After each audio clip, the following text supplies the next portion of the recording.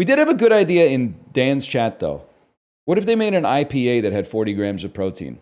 I think there might be a world for it, man. They've already cornered the market on beers that taste like garbage that have 0 carbohydrates in them, somehow. Or like 3 grams of carbohydrates in them. It's CEO Core Beer, aka Michelob Ultra.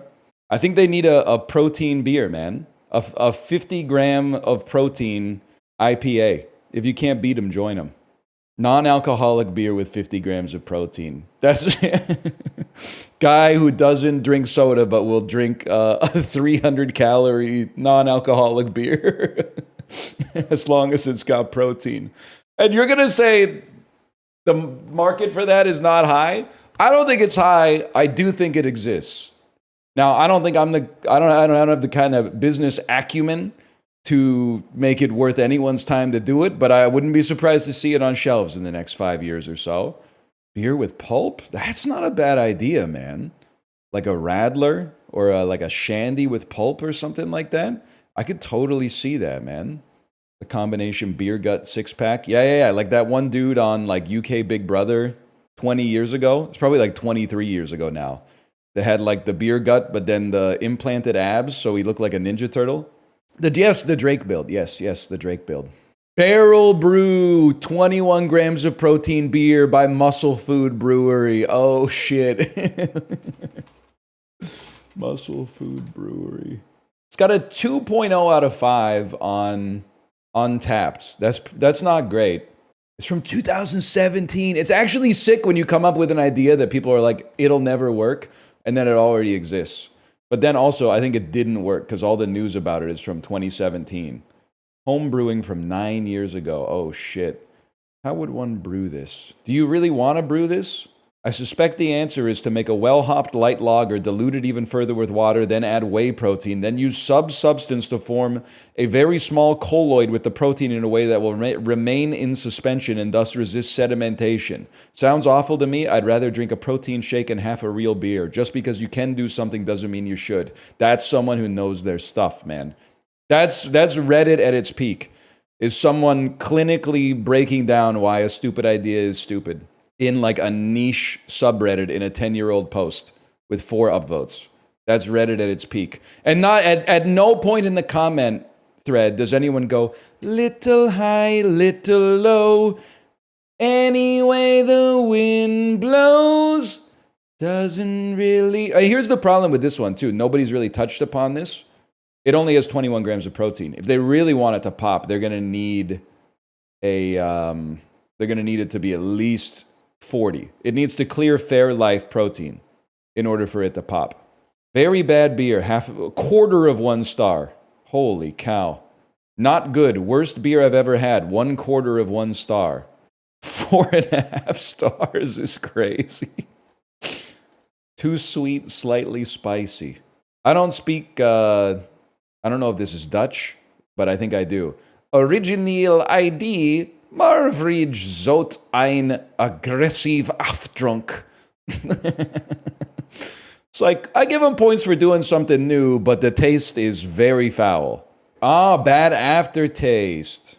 Tastes like shit in water. What's the beer called? Beer from Beerfest name. The beer featured in the movie is called Landlord's Daughter. I don't think that's the case. I believe it's not called that. Google AI overview. Yeah, it's Pisswasser. That's it. Pisswasser. I don't believe that they were drinking a beer called Landlord's Daughter. That's from GTA. Google, you fucked up, man. Oh, Pisswasser is GTA. Never mind. Maybe I fucked up. No! I'm trying to make my voice sound like a modem. And then like it's me turning into a robot. Me. Oh my God. Smith will suffice. What good would a cock do you when you don't have an ass? Needs work? Well, we need the video of Keanu Reeves trying to spread his cheeks, but then like the skin is growing over his asshole digitally. Then the little shrimp robot goes down his hog. Yes, man, yes. That thing was real. He's always saying shit like that. No, man, no. You'll literally watch like the most fucked up shit and jerk off to it. But then like the idea of seeing a man's butthole, you're like, that's disgusting. The fuck is wrong with you, you disingenuous so-and-so? Nah, I can't finish to this. It's not fucked up enough. Oh, that's far too fucked up. Take me back one. What is this guy talking about? That's crazy. That's crazy. A guy's butthole getting skin growing over top of it in the Matrix. That's insane. Reigning from 1908 to 1910 following a regicide, Manuel the Unfortunate was the last king of what country? Spain. Reigning from 1495 to 1521, when they got control over the Indian Ocean and South Atlantic trade routes, Manuel the Fortunate was a beloved king of Portugal? The correct answer is Portugal. Spain still has a king. I think you'll find that he actually plays for Inter Miami now. He doesn't play for Barcelona anymore. He plays for Inter Miami. Or whatever the fuck team Cristiano Ronaldo plays for now, which is in Saudi Arabia, maybe? He's Argentine? Yes, he played football in what we would consider to be Spain, but now we're getting into the Catalonian independence thing, okay? So, like, the joke has gone too far. Ronaldo's Portuguese? Yes, but he doesn't play for Portugal. He played for Real Madrid, which is in Spain, and now he plays for Saudi Arabia. He also played for Manchester United? Yeah, but now we're just going fact for fact. You don't want to go fact for fact with a neurotypical guy like myself. It's bad for your health is all I'm saying. I know you've watched a lot of video essays. I just have this fuck-ass like life experience, man. You just sort of pick stuff up. You got a chewing gum brain, and people are throwing hairs in it all the time. Arguments for the existence of God? That's Pascal's wager, bro. Come on, you can't be looking like that, right? Pascal's wager. Arguments for the existence of God? You don't get punished if you believe in something that's false. Arguments against the existence of God? That hairline! Oh, brother! This is one of those lunchbox counters dinosaur types of games? Yes, but we covered that yesterday. I'm sorry to say. Your joke has been covered yesterday by a mod, which puts you in a very deleterious position because the mod has already made the joke. I'm sorry to say. For your sake, I'm sorry to say. Also, does this happen? Like, I feel like this, and I'm not trying to insult the gamers necessarily. Does this happen when a new shooting game comes out? Do people go into every chat playing it and go, oh, great, another shooting game. I can't shake my stick without seeing another shooting game. It doesn't, I know you're saying yes, they do. No, on Blue Sky they do. But I'm on Twitch, I think they're going, yes! I was wondering if he was going to play the beta for Battlefield 6. My conspiracy theory is that when something gets... The only things that can be overexposed are things that are common but not normalized. Shooting and slicing people up with swords, normalized, ergo, people don't even analyze whether it's oversaturated. They just go, oh, another game in the status quo. Why would I be mad about the status quo?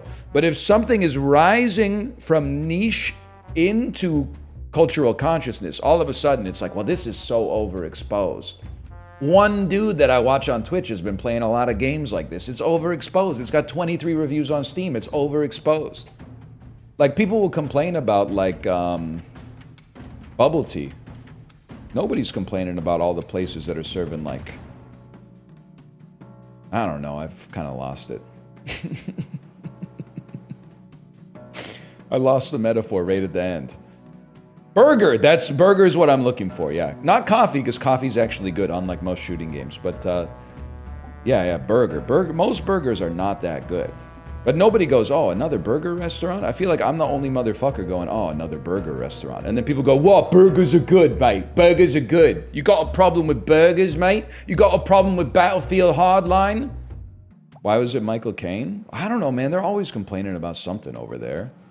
NL always be playing some shit. That's damn true. That's a comment I can't take issue with. That's one of the truest things that's ever been said, probably. And you're gonna say there's times when you're not, but if you compare me to the average streamer on this website, I do be playing games. Not all of the games are what the normies consider games, which are only third-person action games or first-person shooters. For some reason, a first-person action game they don't really care about, and a third-person shooter forget about. That's anathema. But crosswords are games too, man. Crosswords are games. Spend a little bit of time at the top of stream just rambling with the overlay up, but apart from that, those and gacha are the only two games that exist. You know what's funny though? The gacha, I swear it to you, I've not spent any money on Uma Musume. But the gacha gets into your brain a little bit, because I saw, when I was parenting, I saw Kate playing a gacha, and instead of being like, I don't even need to worry about what she's playing, I was like, let me take a look at that. Wow, that looks pretty good. Like most of the gachas, the gameplay doesn't look like anything special, but the sauce that they put on the opening the chest animation looks really good.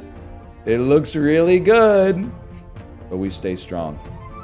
Plus, apparently we don't even need to spend money on Uma Musume because our club was like 29th in the world or something like that. So I think we're all gonna get, everybody in the club tonight, everybody eats as long as you've been in the club for 2 weeks or more. Otherwise, I don't think they distribute rewards to you. But I'm pretty sure everybody else is getting like 1,500 carats or something. Wow, 1 pull. It's actually 10 pulls for the record, just so you know. That's how they get you. You start thinking of 10 pulls as 1 pull, then all of a sudden you're like, wait, I got 1,500 and our club was like 1,000? Hey, 1 second. Well, you know what? Let's test it here. I mean, the run basically plays itself at this point. This is why auto battlers are the GOAT. Our club is 2364. Kate told me it was 29th in the world. You want me to trust you over my wife? She could be mistaken, but I doubt it. Let me see what's going on here. That club rank is only for August? Yeah. What day is today? Remind me. It was bugged at first? Well, where's the rewards, man? Where's the rewards? Because it does say rank 2364. Where's my rewards, man? I got 10 sprint shoes. Where's my rewards?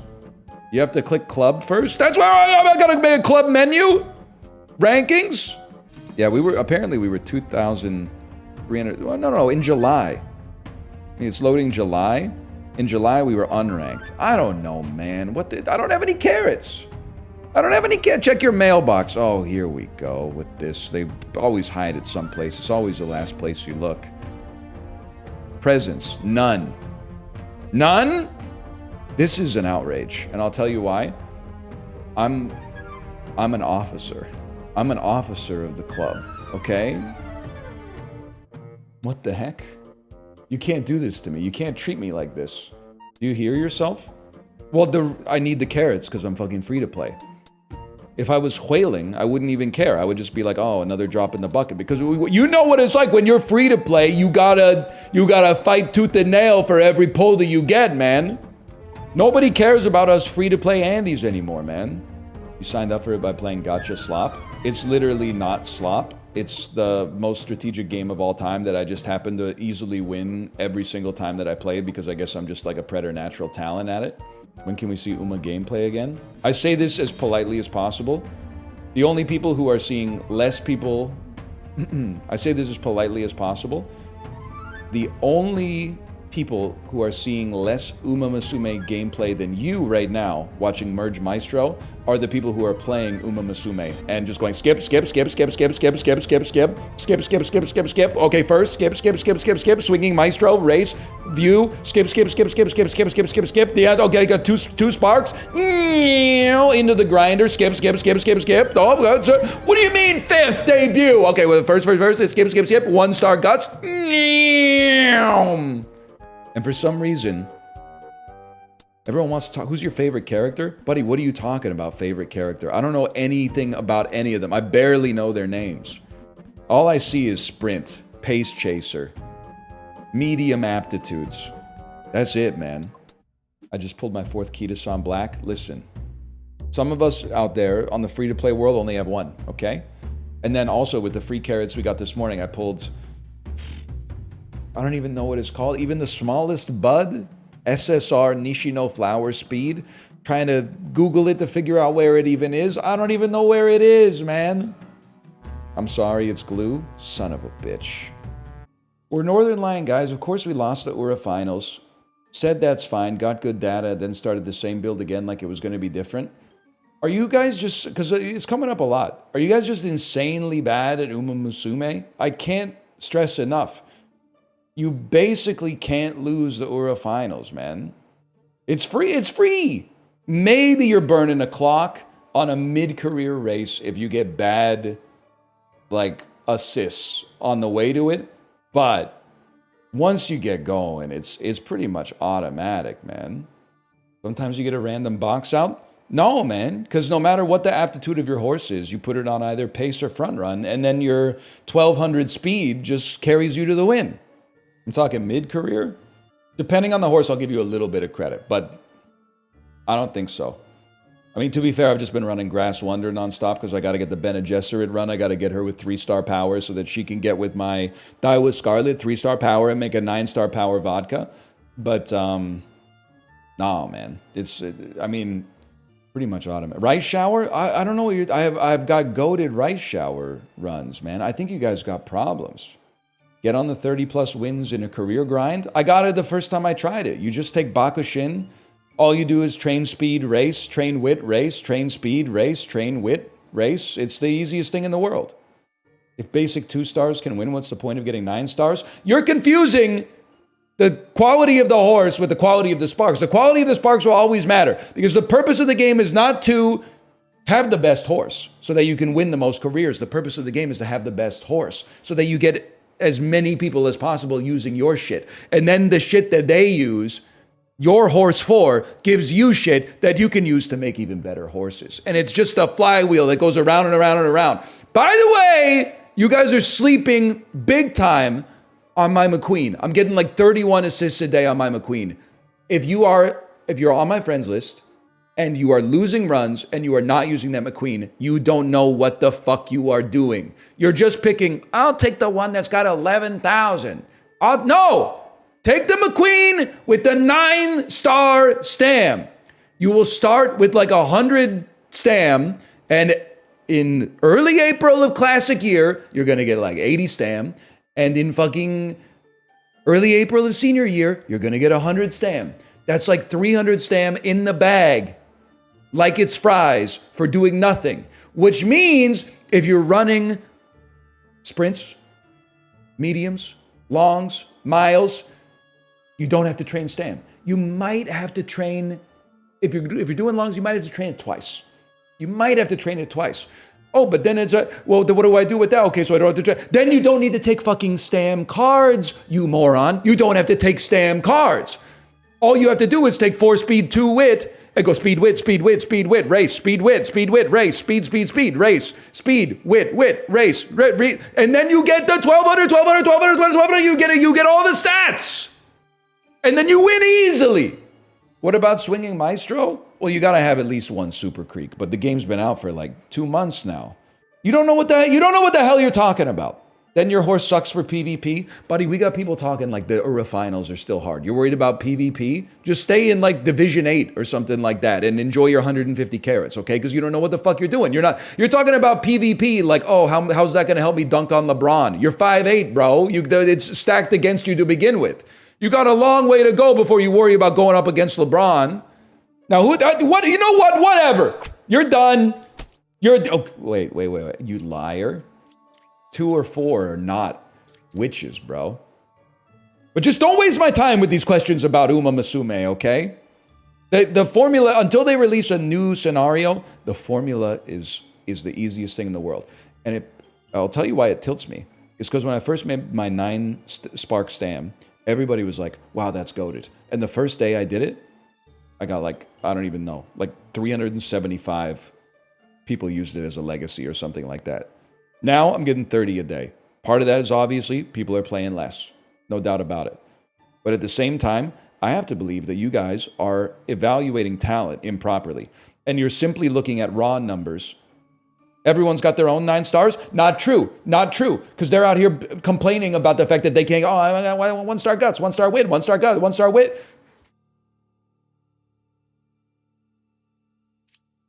It's hard. It's not hard. You just got to be on the bike, I don't know, 9.5 hours a week, roughly. Maybe 10.5 hours a week. What's 90 times 6 plus 180? And then just be grinding careers, full degen status. Full degen status. Like I'm doing 3 to 4 careers per 90 minutes. 100% chance they're autoing every time. And then they have got the nerve to complain in here that their PvP horses aren't good. Yeah, because you're letting the computer pick your deck and your legacies, bro. Like, what are you talking about? Why are there no men Umas? What's crazy is that some of the horses are boys, but they just drew them as girls anyway. Which is fine. It's okay. Either way, it doesn't... They could put hunks in it. They could put hotties in it. All that matters is that the servers keep running and they ban all the reroll account bots so that the servers run like butter. Because I'm telling you, nothing... I felt like this week I was almost going to quit the game, and I'll tell you why. Instead of instantly completing every event that I pressed the button on, it took 2 to 3 seconds for like 3 or 4 days this week. It took 3 to 4 seconds for every action. And I said, I can't be doing this. I can't be wasting my life like this. This morning was pretty good, though. This morning was pretty good. Hey, Frosty is Kiwi. You didn't have to do that, but thank you for the gifted subscriptions. Thank you. Ribbish, $6.49 came out in May.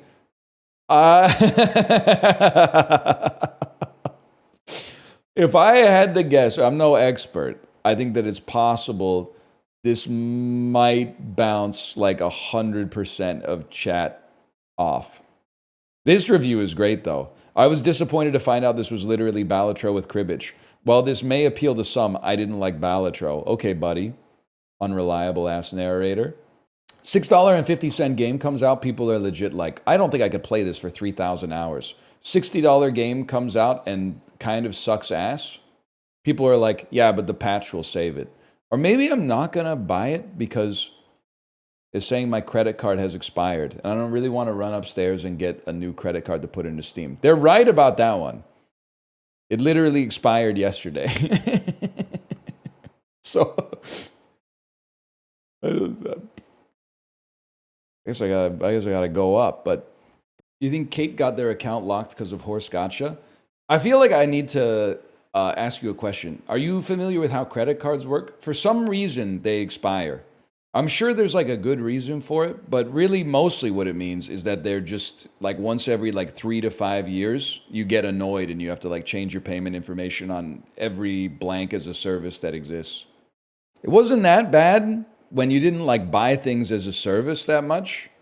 But now that everything is on a service, your credit card expiring is like, oh, brother, here we go. You'll own nothing and you'll love it, Jerry? What does that have to do with credit, though? Oh, no, that has to do with software as a service. That's fair. That's my fault. I jumped to conclusions that you were one of those people online that you always see that's like, the concept of credit is evil. You've been negative lately? All good? Here's the thing. That's bait, but I'm going to respond to it. Negativity is fun. So, yes, I'm having a great time. Secondly, people will like type irritating shit, and then they'll be like, why are you irritated? Something must be wrong in your home life. Everything's fine in my home life. You should evaluate the base case. Maybe you're irritating. If every time you talk to someone, they sound irritated, maybe you're talking about irritating shit. Maybe you've been posting bait in chat for 2 hours straight. And then you're like, well, someone woke up on the wrong side of the bed today. Meanwhile, the second the stream starts, it's flooded with like the worst jokes I've ever seen in my entire life. And everyone is trying to get their joke read with an @ simultaneously. And you're like, damn, I just wanted to say like good morning or whatever. But now I got to deal with some kind of pun that isn't near, if I may say so, is not nearly as good as King Bachi. Only a bowl's full. That's all I'm saying. That's why I'm like, this is how I know I'm neurotypical. Because other streamers deal with the same thing. They might even have chats that are like more irritating, but they don't get irritated, which is how I know that they're fake bitches. Because if they were real motherfuckers, they would be like, what the fuck are you talking about? Yes, you're a sub, but I have no idea why you're typing like a weirdo. That's insane. Stop typing like that. But instead they look at it and you can see their mood fall in their eyes, and they just look back at the screen. And I'm like, you're being a fake bitch right now. If you were a real motherfucker, you would say, what the fuck are you talking about? You have gray pubes and you're typing like a fucking loser in chat on purpose? Like not by accident, on purpose. You literally have gray pubic hair and you're typing like a fucking idiot. Grow up. Oh, but the streamer creates the environment that... You're fucking 38. Do something that you want to do for once. It's the streamer's fault that I'm fucking stupid. What are you talking about? You have gray pubes, bro. You have gray pubes. Now, you didn't say any of that stuff. But when that stuff pops up and it irritates the streamer, that's because it's literally because I'm normal.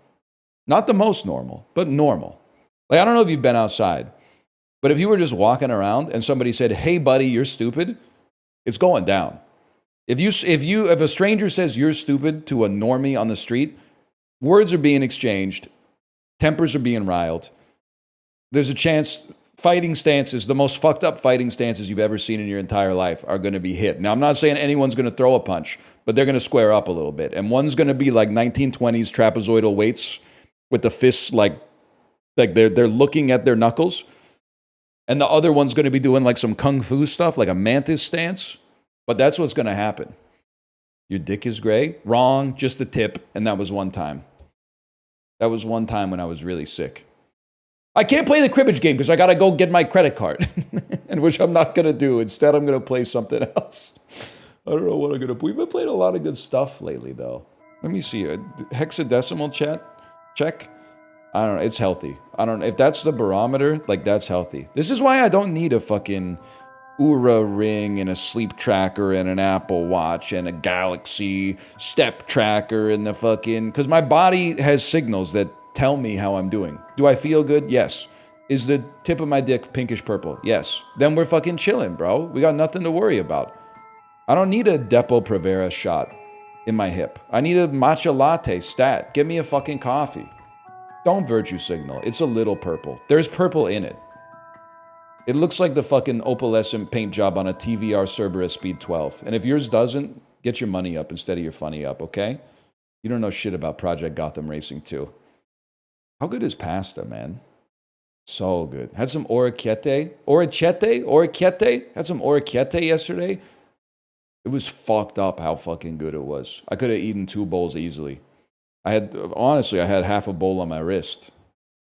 So I could have just settled up pretty easily with the Timex Weekender, I guess. But the Weekender... Originally, I was going to come back. You know what the bit was going to be when I came back? Pissing with the Timex Weekender on, greater than sign. Because it's already ASMR to see or not to see, but to hear the piss hit the bowl.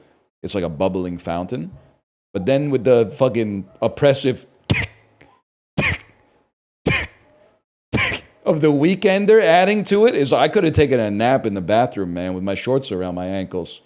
So true. I'm realizing not a lot of real watch heads in chat. The Timex Weekender is really loud. It really is so loud that I have to put it in the kitchen when I go to sleep, because if I put it on my nightstand, it keeps me awake a little bit. I keep it in a box when I sleep. That's so fucking funny. It's like an ancient cursed artifact or some shit like that. You got 10K viewers? Why are you wearing the Timex? First off, you ever hear of a reverse flex? Secondly, it just looks nice. I don't know, something about it. It goes nice when I'm wearing like a t-shirt and wrinkled shorts all summer, man. It looks clean. You ever actually check the time on it? I look at it all the time. If there's ever a lull in conversation just to put some pressure on the other person, I'll go. In my head, the time doesn't even register in my head. But if they haven't entertained me for 3 seconds, oh, it's fucking 12:08. You can swear at the start of YouTube videos now! No, I don't want to. Tenga egg salad sandwich. What a name. What a name, Tenga egg salad sandwich. You won't see that on Wheel of Fortune unless they start doing horny Wheel of Fortune. That name's cool, but dog that looks like Eminem is not. Okay, listen, I don't think I ever said anything about dog that looks like Eminem, but every time I see the username, I laugh because I can picture the dog. The dog that looks like Eminem is like a big chihuahua in my head, and he's like kind of giving you the stink face. You know, like the one where Eminem, I think he's got like a finger gun up. I can totally see it, man. It got reported and had to be renamed? What? Reported for what? Being too funny? How is dog that looks like Eminem was TOS? That just doesn't even make sense. I mean, like, I just can't imagine why. Targeted harassment to the dog? That's not rude to Eminem. To say a dog looks like Eminem is not rude. Unless the dog is offended for the suggestion. If you said M&M that looks like a dog, I could see how M&M would be upset about it. Because he'd be like, I don't look like a dog, I'm a guy. But like saying a dog looks like a guy could only be offensive to the dog. The guy just looks like what he looks like. It's the dog that looks like a guy. The dog is the weird one because he looks like a man. I would like them to explain that one. I would like them, you know what? Dan Clancy, hop in the Discord. I'm assuming this is just an administrative oversight, okay? But dog that looks like M&M does not seem like an actionable rename to me. And we can't just start renaming things because people report them. We have to stick to our principles. Dog that looks like M&M is not, I'm racking my brain trying to find a bad faith way to explain it. And I can't get there. I can't even find a bad faith way. Was this true? I guess I should have verified if this was true first. Otherwise, I just wasted a lot of time doing nothing. But evil can still tell the truth. You believe that? You believe bad people don't occasionally do some good actions? That's naive. Bad people are always bad. Even when they donate to charity, it's for bad reasons. And anything a good person does is good, even if it's actually bad. If you're a good person, but you hit someone with your car because you were looking at your phone, it's actually society's fault for overworking you. So you had to look at your phone while you were driving. And it doesn't even matter as long as you hit an evil person, even if they were just walking their dog, because you prevented them from doing more evil for a bit because they didn't die. They just got hurt and they didn't want to leave their house for a bit because they thought it would happen again. I don't understand the baker in this game. The dog was fine. The dog was fine. The dog also didn't, the dog was off leash because the owner was bad. And the dog was far away from the accident, like it had already finished crossing the street. And the dog was cheering for you in the car because you're good and the owner's bad. And the dog, as we all know, this is my favorite comment when people are like, I knew that guy was bad when my dog didn't like him. As if the dog somehow is a better judge of character with a brain the size of a walnut than human beings are with a brain that's like 20 times heavier and thus like 20 million times better at processing stuff.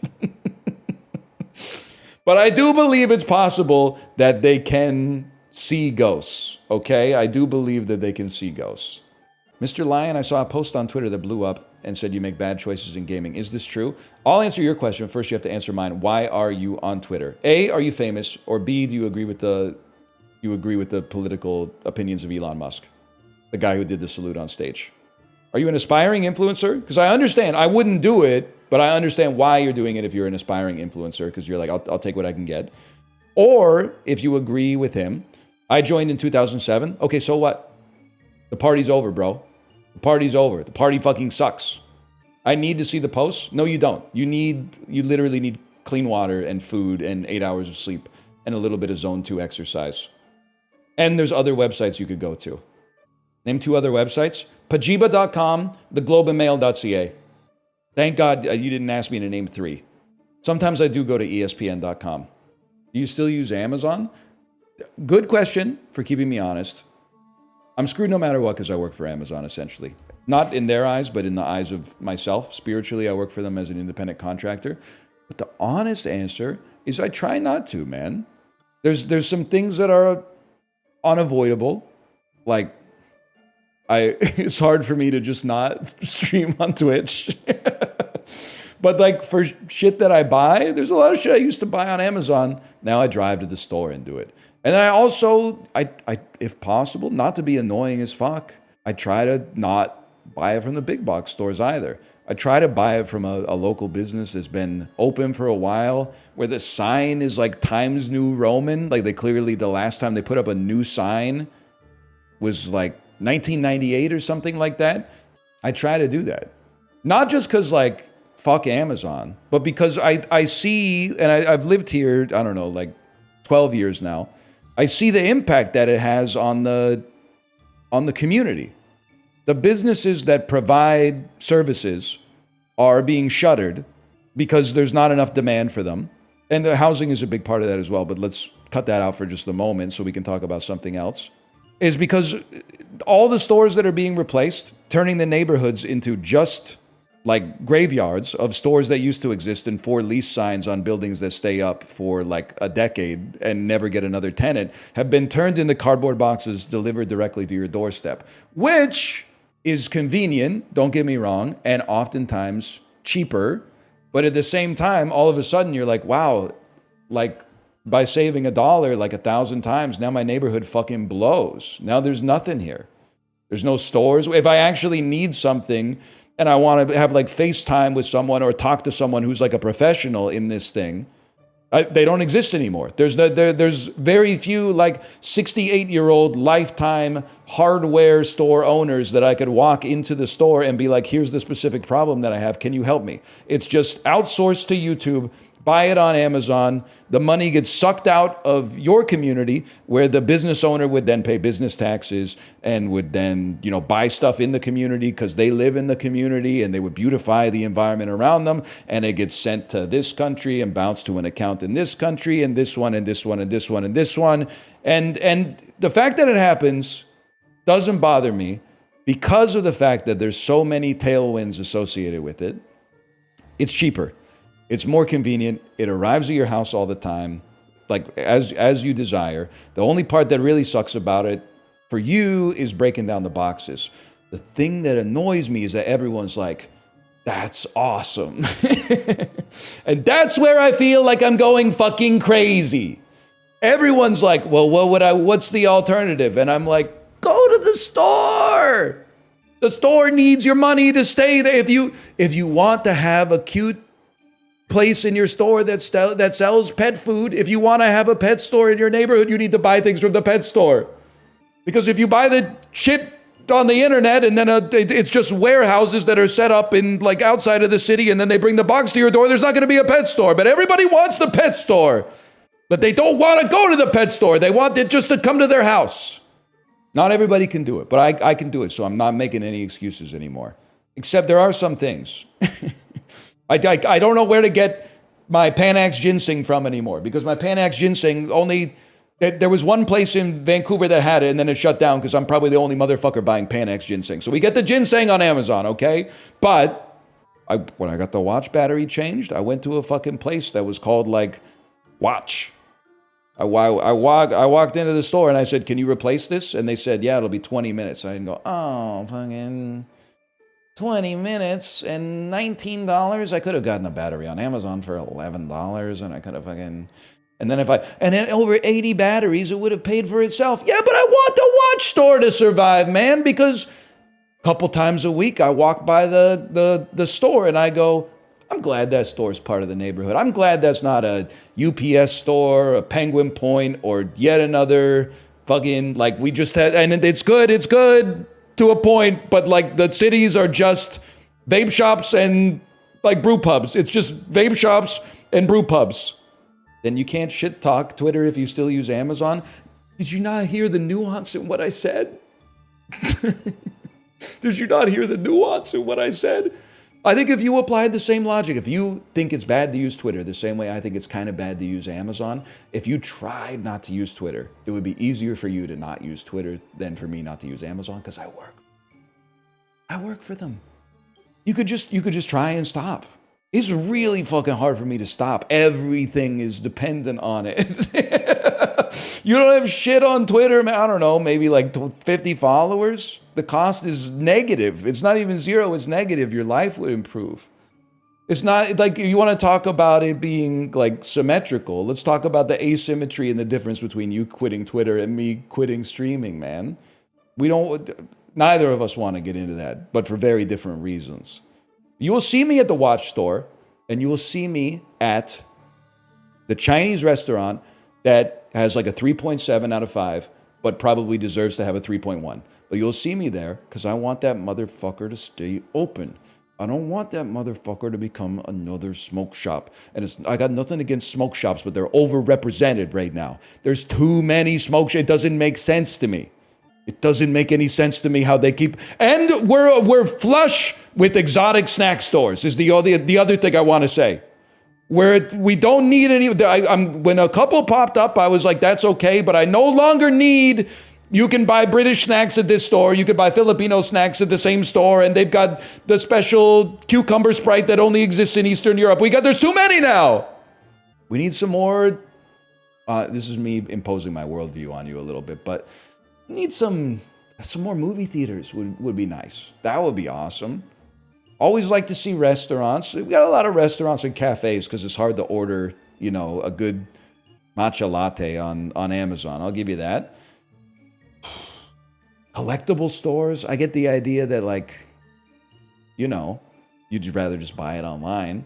But it's nice to have a place where the kids can go and sling some Pokemon cards to one another as well.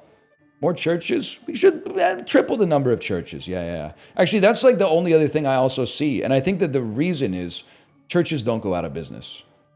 But also, you never see a building and you're like, wow. Like, when you see like a Pizza Hut that used to be a Pizza Hut and now it's like a cannabis dispensary, you're like, Pizza Hut. I clocked you instantly. Pizza Hut. You got that fucked up gabled roof. You're a Pizza Hut. I don't feel like you ever see that at churches. I don't think you ever you're like, well, let me walk by the dispensary. And then you're like, wow, this bitch used to be a fucking church. What is this brick fucking cannabis dispensary with a steeple, man? With that fuck ass like bulletin board out at the front. Different smoke coming out. Yes, sir.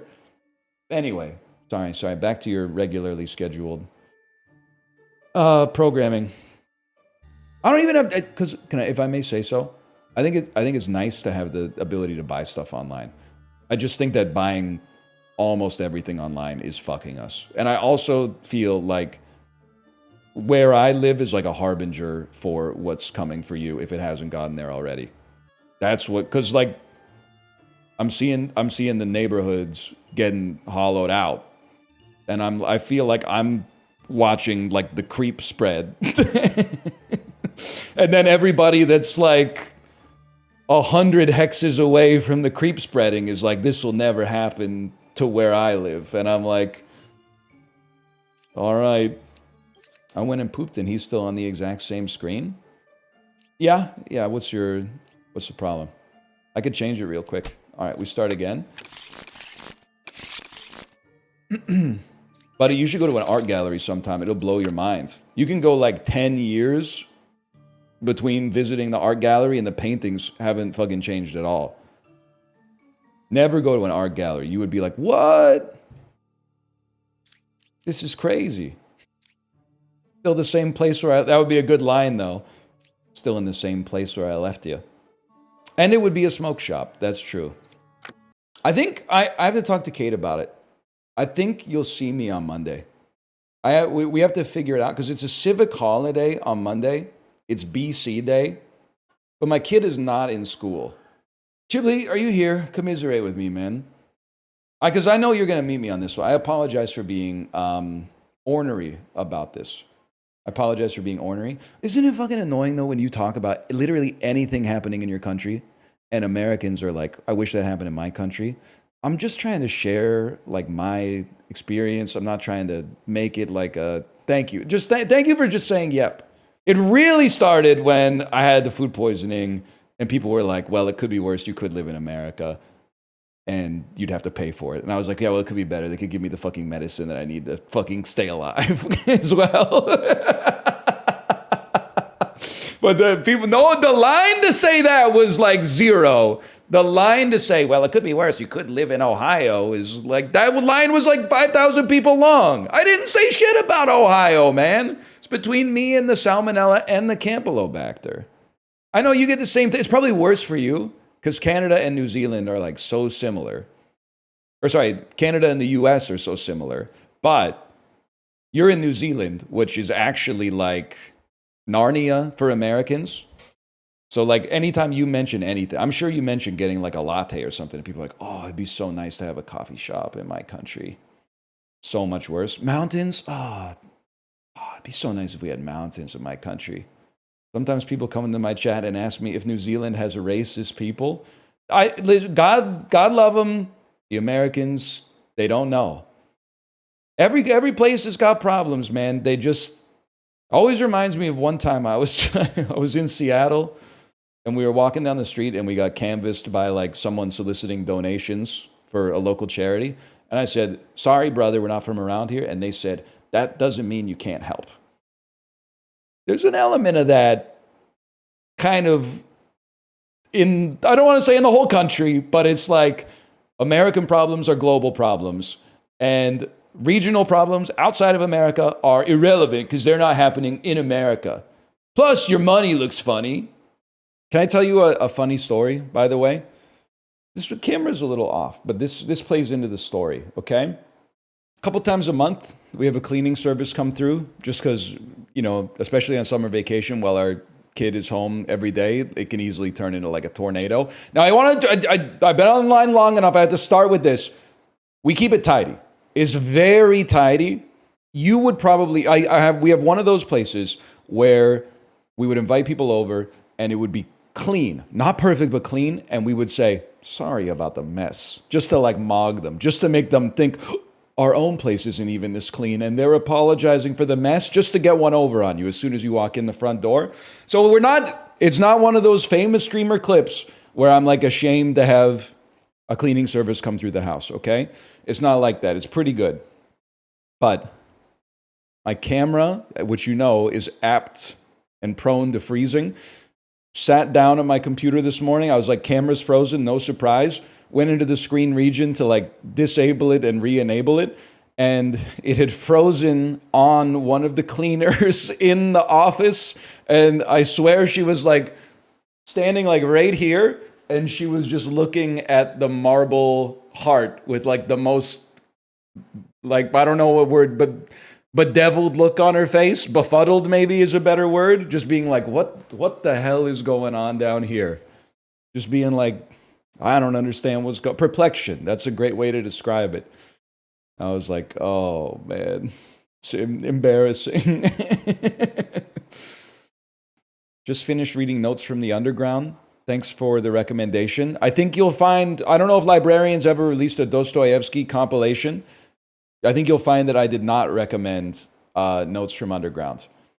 Notes from Underground is like Todd Phillips' The Joker, but in book form 200 years earlier. Dude is like living in squalor. He's like, why doesn't anybody like me? Works his way up into polite society, drinks himself to death and is annoying as fuck. And everyone's like, hey, dude, maybe you should like drink less and not be so annoying. He's like, well, okay, I'll just live in the floor then. All right, fine, I'll just live in the floor. Oh, you're not fucking with me? Okay, I guess I'll just dig a big hole in the floor and live there for the rest of my fucking life. What an idiot.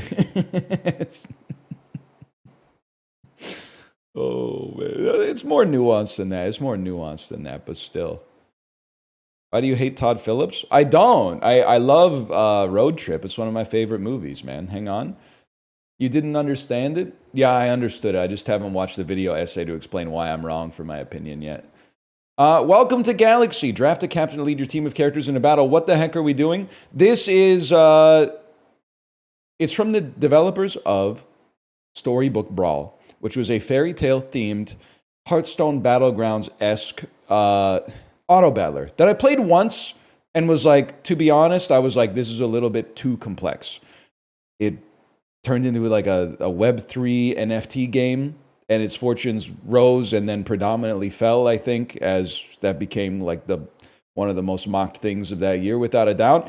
And now they're back with a non-NFT game that apparently has been out on a mobile for a long time, and people really seem to like. The Steam client came out last week. I want to give it a try. Don't say for now. There's not, even the Bazaar doesn't have NFTs, man. That's how you know they're cooked. Now, I'm not saying they're cooked forever, because who knows? Lots of stupid stuff's going on in the finance industry. But if the Bazaar is still having you open treasure chests that have like a certificate of authenticity and a number in it and stuff like that for no reason, but they're not doing NFTs, I don't think you have to worry about this unnecessarily. I understand your cynicism.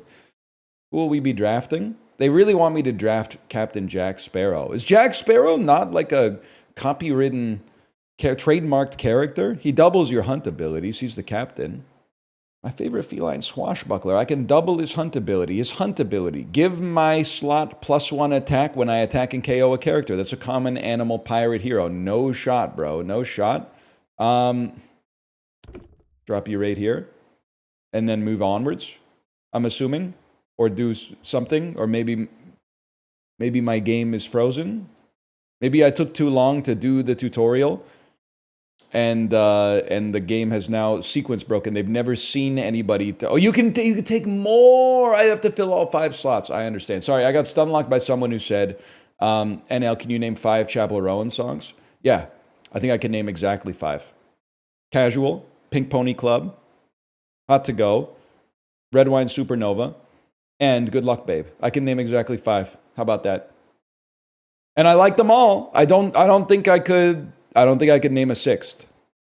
Does she have a self-titled? Is there eponymous song? The Rise and Fall of the Midwestern Princess or whatever? Feminine Eminem? I haven't seen him like a lyrical, spiritual, feminine Eminem. It's time to battle, y'all. It's King Midas. King Midas the fish. Start turn 2. Did I win? Listen, I'm not trying to say anything yet, but like they gave me a tutorial for how to pick a card, but nothing for the mechanics at all. God, this looks like ass. I was just listening and came back to see how bad it looked. Thank you for your feedback. Spreading positivity. Let me guess. So I'm gonna go to your Twitch channel, 2 streams. Number 1 rule in chat: good vibes only.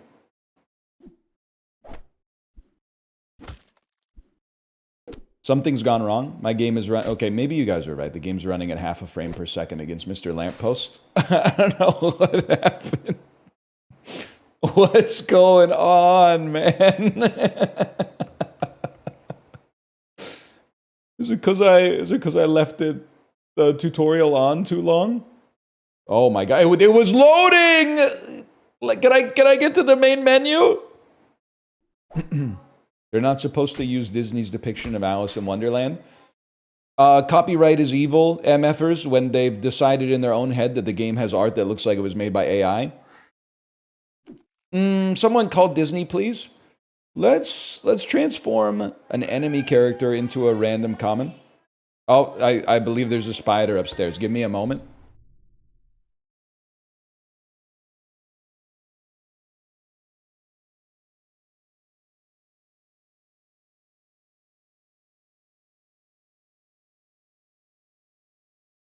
The spider's been compromised to a permanent end. Wonder how old I'm going to be when I stop running up and down the stairs. I mostly still run up the stairs. There's times where I'm like, sun's getting real low, big guy. Long weekend of parenting, Peloton rides. Sunday nights are more like a dung, dung, dung, dung, dung. But like a Wednesday afternoon, if Kate's like, hey, come up here for a second, like, can you look at this? That's seriously like a dun, dun, dun, dun, dun, dun, dun, dun, dun, dun, dun, dun, and then like the double step on the top. Prince Charming, not a hero. Wink. Okay, you guys might be on to something with the copyright. Buffs. Wink is a completely original character, okay? With his completely original fairy companion, Davi. And his color scheme. I know, he stole my graphic tee. Quest. Buffs on me are doubled. Give a character +4 health.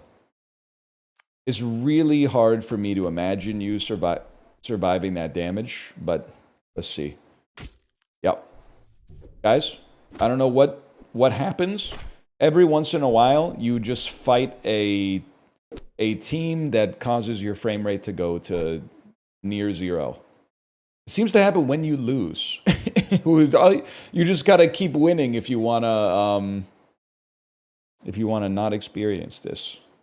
I feel like it's very similar to Storybook Brawl in the sense that like I actually think I liked it more than Storybook Brawl because you have like 5 slots instead of 20 slots.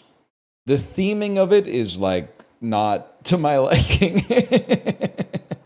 So the mash of like every single character from popular culture into a single game is just, it's not for me. But I could see that being kind of crazy on mobile. Does look like a Brawl custom stage. This looks like my stage from college, Nissan Skryline. There's a long story. We used to say Scry all the time in like our university house because we were nerds and we played way too much Smash Bros. And then when the Wii version came out, Brawl, they had custom levels. Probably, if you ever find that Wii U that was stolen from us by some strangers we let into our house one night, you can see a lot of levels on there that are called, like, you know, Nissan Skryline, and then, like, real Nissan Skryline. Like, Nissan Skryline looks like... Nissan Skryline looks like a car. You had Nissan Skryline, and then you had real Nissan. Well, because Nissan Skryline... so fucking good. Nissan Skryline looks like a car, and then real Nissan Skryline is, like, actually playable. Because Nissan Skryline just looks like a car. That's the only thing it's got going for it. Is that the only Scry pun? Is that all? No, there were more. There was, like Skryline, but not Nissan. Like, we started... well, we started with a level that was just called Scry, and that was just a remake of Hyrule Castle. And I was like, that's pretty clever. I did that too. And then we made one called Skryline, which was like just a bunch of platforms in the air, and if you ever slipped, you died. And then we got into like Nissan Skryline. And then our Wii U was stolen.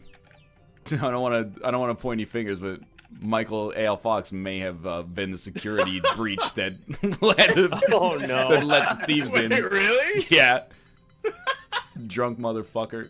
Luke Skywalker, did you have a level called that? I'm gonna be honest with you. We probably did. It really would not surprise me.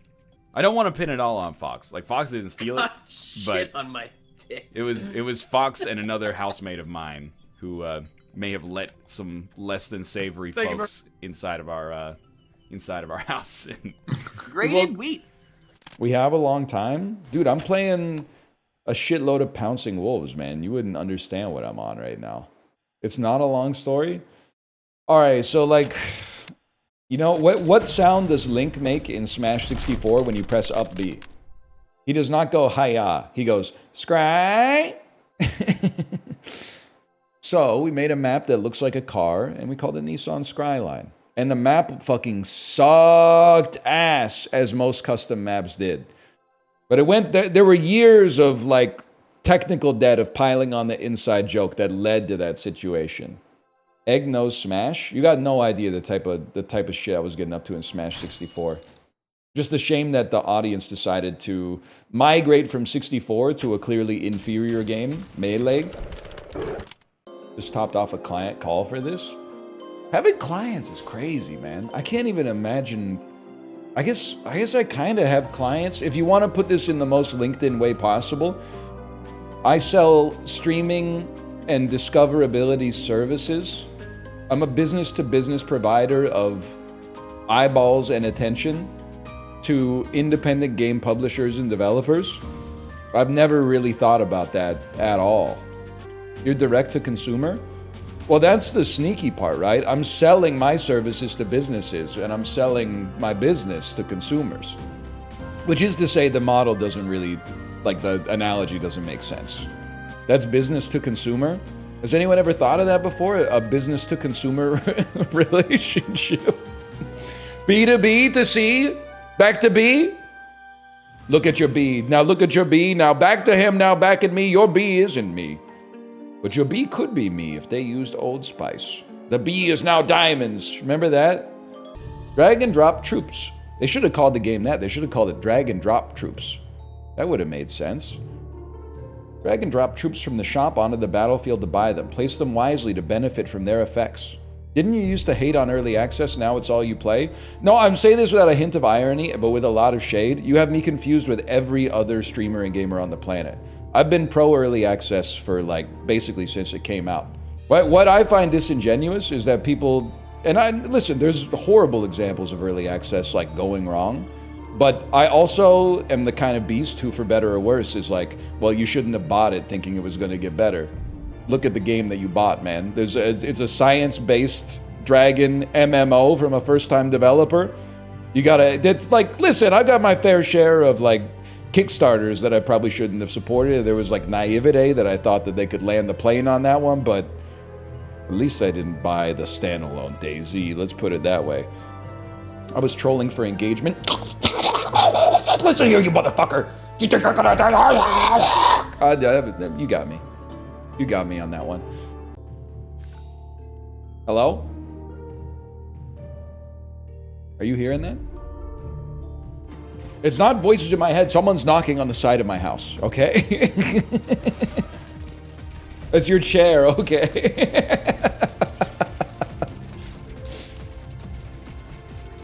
It sounded like someone was knocking on the side of my house. So like someone was trying to, they wanted to talk to me, but they didn't know what a door was. Not even joking, I was gaming last night, heard something similar, found out I got egged this morning. That's gotta hurt, man. That's my house has never been egged. It would be hard for me to deal with. Because I'm cool. Kids still egg houses? Yeah, but it's so messed up, man. Back in the 80s, everyone could afford to egg houses, but now eggs are so expensive, only the rich kids can egg houses. And that's supposed to be a rite of passage, man. My house got TP'd as a kid and then it rained. That's disastrous, man. I can't even imagine what that was like to tidy up. My dad got salt shot at him when he egged the house, so he never let me do it. Okay, first, there's a couple of things I want to talk about. How did he get salt shot at him? Like a salt gun or something? Secondly, you're not supposed to ask your dad if it's okay to egg houses. Yes, they shoot salt out of a shotgun? That's assault? Alright, very, very clever. Points, as they say. Salt shot is real. Is a real thing. Sorry, someone said, is your dad a bug? It got me pretty good.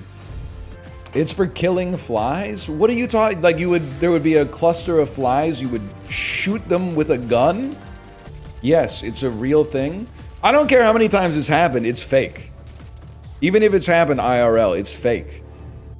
It's literally a gun you keep in your kitchen. This is...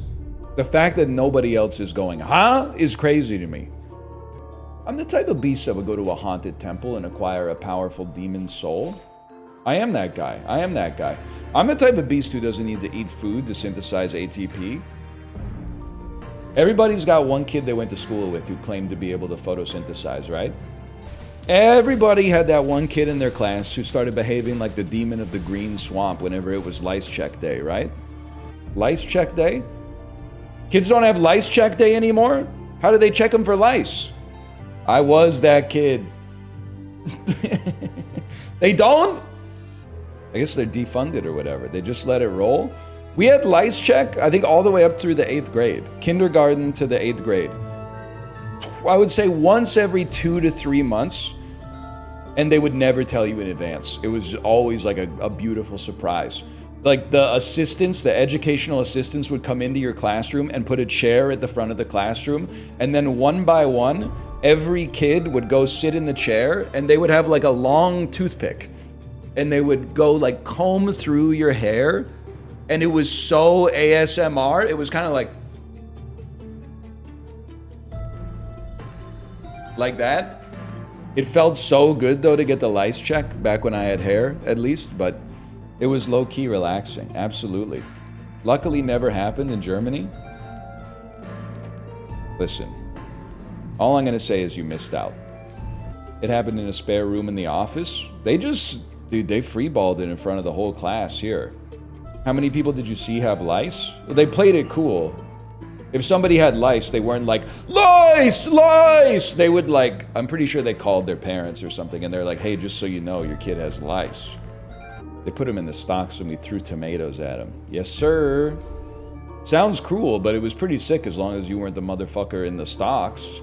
As long as you were the dude who was throwing the tomatoes, it was pretty chill, honestly. What did they throw at people in the stocks before the Columbian Exchange? I never thought about that, man. I never thought about it. Before they had tomatoes, what the heck were they throwing, man? Probably throwing some fucked up European vegetable that's soft. They were throwing like persimmons or some shit like that. Apples, that's gotta hurt, man. Also, like, they were full of shit, right?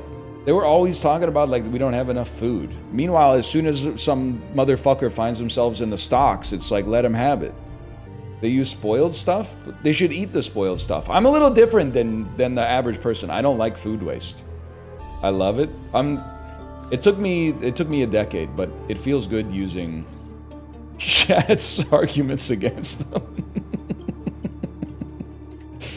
It feels so good to say I don't support food waste and have people be like, wait, I just lost the argument.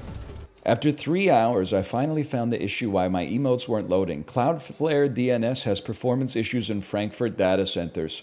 Do you want to be the person that's going to call in the support ticket? Hey, guys, and how did you find out about this issue? How can you replicate the issue? I typed Joel in chat, but I didn't see a spinning fish. I just saw the letters Joel. I would call it in. I don't mind. Do you like billiards in real life? I do. Gotta change game on Twitch? Alright, I'll do it. First I gotta play Pachinko, okay? This is prize pool. Okay, give me a second here. Let's change our game name. We did change our game name. Mods. I want them removed from the premises. Mods, have them step in a puddle as soon as they leave the house so that the socks they just put on are going to be wet for the rest of the day. But it's too late for them to go back inside and change because they left their house 10 minutes late. If they go back inside and change, they're going to be half an hour late for work. But if they go to work with the wet socks, their feet are going to smell all day. And they're going to have to deal with people going, whose feet smell? Does anyone else smell that? They need a Balatro where you build up child support payments. All right, Chibley, you're on to something. Your Lincoln Build Summer still has some time left. The theming on that is really good. We still got to get the loop, but the theming could go crazy. Like Divorced Dadatro. Divorced Dads is already a card game. No, it's a social media meme from that guy who does the Matrix, but it's Subway. They turned it real. Oh, they turned it real. I thought Divorced Dad game was Magic the Gathering. I don't like to make fun of the divorced dads because A, it's sad, just in general, and B, they have a very dark energy. If you ever see a divorced dad at the gym, tight ass fucking shirt, short gray beard, insanely muscular for like a guy in his late 40s, over the ear, headphones on, but you can hear like coming out of the headphones, or even worse, like business podcasts. My buddy got divorced and lost 80 pounds almost instantly. I know this isn't how it works. Nah, I shouldn't even say it, man. I'm gonna get in trouble just for saying it. They're gonna hate me just for saying it. Say it? I've been through a breakup myself. I've never been through a divorce. I imagine a divorce is really hard. I also had, you know, I didn't have much glowing up to do because I didn't have hair. But the thing is, you get all this energy that you're like, I'm going to show them. I'm going to show them by like losing some weight and like getting some hobbies and fixing my life. Then like you realize like after you've done it, that if you had done that like before the breakup, you might have stood a better chance of not going through the breakup to begin with. But sometimes, every once in a while, you know, you just get in like a lackadaisical sort of funk, and you're like, you need a shock to the system, man. It happens. It is a first-time hater. I didn't even see the message. First-time chat that just says "you suck" in all caps is really good, though. Oh, man. That's crazy. I've been there. Luckily, though, I got like a Discord where if something annoys me on this website, I can just go to the Discord and be like, look at this shit that's annoying. Showed my partner the clip of you saying it's an aura farm to call me a dork, and she said, oh, I like this guy, and did heart hands. I believe your girlfriend is real. But that reaction is very Lars and the real girl. She hit the emote wheel on you after she saw the clip? I'm just going to say, good for you. Good for you. That actually sounds kind of sick. Don't say that she's a sim. She might be listening right now. She wouldn't understand because we're not going... But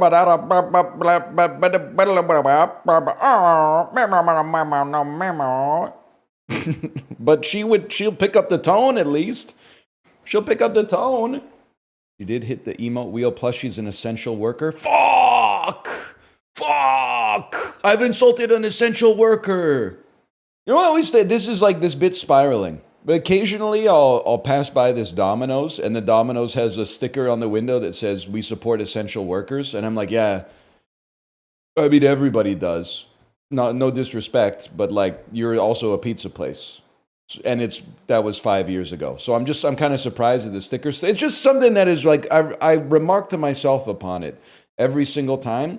And I was also thinking, it's crazy that like every chain restaurant was like started by somebody who wanted to like open a pizzeria. They're like, my granddad wanted to open a pizzeria. And now their son, who is the devil incarnate, but there's many of them these days, is the CEO of a multinational quick service restaurant business. It's like my grandfather was he's a pizza entrepreneur so that I could be the CEO of Yum Brands International, so that my son could be the CEO of, who knows, man, like Ford Motor Company or something. Whatever happened to just putting your knuckles in the fucking dough, buddy?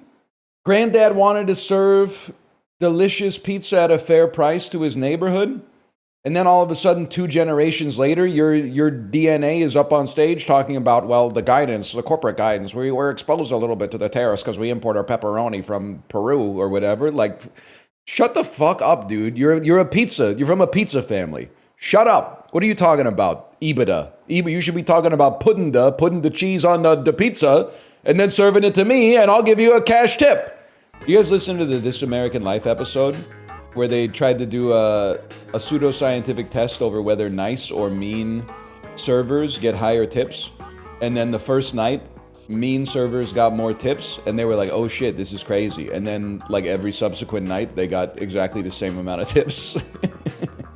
And their conclusion was, people just tip whatever they're going to tip anyway. It really doesn't matter the quality of the service. That's 100% true, man. When they said that, I said, that's damn true.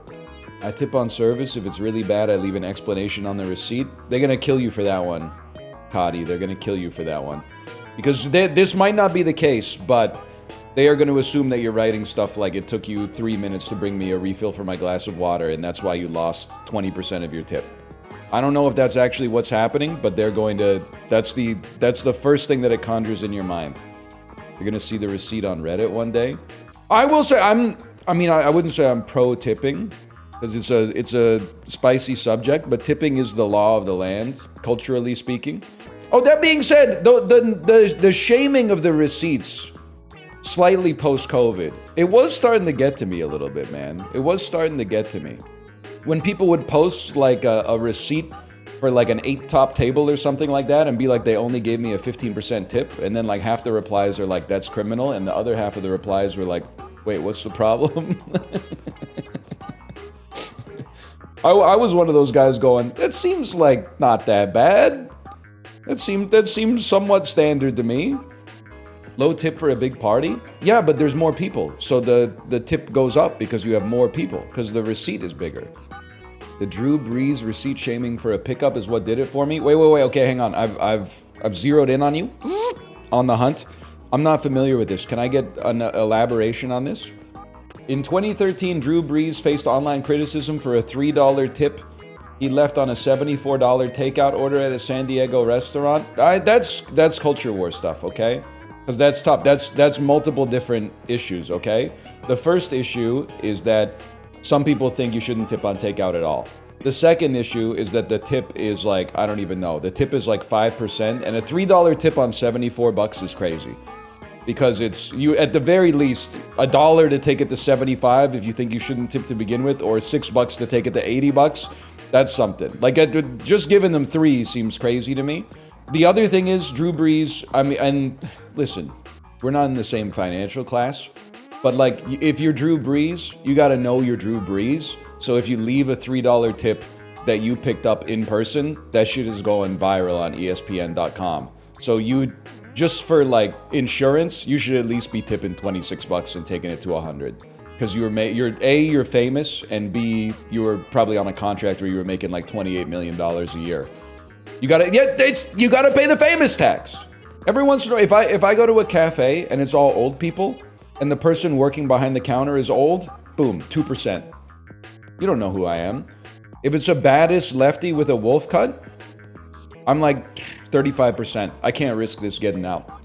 I can't risk that. I need to, I consider it like you're astroturfing future stories.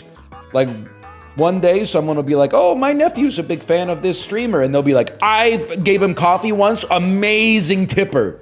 He was so nice, he said thank you like 30 times, and he tipped 80% on his order. Nicest guy, he's a real one. He's the nicest guy that's ever come in.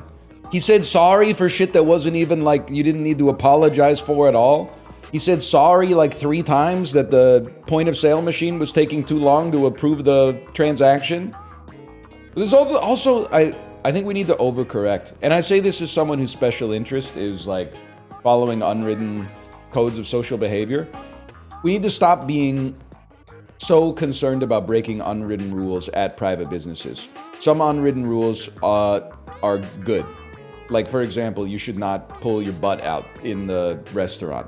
But the one, I think where I gave up is when people said you're a dickhead for ordering a mojito at a bar that has mojito on the cocktail menu. That's where I was like, it's on the menu. And then, like, at least half of the people in chat were like, it takes a long time to make, and if they're busy, then that sucks for them. And I'm like, but it's on the menu. It's on the menu. Seems crazy. Take it off the menu or be like, oh, we're out of cane sugar right now. Can I get you like a rum and coke instead? You could just lie, man. Yeah. Give us your best Gen Z stare. So I'm not trying to restoke gender war, okay? We need to be allied. Gen Z and millennials, we need to be allied, but sometimes being allied means you need to make fun of each other. Gen Zs outside when they see a dog. Gen Zs outside when they see my kid.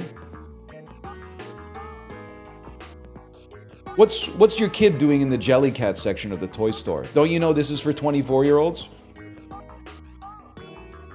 Excuse me, could you move your spawn out of the way? They're blocking the Jellycat I want to look at.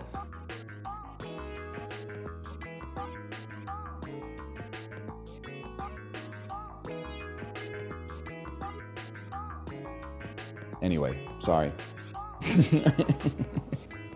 Millennials are the puppet people? I don't know, I am one, so I gotta insult somebody else, sorry. Hello? Oh, really? For audio-only listeners, my wife just came down and dropped a Jehovah's Witness business card on my desk, which is crazy because I'm wearing the Ricky Gervais atheism uniform today. I'm wearing a black t-shirt, black pants, and as when I put it on, it was like when Topher Grace gets compromised by the symbiote suit in Spider-Man 3. I was like, just so you know, mate, I don't really think God's real. I thought it was like a... And I was like, oh my gosh. I opened it, then like, guys, you ever wonder why there's... To which you replied, No. That's crazy to open the door and have them say, do you ever wonder why there's so many problems in the world? And I was like, oh, this is like so bad. And he's like, don't worry, I'm Christian. Oh, thank God. And I said, oh, okay. I was worried this was about religion. And then he said, you have a religion? And I said, Oh. and then he's like, oh, that means you must be Chinese. Oh, wow. And then Okay. I said, You were like nailed it. no, I'm Korean. And he's like, oh, you're Korean? Korean people are all Christian. And I was like, nah. And then he said, are you straight from like Vancouver or are you from Korea? And I said, from Korea. Anyways, I'm from the Jehovah's Witness. Like, Oh, yeah. like, you ever wonder why there is so much problem with our website? You know what's crazy? He probably left and was like, I nailed that one. No, I was like, pinching, closing Oh. I was closing the door and my eyes were like, he's like, you believe in God? Like, if there's a God? And I Oh, said, no. no. And it said, oh, it's because you never really. And I wondered, and I don't think there's. And he's like, oh. And I think I just gave him a That was, yeah. wall over wall. Imagine if I opened it in the Ricky Gervais cosplay, though. He would have been like, oh, shit. He would have been like, ah! Ah! Sorry, I think I've got the wrong house. Yeah, I think you do have the wrong house, actually. Because my house is big and in a nice neighborhood because I'm very wealthy from not believing in God, right? So here's the thing. You believe that there's a fucking man in the sky who fucking does good stuff or whatever, and I don't. And I'm very wealthy and I play tennis. So how do you feel about that then? Thiefless behavior. I really want to see this ancient die work, man. I think it's going to happen. This is the round where it's going to happen. Yeah, we got to stop opening our door. Because it really is, and this sounds bad, but like it would annoy you too. 90% of the time it's canvassing for a political party that I'm not going to vote for, just to be frank, or a charity, some of which I have supported, but many of which don't appear to enjoy taking cash. They only want to do donations as a service, as a recurring credit card charge monthly, or religious canvassing like this. But then like 1 out of every 10 times, it's our neighbor being like, hey, you guys left your garage door open. So I really need to keep opening the door for that one because I don't want to go to sleep with my garage door open and then maybe get like all my yard equipment stolen easily, like without putting up any resistance whatsoever. So I guess I'll just keep opening it and like being polite or whatever, but it's a hassle for sure. You think NL was one of those guys doing BXR in Halo 2, or was he just jamming? I wasn't doing BXR. What I was doing was I was playing on that map where you did, there was like a little gravity well in the center of the map. It was a very small map with lots of ramps. You would crouch walk into where the ramp met the ground, and if you just did this for like, I'd say maybe 10, 15 seconds, it would cause a lot of momentum to get stored up inside of your character. And then you would run up the ramp, jump and land in a specific spot on the floor, and you would bounce so high that you went out of the map. And then you would, if you did it right, you could land through a hole on the top of the center of the map and then put yourself in jail in the center. And then you would just be like, help me, I'm in jail, I'm in jail. And every once in a while on open comms, you'd meet some cool people. Nowadays, I don't know if that would work. Nowadays, people would probably, no, maybe nowadays people are more into the improv. Back in the day, though, it was like 50-50. Some people would be like, look at this guy, he's in jail, ha ha ha. And some guys would just walk over and be like, kung, kung, and then you'd have to do the super bounce again. But it was a good time, man. I'd do anything to go back, to be honest with you. Also, Dan, while you're here, you know what I was thinking? We're like halfway through summer vacation on our end. I know in the US, it's like a little different. I think the kids go back to school a little earlier. It's striking me in a melancholic way that when you're a kid, there's like a hard delineation between grades. You leave grade 5, go on summer vacation, and then coming back in September is like a fresh start. Like it has a connection. There's some things that carry over from the previous year, but it is like, okay, I'm seeing my friends again for the first time, maybe in like 2 months or 3 months or something like that. They're a little taller. They got different haircuts. What'd you do over the summer? Blah, blah, blah. Like people change, right? As a parent, we're experiencing time at the same pace, but it's very different, man. Because like for me, instead of like, oh, it's the summer vacation and then my kid's going to a new grade, you feel like you're on the bridge that's taken you from one to the other. It's very weird how you experience summer vacation differently. Through the eyes of yourself as a kid and through the eyes of yourself looking at your kid. You see it like continuously instead of discreetly. Not going T is insane. Buddy, we didn't have the space for T. Oh, and you're gonna destroy my light bulb. Hammer becomes oregano. Oregano becomes super light bulb. Wait a second, now we're kind of cooking. And then feed this to the goat. Become hockey. Become tiger to buff all strawberries. What are you even saying? I think you'll find that the game is pretty self-explanatory if you have acute bouts of mental illness. Level 3 and lower destroyed effects.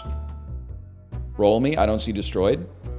On destroyed, if there's a juice box on the board, count down one of them, otherwise create a juice box. Fuck do we care, man? We don't fucking care. Trigger all lower level tokens with destroyed effects. That's good? No, wrong. It's skipped. Juice boxes are good for tornadoes. Alright, I might be stupid. Does the devs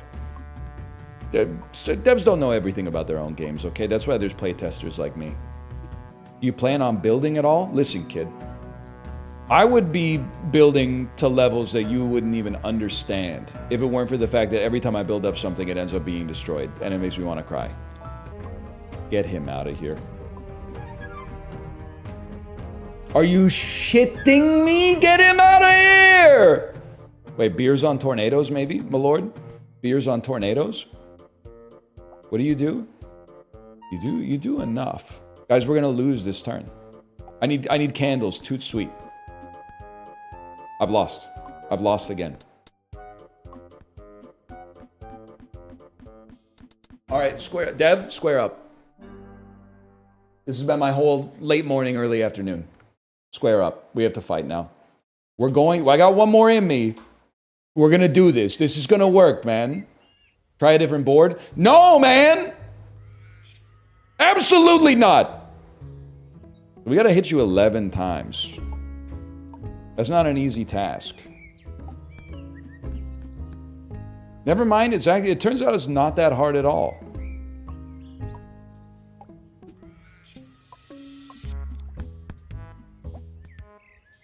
Jesus Christ, man! The scorpions keep buffing the fucking spider, dude. There's nothing you can do. Jesus Christ. Hello, devs? Hello? Level up the new token can go to level 9, create a copy of it. Sure, man. Sure. I don't know if we're ever going to get there. I don't know if it's ever going to happen. For a guy like me, but we're going to try. Okay, well, more scorpions. Literally, who cares? Who cares? Well, have 36 HP. See if I care. You know what? He's just going to do 1 damage anyway. I'm the type of beast who doesn't want to take damage. Whatever. I'm taking a hit, but I'm printing. I think getting rid of a key guaranteed that we took damage there. Might have been the dumbest decision ever made. I'm dead.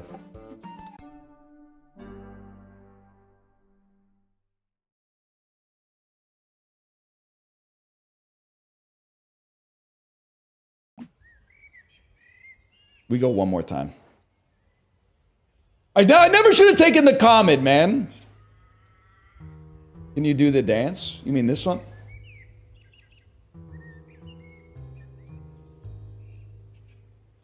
The Kung Fu dance? I got one more in me. Kate, don't play this. It's too advanced for... Well, it's not too advanced for you. It's too advanced for me. I don't want you to play it and make me feel bad. Saved. Okay, glove is crazy.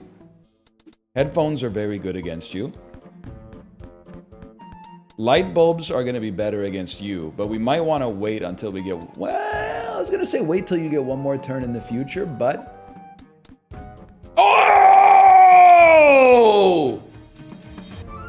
We'd like to trigger your appear effect and then just put one of you on the board. I think you're going to create, like, houses for me. We got to do some damage at some point, though.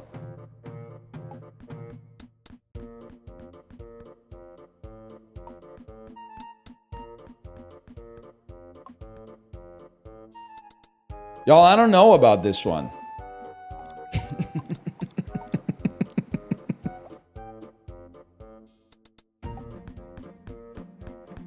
That's really good. I enjoyed that.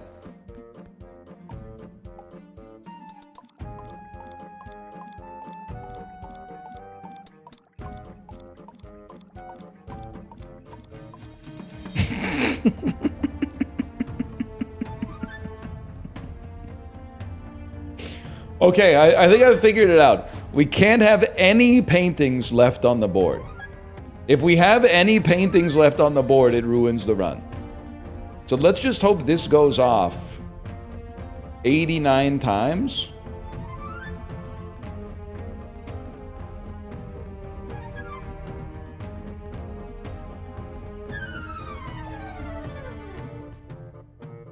We might be in trouble, y'all.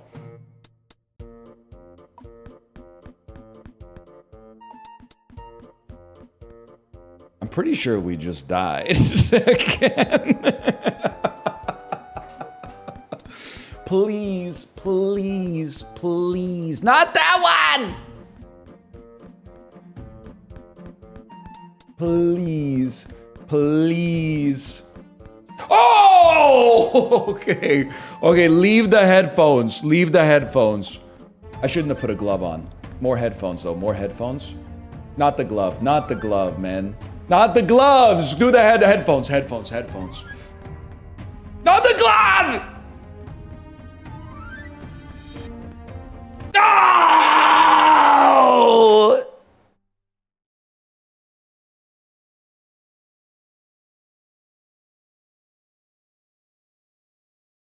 We had such a good run, man. We had such a good run.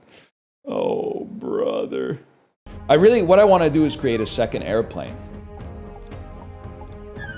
The Wright brothers in 1871. I have no idea when the Kitty Hawk flew. I'm guessing 1871. 1903, way off.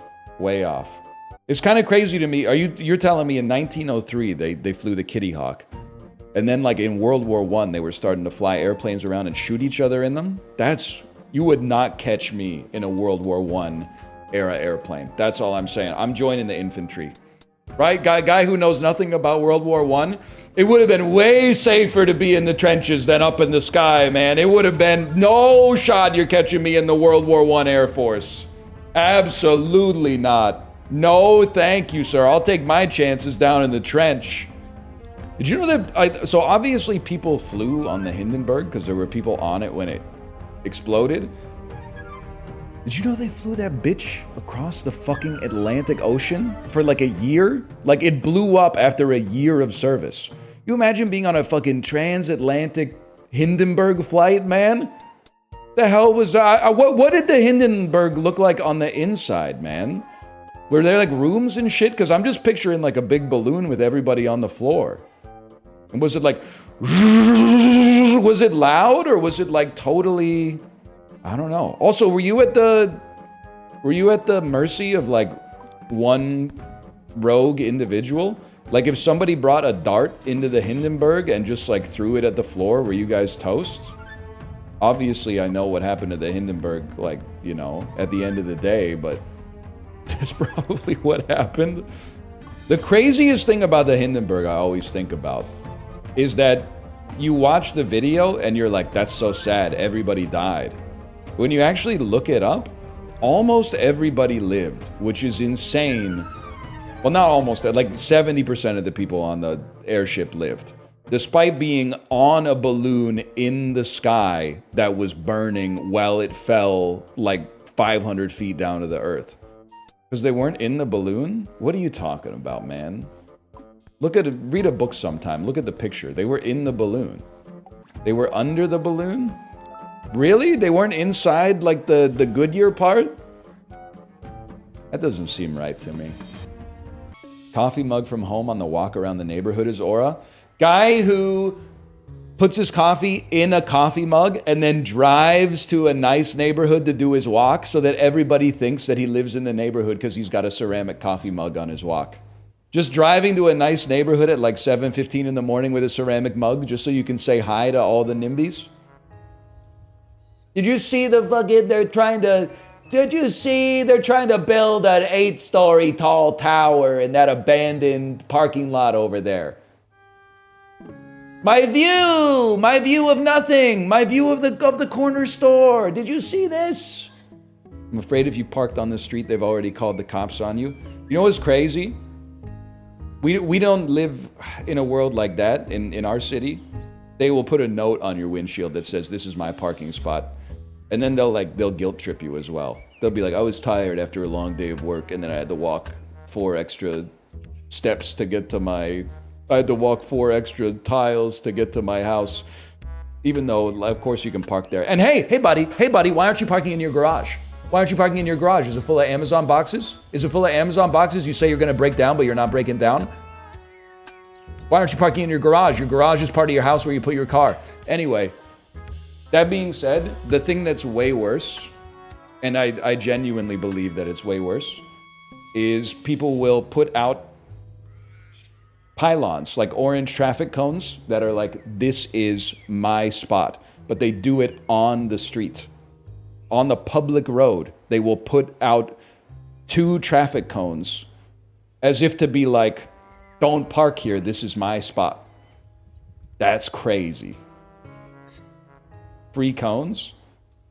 I guess so, but then I wouldn't be able to park in my garage. I'd have too many cones. Noel Gallagher ate me out behind a Wendy's? No, he didn't, man. No, he didn't. Inside of a Wendy's, I would believe that, but fucking flies, bro. In a Harvey's? That's so true. Gotta think of some Canadian bands, man. The bassist from Billy Talent sucked me off at a Harvey's once. People are like, "What the hell?" Geddy Lee showed me his hole inside of a fucking Swiss Chalet once. No, he didn't. I can't say that. Hola, people. This is such a chibly coded comment. I couldn't believe it wasn't from him. Hola, people. Long-time YouTube viewer, second-time Twitch chatter. Dropped by to share a brief boomer rant. I went to uni in a time when the professors cared enough to make your life difficult. Now they don't even care enough to stop you from using ChatGPT for your assignments. Tisk tisk boomer rant over. I saw it happen in chat when it happened, and I was like, I just can't reply to it. If you're still here, if that's bait, you've done an amazing job. It's a boomer rant, but it checks out. It doesn't check out because our professors didn't really give a shit about us when I went to school. I don't know, maybe if you were like their 3rd student ever, they did though. I ever told you the story about, probably like 100 times if I had to guess. In my senior year of university, so like literally I'm doing exams, hoping that I graduate and assuming that I'm going to graduate because passing the class isn't that hard. And then I was about to write the final exam for like one of my animal biology courses or whatever. And then my professor was like, "Hey, why are you writing the exam? You didn't hand in the final assignment. So mathematically, it's like not possible for you to pass." And I said, "Actually, I did hand in the final assignment." And he said, "Well, I never got it." And I said, "Well, I put it in the inbox, like right outside of your office, so it should be there." And he said, "Well, we'll see." So then I wrote the full exam at 170 beats per minute for 3 hours sustained.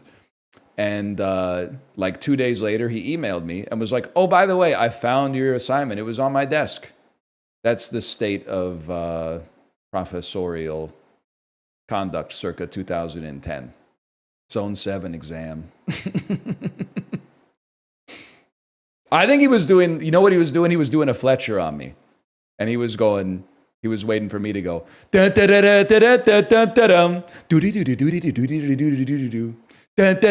still think, stop talking about how the movie is about Fletcher being a bad teacher. He's literally an awesome teacher. Miles Teller became the best jazz drummer at the entire school, maybe in the tri-state area. And the real moral of the story of Whiplash is if you want to be the best at something, you have to crash your car.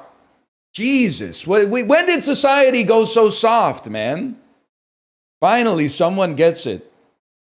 I want to see one of the midwit memes. That's like the idiot is like, the story's about the sacrifices you have to make to become great. And then the genius is the stories about the sacrifices you have to make to become great. And then the middle is like, no, Fletcher's a bad teacher who should be fired by Juilliard or whatever. Whiplash was about how Fletcher is a good teacher. Thank you. Exactly. It would be nice to do React Chord again, but I can't. It's all... I thought it was bad when it was creative writing, but now it all being M dashes and... What's the Chat GPT sleeper cell word? What's the one that is like if you see this 3 times in a paragraph? Delve. That's it. Delve. It's not just X, M dash. It's Y. I like that. Yeah, the M dash shit pisses me off because I have been using M dashes 2 times a paragraph since 2002 or something like that. When you've used too many commas, an M dash really hits the spot. Yeah, it's probably because they trained that shit on me.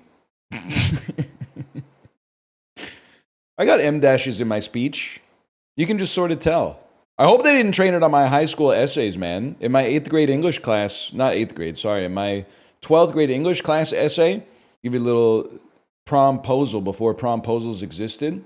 I was too puss to ask my crush out to go to prom, so I wrote the promposal in my essay and then asked her to proofread it.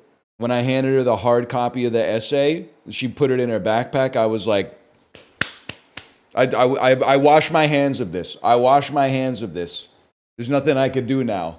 Then she handed it back to me the next day, and it said, I would love to go to the prom with you. And I was like, yes! And I did pretty well on the essay, too, I might add. And then I handed it into the teacher. The teacher was like, it would be inappropriate if we went to the prom together. And I was like, oh, that part didn't happen. She said, sure, I'd love to go to the prom with you. And then I had to do the 2 dates thing, but it was hard because they were in the same room. I was like, well, I just got to go to the bathroom. Hey, how are you doing? I just got to take this. Have you seen the Kitchen Cell subreddit?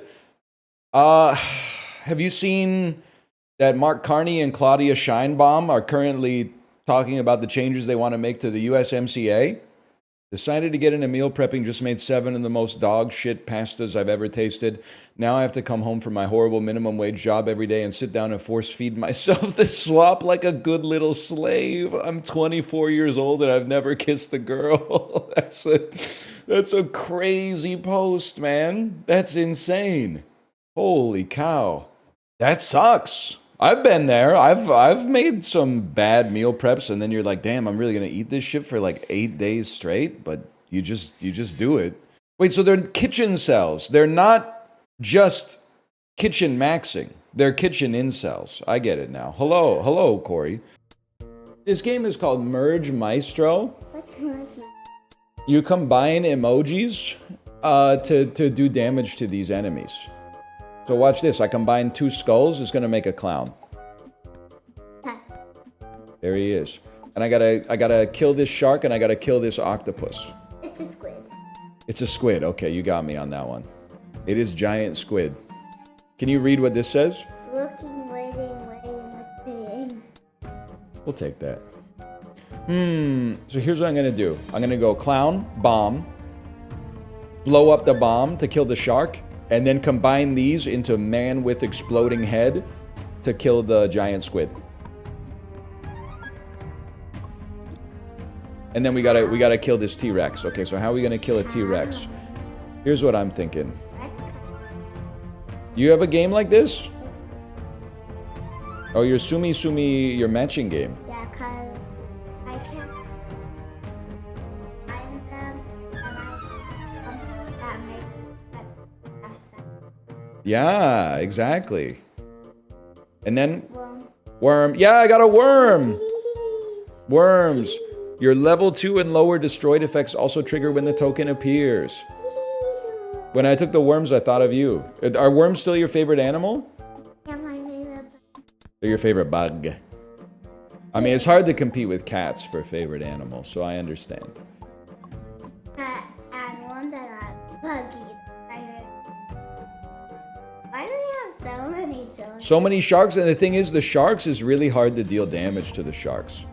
Almost the only thing you can do, well, I guess I could do this and kill all of them. The skulls are going to do a lot of damage, but then the head exploding didn't even go off. Oh, because it's only an appear effect. Like, That's fair. That's a confusing concept. what does that mean? Oh, we owned him. Okay, we got our goal should be to create another exploding head. So we're gonna take a little time here to set up our board, and then we gotta go this, into Space Invader, Alien, take me to your leader, into. Oh my god, I have a joke about that. You have a joke about that? Tell me. Did they? What did the alien say to your cat? Is it take me to your owner?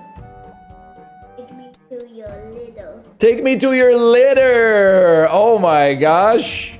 All right, that's pretty good. What did the alien say to the cat? Take me to your litter? That's kind of crazy. It's from my. If I'm being honest, that one's kind of insane.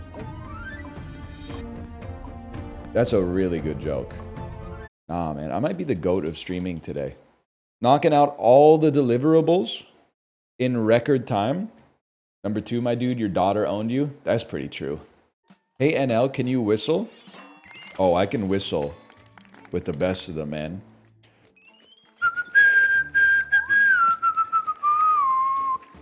What do you want me to whistle? Get me to whistle anything. I'll whistle. While I work, just did. Too late. Just did it.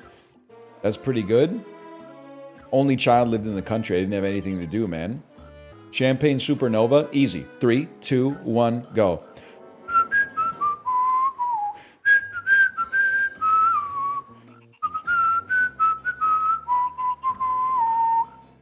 How about that? How do you feel about that? That was right off the top. 8 out of 10? I can absolutely live with that. I challenge you to a whistle off. You don't want to do this. You don't want to do this. Because I could hit you with something like let me think about something that would just blow you away. Something like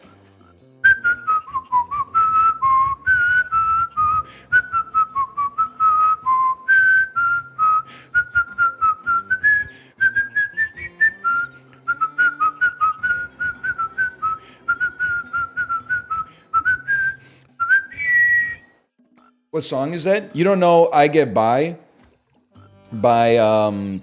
Honest Bob and the Factory to Dealer Incentives from the Rock Band 2 bonus packs?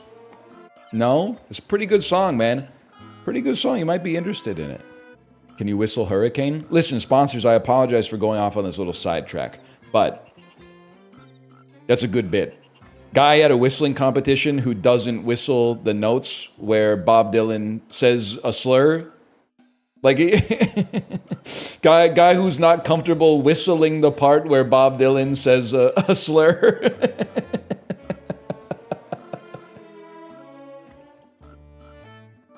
Or he does whistle it and everybody in the audience is like, oh my God, you can't whistle that, man. You can't whistle that. What is he doing? Does it ever trip you up that thousands of people watch you live?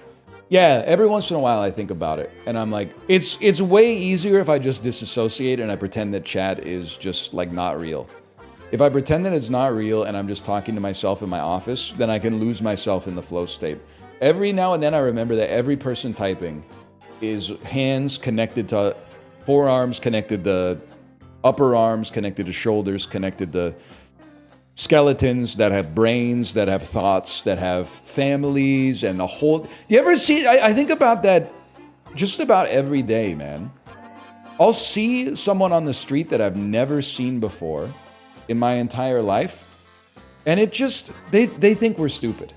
They think we're stupid. I'm supposed to believe that that person that I see for the first time ever, that's my age, was born around the same time as me and lived a whole life. They went through all the schooling, the family vacations, the college, the first love, the breakup, the rebound, the breakup, the career, the job, the pivot, the back to school, the car accident, the marriage, the health concerns.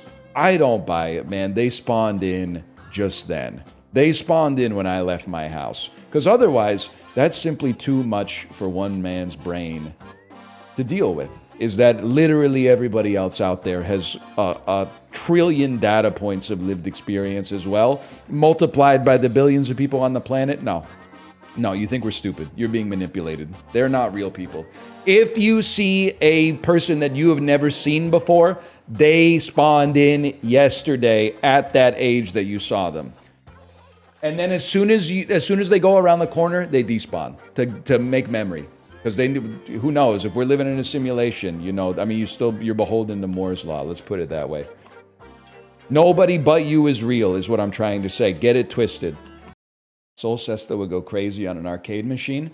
It does look like one of those games. I don't know if Gen Z will understand this, but millennials and older, they'll know what I'm talking about. It seems like one of those games that you would see an old pervert playing on a bar top arcade cabinet, where if you successfully completed a level, a cartoon lady would have like an item of clothing fall off. And he would just be feeding toonies into that like all day. Maybe at a bar, at a bowling alley or something like that. Yeah, Boomer Newgrounds, exactly. I wonder what happened to those guys, man. I haven't seen a tabletop arcade cabinet with horny games in it in a long time. I mean, I do believe that many of the people playing the games have died because they were at the bar drinking and playing video poker to have like a cartoon lady have clothing fall off of her. So it's not like the healthiest lifestyle. And I saw a lot of those guys in like the year 2001. That's 24 years ago. That's tough. A lot of them are probably still kicking around, but I'm not surprised you don't see as many. Didn't you do the same with Girl Falling? No, it's gay. Librarian, we gotta correct this bit. I, even as an adolescent, even as a tween, always resented that Girl Falling Through Bubbles was the #1 game on addictinggames.com. I was always like, come on. What about Mappy? What about the helicopter game, like the original Flappy Bird, where you click the mouse to make the helicopter go up and then you lower the mouse or you let go of the mouse to have the helicopter come down? The fact that Falling Girl was always up there was always an insult to me. Few initial dice, but shops have a 25% discount. Oh, dude, my camera was frozen so nicely, I didn't even know it was frozen. I was just like, that's what a guy like me looks like. My face in the Zoom meeting. I've been trying to get this one-liner to work for like 2 weeks, and I don't think it'll work. But it's like, guy who's changes his Zoom camera source to the colonoscopy camera and says nothing on my end. But it doesn't quite work. It's better than your average pre-chat joke, but it doesn't quite work. Chad loves it, man. That's scary. Chat, is he using dice and die inversely on purpose? Chatters, get him. Get him. They're still operating on quote-unquote grammar Nazi meta from like 1997. When you would you'd be like, hey, do you want to play a game? What kind of game is it? It's a die game. Oh, you mean a dice game? Oh, it's a dice game. Oh, you mean a die game? No, man, you're just wrong. Like 3 years ago, they changed the nomenclature in the Merriam-Webster dictionary so that dice could also refer to singular. You don't even know what you're being anal about. They changed the rules on you, Unk. They hotfixed the English language, and now you're looking like you're on an old patch. You can't be one of those guys who's like, it matters, you broke the rules. And then when they change the rules, you're like, well, I don't respect the new rules. If you're going to be a stickler for the rules, you got to be a stickler for the rules the whole way. It's still weird that you say it wrong. I'm literally saying it contemporaneously, like the way that it is correct to say it in the modern day.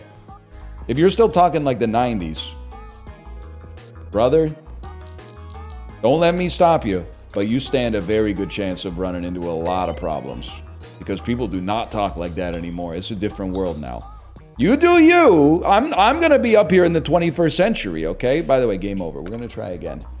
I know it sucks for you because you're losing what you thought was a lot of aura from telling people that actually it's not octopuses, it's octopi or octopodes. But we've moved past it, I'm sorry to say. And you weren't farming aura. Everybody was just waiting for you to finish talking so that they could say, let's go. Wow, I think I'm going to go home. And then as soon as everybody parted, there was a group chat without you in it. And they said, actually, anybody up for a drink?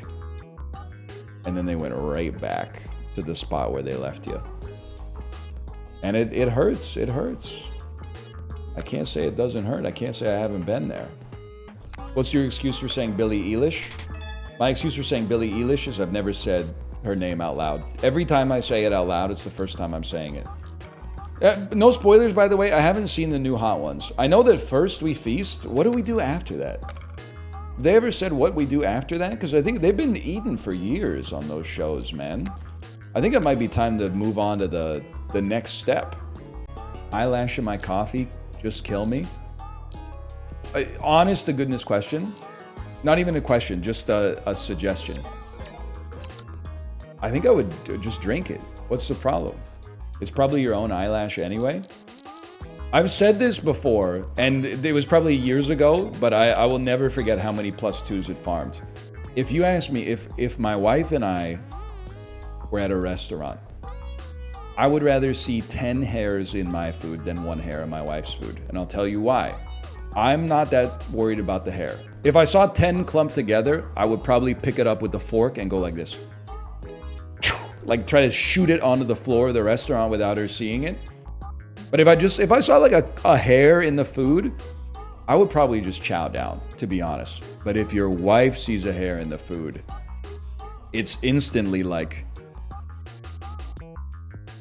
what is that? And it ruins the whole dining experience. It's game over. Because she's not gonna be enjoying the dinner anymore. She's gonna be like sick to her stomach. Vibes are ruined at that point. I feel like as a husband, it's my responsibility to tank the hairy foods. I've done the soup swap. But then she knows that you're not afraid to eat the hairy food. And I feel like that's like an aura debuff. Did you eat all your hair? Okay, I gotta level with you. That one's pretty funny. That's pretty funny, Magresta. Got Milk was a psyop. I don't even want to talk about it because you know what the thing is? It's a psyop and you're right for saying it and you should say it. But people swallowed the psyop so much that even still to this day, 80% of people in North America are not convinced that milk is good for you. They're not convinced that milk is healthy. They're convinced that milk is medicinal, that it's a health product akin to a nutritional supplement, which is crazy to me. It's insane. And you know why? Because the number one thing that someone says if you tell them you don't drink milk is, oh, you must break a lot of bones. No, bro. I've never broken a single bone in my body. I think I'm just ambiently getting enough calcium in my diet by eating like occasional dairy products instead of drinking 2 pints of milk a day. Fairlife protein shakes are good. So-called microplastics haters, when the microplastic has 25 grams of protein per bottle. I'm sorry, I'm going off. I don't understand why people, how did we come into this world where now, and I'm not anti-protein. I'm just, every macronutrient has its place. You need a lot of all of them because there's only 3 of them.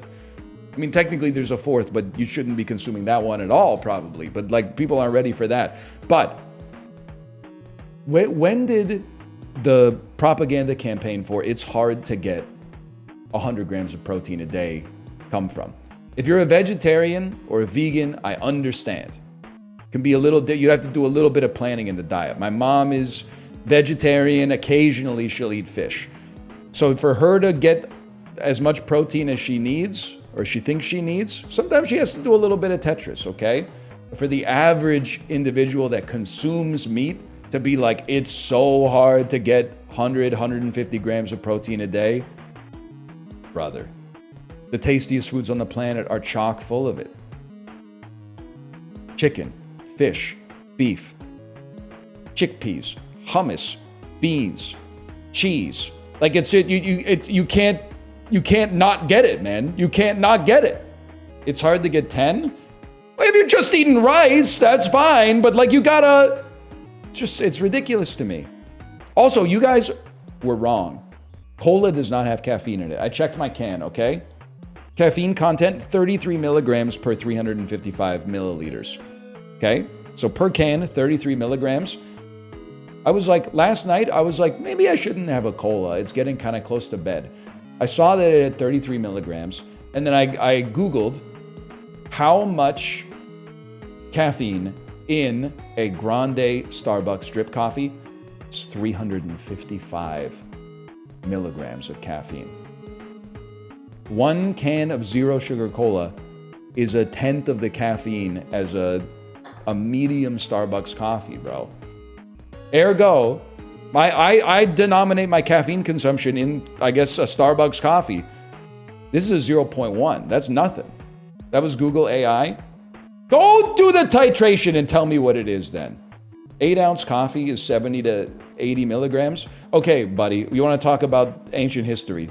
Nobody considers 8 ounces to be 1 cup of coffee anymore. I'm sorry. Unless you're literally going to work, like you're eating your lunch on a girder 300 feet above Manhattan because you're building the Empire State Building right now. We've had inflation for cups of coffee. A cup of coffee is a pint now. I'm sorry. So if you're going to tell me that 1 cup of coffee is this big, you're not living in the real world anymore as far as I'm concerned. With respect, as an Italian, your coffee takes are not that great. It's insane to start a sentence with "as an Italian," as if that's like "as a mother." You sound like the mature student in every first-year college class. But I'm not. You know more about coffee than we do in Italy. I'm not going to argue that. That's a given. Just the way that you wielded the first part of the sentence as a weapon is crazy. You should try "as a Canadian." I don't know what context I would use that, unfortunately. I guess I would use it if I wanted to win an argument against an American. But usually, it's not that hard to just do that on genuine rhetoric. Don't have to resort to like cheap tricks like that. For example, the statement I just made. Meet me in the marketplace of ideas. I was crashing out on the person in the Discord today who said, "Why are Americans so invested in the culture war when the culture is just burger?" First off, the culture is not burger, okay? That's one food. Food is a part of culture. There's also tacos, burritos, hot dogs, pizza and other Italian foods, Creole food, Spanish food in Miami, Cuban food in Miami, barbecue. And that's just food, okay? That's just food, man. There's lots of stuff. For all this stuff where I would occasionally poke fun or genuinely get angry at our neighbors to the south, who, let's just be honest, we should be sending a noise complaint down just about every day at this point because they just keep causing a ruckus down there. I give them respect for the culture, man. America's got a lot of negative stuff in the culture, but it's a quilted patchwork of lots of amazing stuff as well. It's inevitable. We got a wide country. It's not that big. It's smaller than mine, but it's a wide country. There's all the foreign diaspora that's come over the last 3 centuries. It's maintained elements of its individual culture while also assimilating other elements. It's got some good stuff going on, don't get me wrong. To call it just burger is crazy, especially because burger is also apparently like a British thing, which we don't even need to talk about that. But now, I'm not saying it owns down there, okay? But I am saying don't say shit about burger, okay? Because then they did something. They said, oh, end hockey, because they wanted to get me as well, even though I think they're actually from Canada. And to call Canada just hockey is crazy, because we literally have one of our provinces is fucking French and rude. And I think that owns, because it adds to the fucking cosmopolitanness of our fine nation, man. And wildfires, literally it could have been an American bird that started that wildfire, so I don't even want to hear it. Does Vancouver have culture? It literally does. The pithy answer is yes, it's like $11 ice cream cones and dressing up to go eat at a restaurant that's basically like an upscale McDonald's. But it does, man. It's got a lot of elements of indigenous culture that are like now interwoven into the more mainstream Pacific Northwest culture. We got totem poles. We got land acknowledgements. We got salmon. Can I say something? I'm always surprised whenever I leave. We got fit people. Every time I leave Vancouver, I'm like, what happened here? Where's my 52-year-old dads that look like Olympians? There's people here that just look like normal people. And I go back to Vancouver and I'm like, oh, thank God, unrealistic beauty standards. I'm back in the land of unrealistic beauty standards. Van City is rich enough to be healthy. You know what's crazy is that Americans will say that, and then you realize that Canada has a lower GDP than Mississippi per capita. And you're like, well, what the hell's going on in Mississippi then? Okay, now it's not an apples to apples comparison, all right? But I'm just saying, I'm turning the rich card back around on you. GDP's fake. Sorry, I owned you. You have to hit another reverse. You can't just be like, oh, there's systemic factors. You have to, you made a fucking pithy ass joke. I replied to it with a pithy ass joke, and now you're trying to bring reality in because you got mocked. Okay. Well, then fucking get out of the metaverse, bitch. This screen right here is not real. If you want to talk about real shit, go outside. This shit is for fake arguments, okay? It's a machine built to make people mad over shit that's not real. And you want to start bringing in real data to this motherfucker? You're in the wrong domain, bro. This is for fake stuff. This is for fake. Did you see KSI's Labubu? This is fake. It's not real. Out there, it's real. You can start pussing out with GDP's a fake metric when the next time you're at the happy hour at the Brecca 24-hour cafe or something like that, okay? Up in here, we're making shit up. We're making references to memes that somehow win you an argument. You wouldn't last a second playing this game. You ever beat Jokerless in Balatro? Chad, did I ever beat Jokerless in Balatro? I thought no, yes. I thought I did everything in the game before I got rid of it. Or got rid of it is like a strange way to describe not playing it anymore, but did you nanny inf? I think I got to a nanny inf, but it wouldn't have been on purpose. Does Dan know you nanny infed? I don't know. But I think that Dan's got a great chance to nanny inf himself starting tomorrow when he has food in his system again. He plays worse with food? I don't think that's true. I don't think that's true. It's a credit to Dan that when he said that he was doing a 3-day water fast, I was laughing at the chatter who said, won't you die? Because, I mean, I get the idea. Water fast sounds like you're not drinking water for 3 days, which would kill you. But the idea that Dan was on stream just casually being like, yes, I'm going to kill myself. Oh, how? Death by thirst. Like the word... Possibly, like, I can't even imagine a worse way to do it and to be so casual about it. But it's a testament to him that I didn't even ask him why. Because I just know, like, doesn't matter, man. He's the kind of guy, it works to his benefit, and I think it works to his detriment in some ways, but mostly it works to his benefit. He'll come up with an idea, and nothing could dissuade him from pursuing the idea.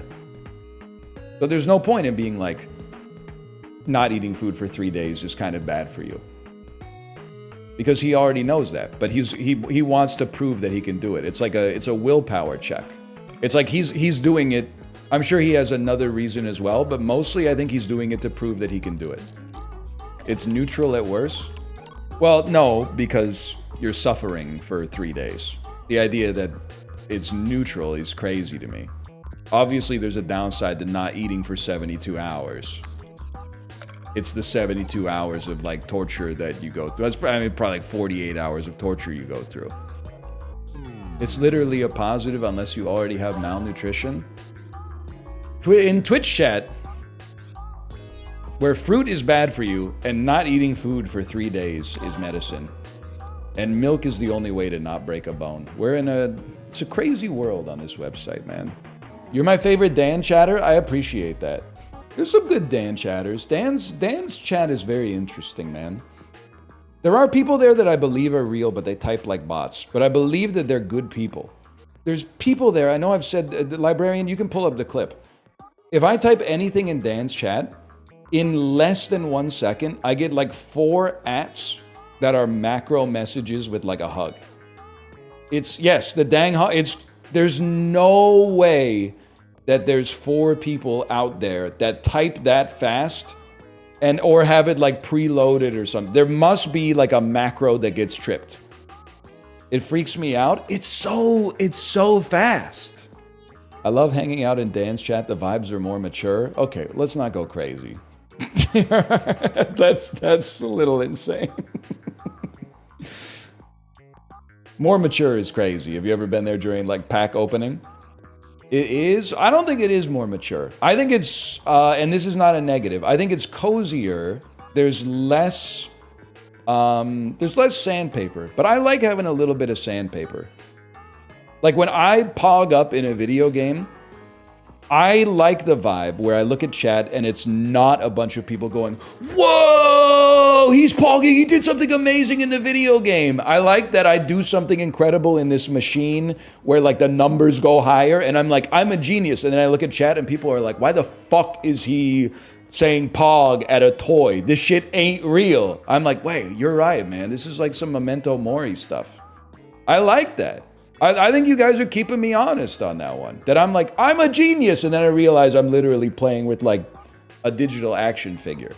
I like that there's a little bit of, because you're never safe, you know what I mean? You're never, because at any moment you could take one of those. At any moment things could just, an EMP could go off or a solar flare, all electronics go down, and all of a sudden the dude who, $1 might just make the lane switch. That's all I'm saying. Because you flinched.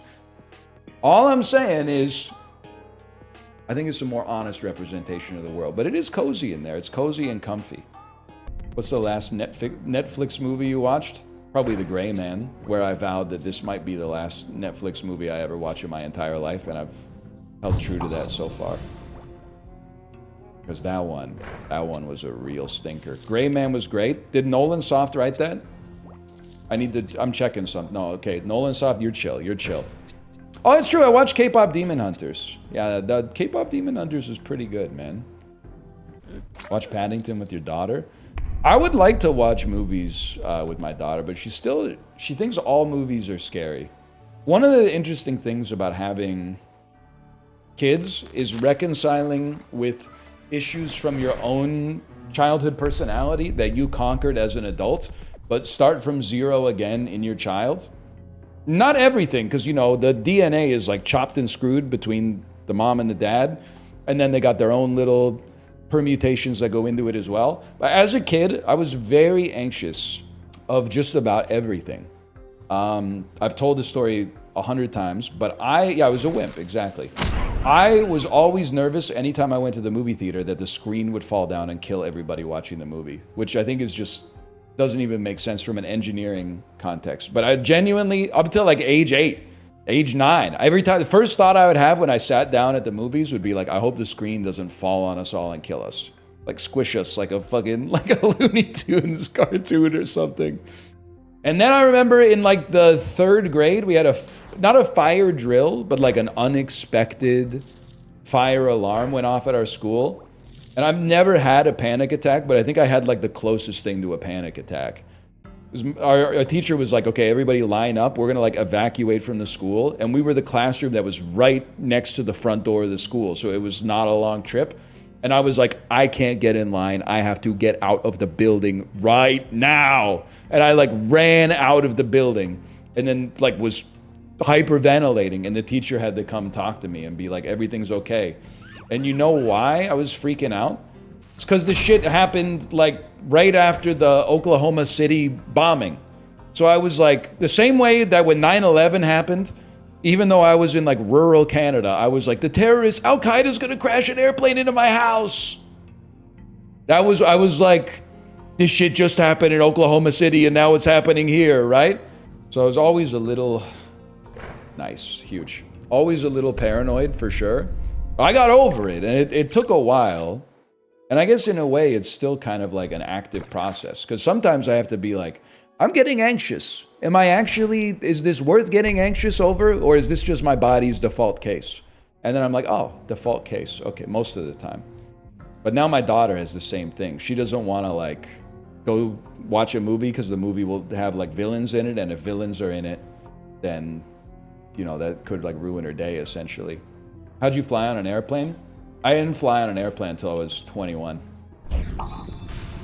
My daughter straight up mogging me in frequent flyers. That's such a huge get for us, bro. That's crazy. It's not that crazy. I'm pretty sure the Wright brothers were like in their 40s. First time they flew on an airplane. That was not an airplane. Oh, whatever. It was like a bicycle with an umbrella attached to it or something. Nah, Korea was Korea was my second plane trip. My first plane trip, my parents were like, our wimpy son has never been on an airplane before, and he's about to fly to South Korea. We better take him somewhere on an airplane first so he knows what he's getting into. So we flew to Las Vegas on a budget carrier, which ironically was probably like the scariest flight I ever could have taken in terms of like real risk, because I don't know if those pilots are like even certified or whatever, but it's been all uphill ever since. Oh no! I'm not saying they grab drifters and throw them in the cockpit, but I do remember there's some things that they don't teach you about flying. That's why I'm glad we've normalized our daughter to it early. But like being an adult, and like, let me put it this way. I had seen footage of probably 1,000 plane crashes before I flew in a plane for the first time, which is not healthy. Because they really do, in spite of this year, they don't crash that often. Unless, I would advise if you cross the jetway and they say, this is your pilot, Harrison Ford speaking, you might want to consider faking a medical emergency to disembark from the aircraft, because he doesn't have the greatest track record, although he has a great track record of surviving the crashes. But nobody told me what happens when an airplane takes off, which is, especially if you're afraid of flying, like an anxiety lottery. First off, you get on the airplane and you're like, smells like industrial lubricant. Some cool, excuse me, flight attendant. I think does anyone else smell that? I think some industrial coolant is leaking from one of the engines. Like, you're always like thinking you're the only guy who has a sense of smell or who can diagnose a problem with the airplane where there isn't one. There's a hole, guys, there's tape on the wing right now. And then you'll relate, I think, if you're an anxious flyer. Did you knock on the plane? Who do you think I am, Shay Carl? No, bro. I don't want to knock on the plane. That compromises the structural integrity a little bit, even if it is 1/1 trillionth of a %. But either way, the next thing is you're like, once we take off, I can relax a little bit. But you taxi, depending on the airport, you roll a D20 and you taxi for whatever the result is, number of minutes before you take off. So you think you're about to take off because you're like almost not moving, and then they accelerate. No, it turns out you're going from your gate to jetway 36L, and then you gotta take a left turn, and then you're gonna go to 37, and then you gotta go anyway. So finally you get there, and then I don't know if there's a vehicle on Earth that you or I will ever be in that accelerates faster than an airplane. Because you think you've been in a fucking fast car, I'm assuming, like the taxi to the airport, where you're like, literally, we're leaving early. There's no reason that we have to be driving so fast while you're on the phone with one hand on the wheel, watching YouTube shorts. But the fucking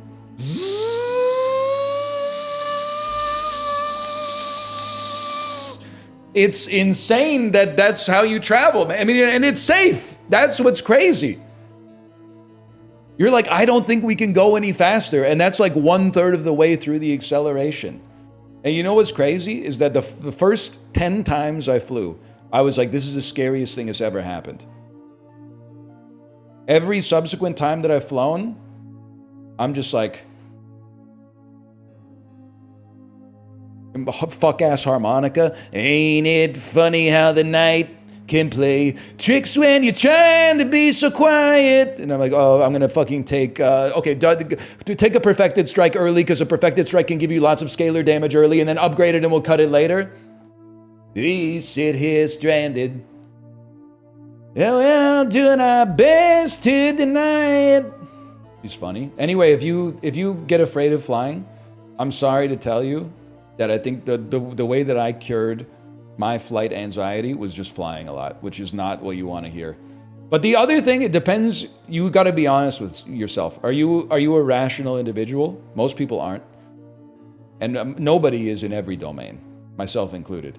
But if you're a rational individual, I do think that looking up stats of plane crashes will help you. Because like 1 in 10 million flights crashes. And you're just going on one measly flight, man. You're going to be fine. Also, the idea that I genuinely, until recently, thought that every time you hit a bump of turbulence, that was like 1 to 500 feet of altitude change.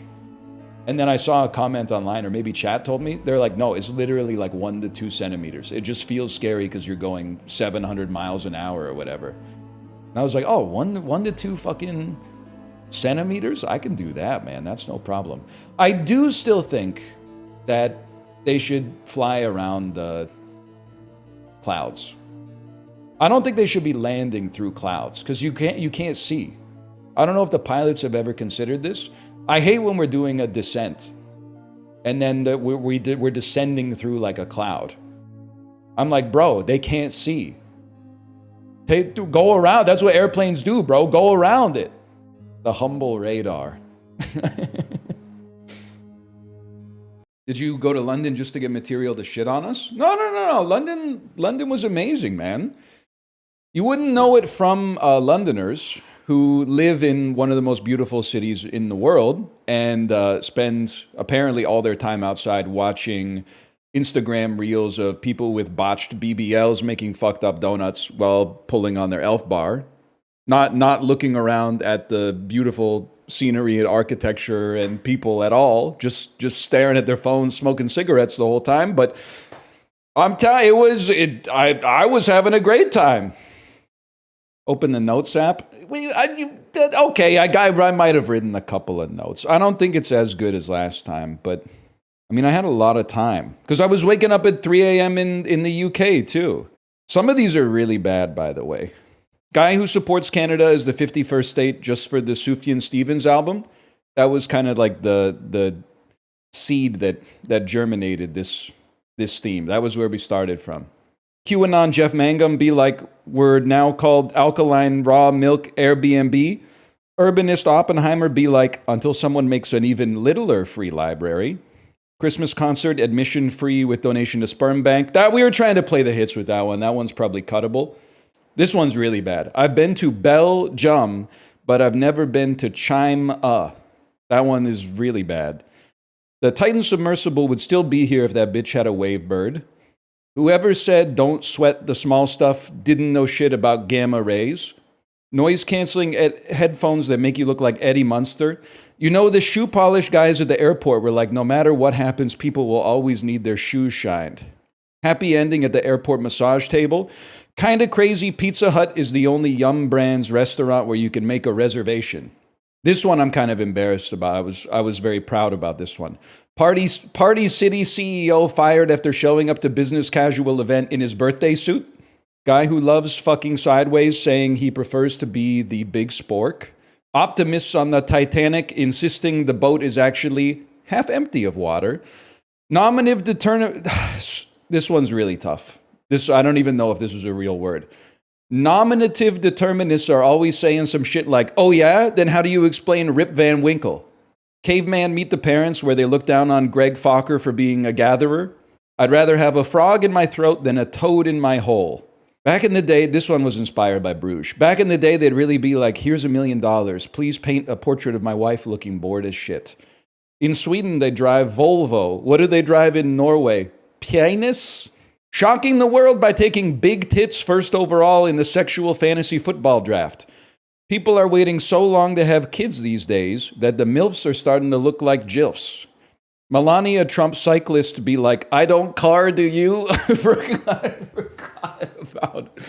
forgot about I don't car, do you? That was I was loving that one when I wrote that one. Woke terrorists telling the president they've kidnapped the administrative assistant of defense. If someone asks you how you're doing and you say could be worse, it means you're doing pretty badly. If you say could be better, it means you're doing worse than you've ever done in your entire life.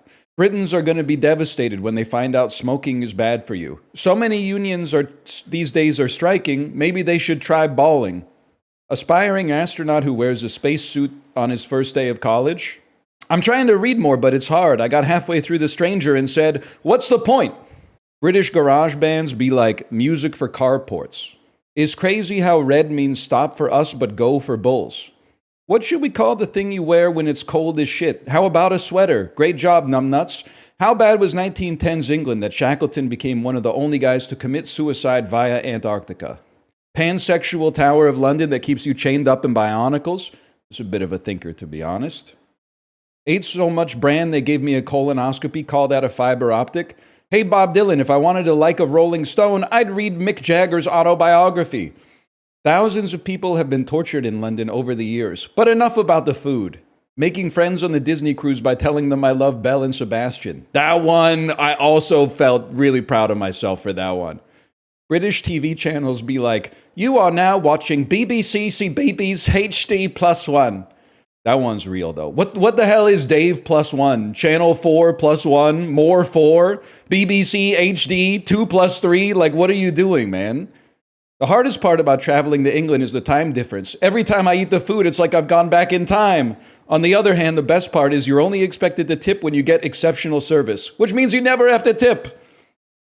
I'm just chilling. Food is pretty good, actually. Norwegian SoundCloud rappers be like, I'm trying to turn this fjord into a Benz. Londoners are so well dressed, even the potatoes have jackets. It's fucked up that inmates are the only people who don't have cell phones these days. European toilets be like, this water closet has recently gone cashless. However, if you pay using the app, every 10th piss is free. I took her to the crib and I gleeked it. Acting shady at the gift shop, hoping no one figures out I'm buying a bunch of shit for myself. The Central Line, this one's not even a joke, this is just an observation for Londoners. The Central Line train is the diameter of an MRI machine and has all the atmosphere of the Gotham City that convinced Bruce Wayne he needed to become Batman. Bipolar modem telling their psychiatrists they have some uploads and some downloads. And then this one's a real thinker, man. The chicken does the work, but the cook gets the credit. What the fuck was he on with that one? When you see British toilets, you finally understand why people in this country are so against the idea of free refills. I'm getting so old, cashiers don't even bother to ask if I have the app anymore. Guy who's so homophobic he won't even use Just for Men. Gay guy dyeing his pubes with Just for Men. That's a package deal. That feeling when the scissors slip at the pube barbershop. I knew my stylist was depressed, but I never thought he'd commit barbicide. When you towel off after the shower and your cock looks like Bob Ross, greater than sign. Getting my pubic hair straightened so my shit looks like Billy Ray Cyrus. I know I look like I have good taste because people keep trying to pair their Bluetooth devices to my phone. If you dress for the job you want, then the hamburger helper mascot is one horny bitch. You wouldn't be saying that type of shit to me if you knew my average sleep score. And it kind of ends with a whimper, but vampire who gets so depressed they start waking up at sunrise. I think these hit a little harder when you realize that 90% of these were written between 6 and 8 a.m. Me sitting on an armchair in like the hotel lobby, dressed like a normal person, but then just like staring straight into space. Then every 15 minutes typing on my phone for like 30 seconds and then chuckling to myself. And then just going right back to staring into space. Queen needs another paper. Guys with a findom kink. +2. That hamburger helper joke, originally it was going to be about a foot fetish. I was trying to think about how to make it work. Something like, if you gotta dress for the job you want, guys with a foot fetish are gonna look really fucked up. Instead, I had to make it about the hamburger helper mascot. Any notable Scran? Not really. I mean, I feel like the food in London was really good, but we got recommendations from a fan who knew food in London. So we had some really good food, to be honest with you. That being said, there's a couple of things I can't get down with. The baked beans, I think, are bad. I'll call it. I think American all-day breakfast clears the full English. And it's a matter of subtraction via addition. The full English has more. The more they add, the less I want. I'll deal with the tomato, and I'll tolerate the mushrooms, but I'm not fucking with the beans, man. Especially when the beans are not in their own like container, but they're just like splayed out on the platter, and the bean sauce is getting all over everything else. And the mushy peas were not good. You're entitled to like them. I don't think there's anything like ethically wrong with liking mushy peas, but they were, when I ate them, I was like, these are worse than non-mushy peas, in my opinion. If anything, it was like the stereotypical British food that I was like, this kind of sucks. But the restaurants that exist because of the fact that the city has like 8 million people from all around the world, like those places were great, man. See any blokes? Lots, man. Why are you guys smoking so much in England? Or at least in London? It's crazy, man. You got to stop doing that. It's bad for you. That is crazy. I think what I was getting at in this journal entry, I was like, it's crazy. Everyone in London looks like they're so put together. It almost makes you forget that they listen to Coldplay and serve their Chinese food on top of French fries. I was cooking with that one. You guys are dressing too well to be eating like that. In what world do we dress well? Dude, I'm telling you, I had the same conversation with a Londoner. If you live in London and you think people are shabby, do not go to anywhere in North America, but especially Florida, man. Because you got to keep in mind, I've been going to Florida a lot, and it is like, why would I wear pants with a fly? It's dinner, not a funeral. Like, people wear their good pajamas outside. Also, I know this is kind of anti-American, so I apologize, but it is crazy how many American tourists you see in London wearing college sports merch. And you're like, when I'm on a Disney cruise and they're wearing college sports merch and the cruise leaves from Florida, I'm like, this is your home game. Like, I get that, but like packing your suitcase in Tennessee and flying that shit across the Atlantic Ocean, and then like, you're like, this is my nice University of South Carolina Gamecocks merch. Like, you don't have like a shirt with like nothing on it, or maybe just like a logo or something? How's that different than someone wearing a Liverpool kit in New York? Well, that person is probably American as well. So we'll start with the similarities, I guess. I didn't really see that much, but did you get the classic thing where a Brit asks if you're American, and when you say you're Canadian, they're like, thank God? No, I assume that I did think about playing the old 1995 card and like sewing a Canadian flag onto my clothes or something, but I was like, you have to admire the United States, man. Don't clip this out of context, because it always makes a turn, and here's the turn. In a time where you have the luxury of hiding in plain sight and not outing yourself as an American, traveling overseas during a time when your country is very contentious, they're still like, nah, dog. It's baseball season. I'm wearing my matching Pittsburgh Pirates outfits every single day. Every single day. They're in Norway.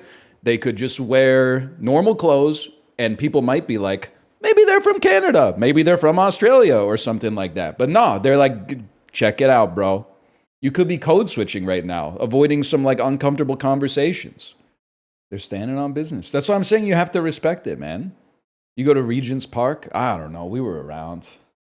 We went places. Into Somerset House, Buckingham Palace, Peppa Pig double-decker bus tour, London Eye, with slap your mother sauce.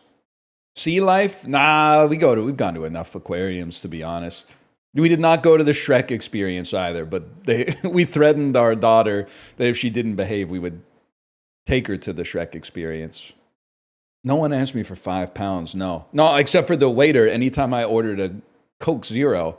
Can I say listen, you can easily, when you're in Europe, and I know that the UK, there's kind of like a Ross Rachel will they, won't they thing with the rest of the continent, but like, you're in Europe for a little bit, you can convince yourself, wait a minute, all the Euros typing in chat about how, like, we got all the culture, we got all the food, we got all the yada and the bar, and this pub might be owned by private equity, but it's older than your whole fucking country, blah, blah, blah, blah, blah. You can buy into the mythology after you're there for a while.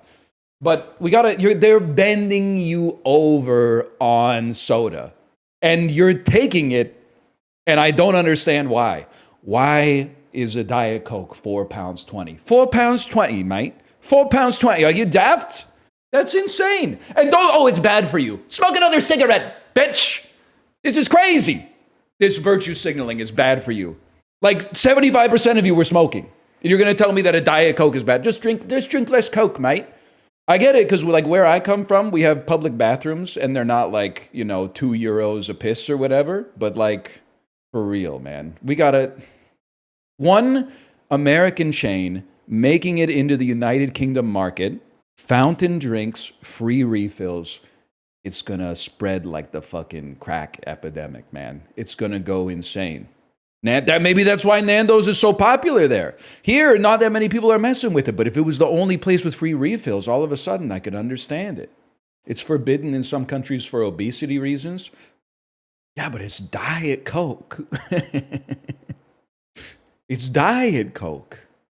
Also, melatonin, you need a prescription for melatonin in the United Kingdom. That's crazy. I thought about that every time I saw a 13-year-old kid vaping on the street. You need a prescription for a little gummy that helps regulate your sleep schedule. They should make this cigarettes prescription, man. Also, Germany, don't think I'm letting you off the hook. What the fuck is up with that German kids TV channel that after sunset just becomes like 12 hours of a piece of bread in outer space?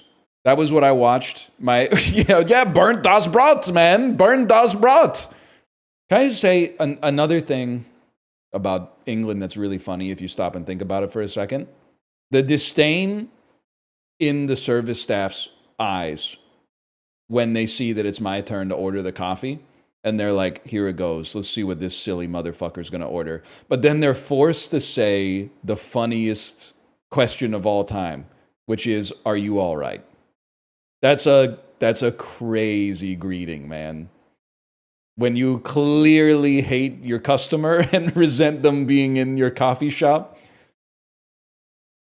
You all right? We'll skip the pleasantries, all right? I'll take a large iced coffee, please. And I'm trying not to extrapolate too much based on my experience in like one neighborhood. The coffee shops open at 8 a.m. I thought you were a serious country.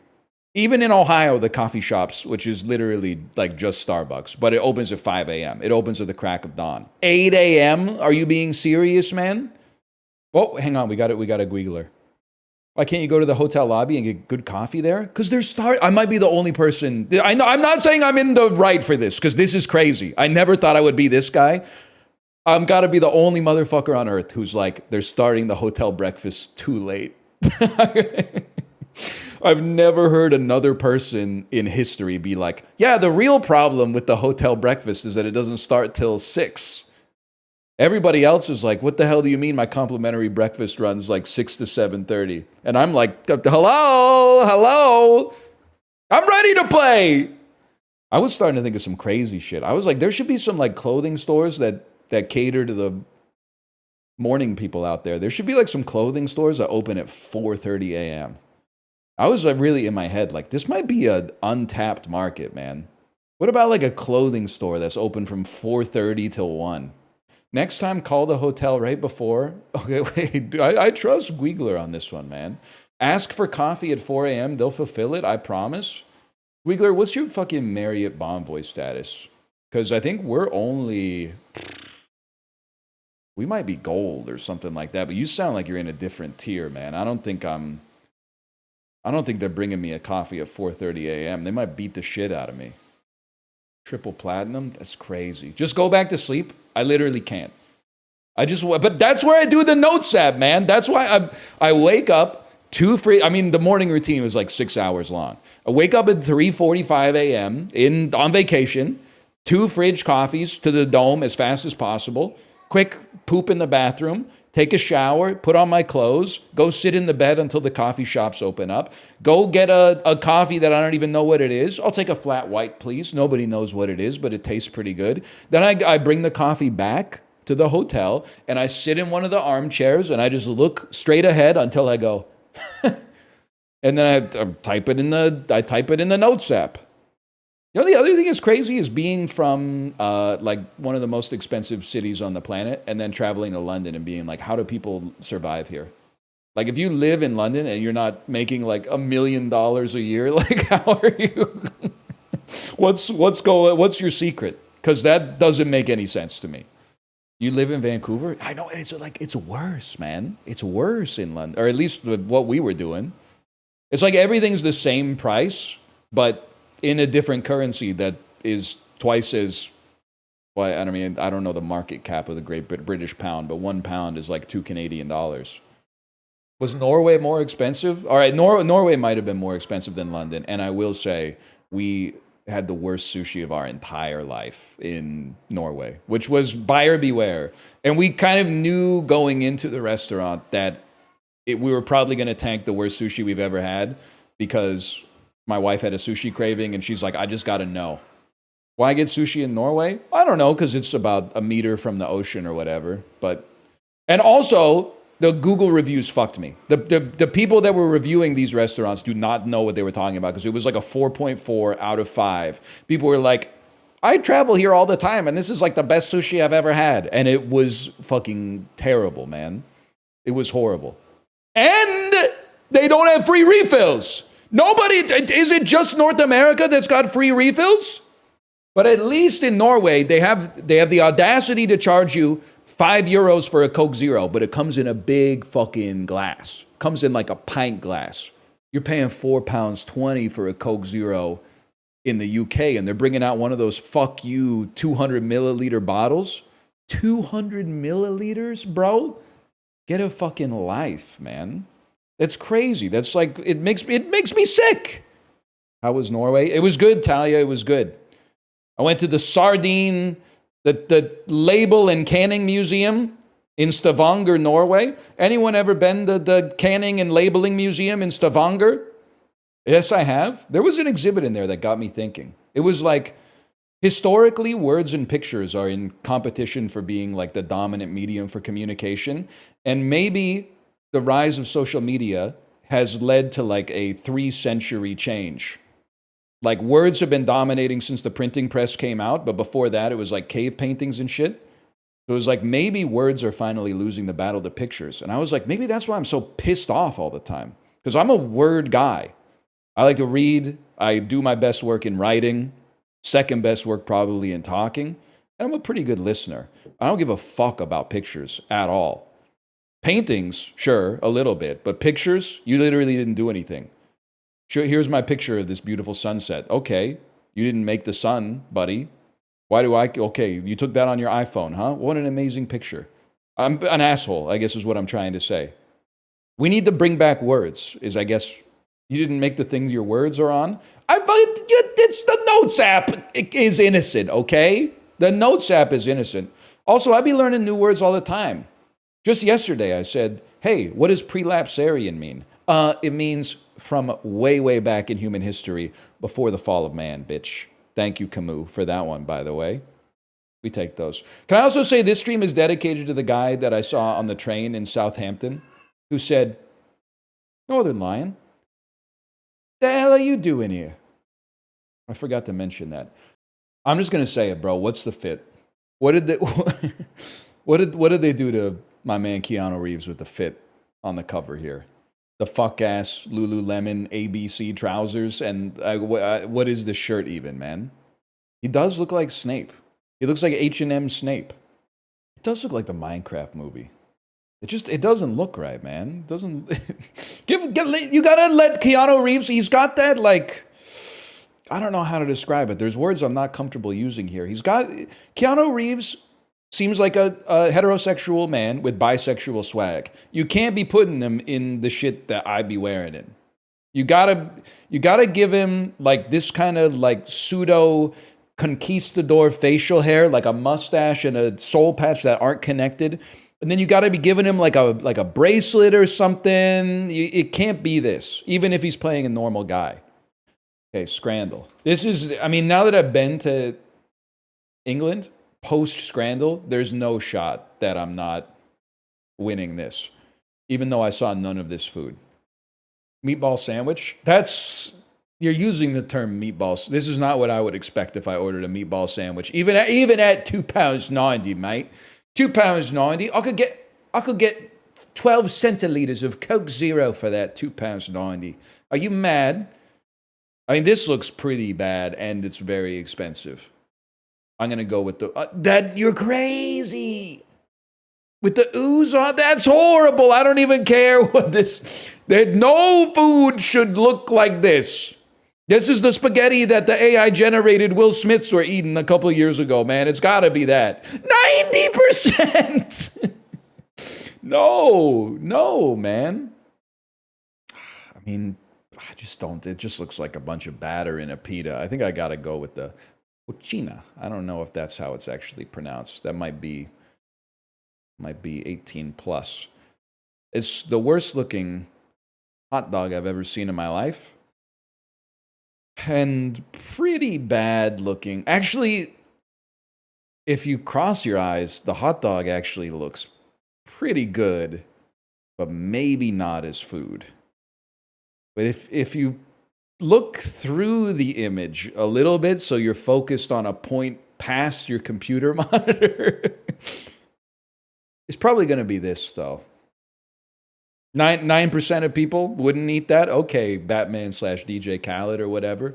In my heart of hearts, the purity of my soul, I believe that this culinarily beats this, even though this has a lot more colors associated with it. I think that's people that have not been outside will never eat anything like that's too much mayonnaise. This is a tough one, man. That's like, it's not as Will Smith spaghetti. People really like mayonnaise. I gotta go with that. Horrible picture, man. This, I mean, you can't be going. This picture is art in the sense that a person created an image that they wanted to put out into the world to convey a message. But you gotta be trying a little bit harder than that in 2023. Like, what did you take the picture with, man? This is crazy. Like, you're so drunk that your phone's vision is blurry. This, on the other hand, if I may, it has a certain bereftness of spirit. This looks like a plate that was created not by a chef, but rather by like private equity. It's like created in, like, people will love to take pictures of our food. We would love to have a menu where people order things that they want to take pictures of, not something that they want to eat. But I still think it clears, unfortunately. Dude, is this it? Is this where I come out as British? Because this looks all right, but it's 12 pounds 80. You must be daft, mate. Are you all right? I didn't eat one of these, and these are bad. The mushy peas are bad. Justin is actually British. My September hypothesis is that Justin is British because I don't think you could fake liking mushy peas unless you're British. So I think he may actually be secretly British, or as he says, Euro-divergent, which is very good. But, all right, that's crazy. You had bad mushy peas?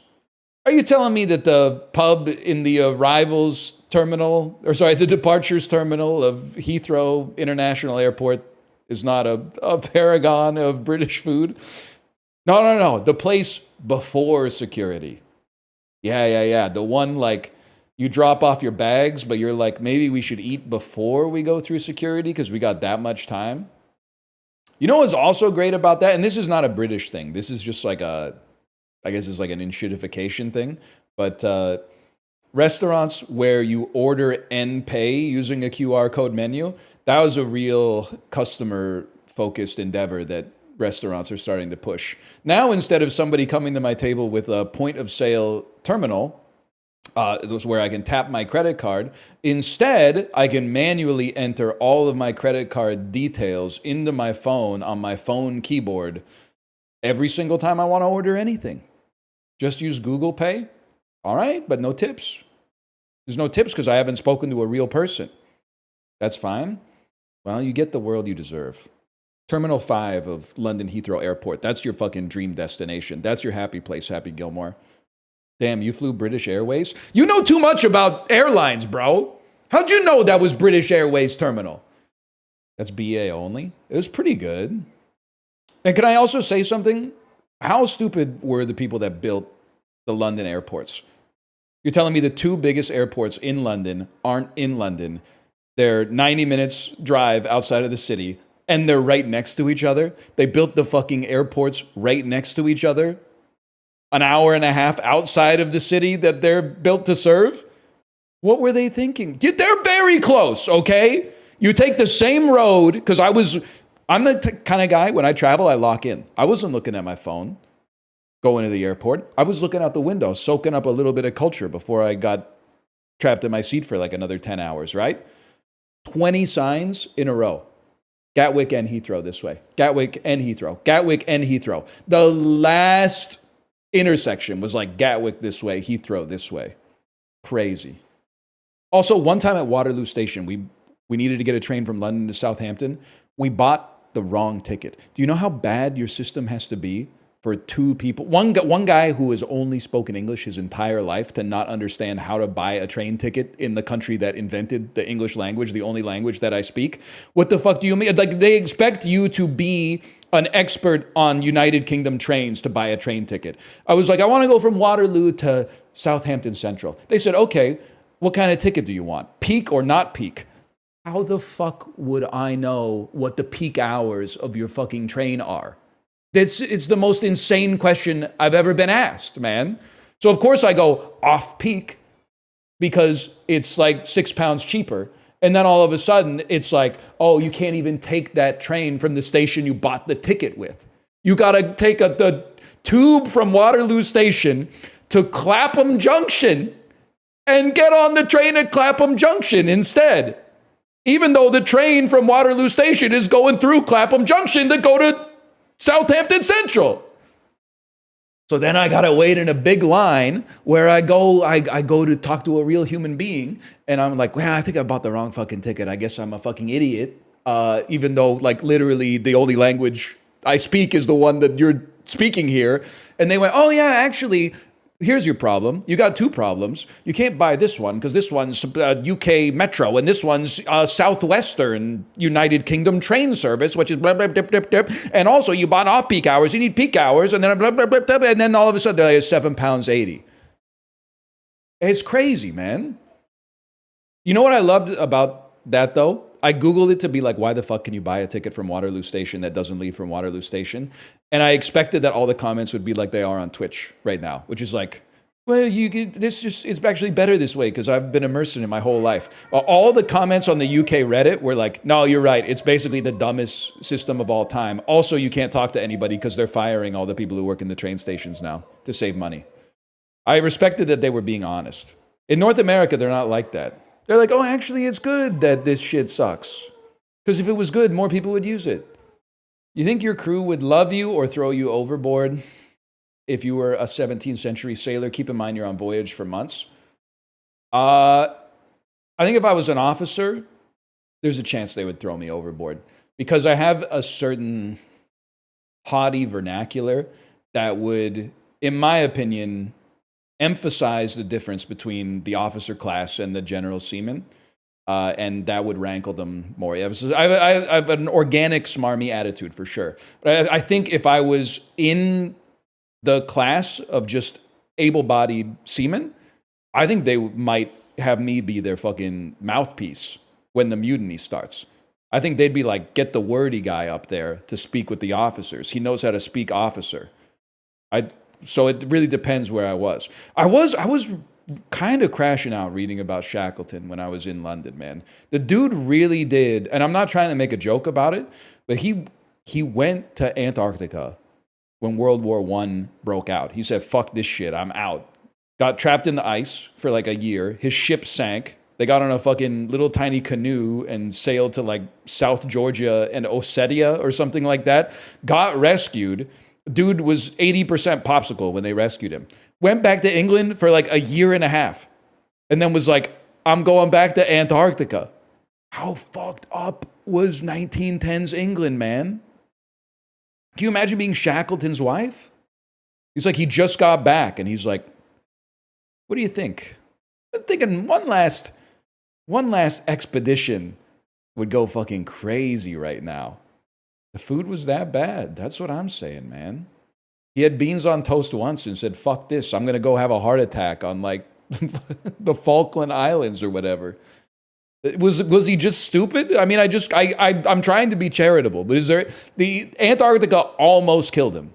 And he went back, the safety of 20th century Europe. Said, fuck this shit. My heart belongs to Antarctica. All right. Whatever you say, man. They really do hurt the ones I love and cover up with the truth with lies. That's the thing, man. Everyone knows someone like that. I just hate listening to Bob Dylan with my kid because she doesn't understand like poetry. So there's that part of Idiot Wind where he says like, just when you think you've reached the top, you're on the bottom. And then she'll say something from the back seat. She'll be like, how can you be on the top when you're on the bottom? That's silly. And I'm like, through tears, I'm like, so true, honey, so true. They're saying I remember that. They're saying many people are saying I shot a man named Gray and I took his wife to Italy. 2 hot dogs. Chibli, it's a very funny video. Chibli introduced a lot of us to a video last night that is very dangerous to be introduced to when you haven't streamed in 2 weeks. Is a video of a guy at a sporting event who keeps shouting 2 genders. He's making a political stand. But all the comments are like, why is he saying it like he's selling hot dogs? And then Chibli played the video and he really is going, 2 genders! 2 genders! It's insanely funny, man. He is not at a sporting event, for the record. I'm pretty sure that's January 6th. Now that I see the video for myself. Okay, obviously the content of what he's saying is reprehensible, but the cadence is so funny, man. 2 genders! Oh, man. He really is doing it with the hot dog voice. He would lose. He would get his ass beat. Are you here, VIP Daniel? He would get his ass beat by Ice Cold Beer Guy. You're going to say, who's Ice Cold Beer Guy? What's it like to have been born yesterday? Ice Cold Beer Guy. Ice! Cold.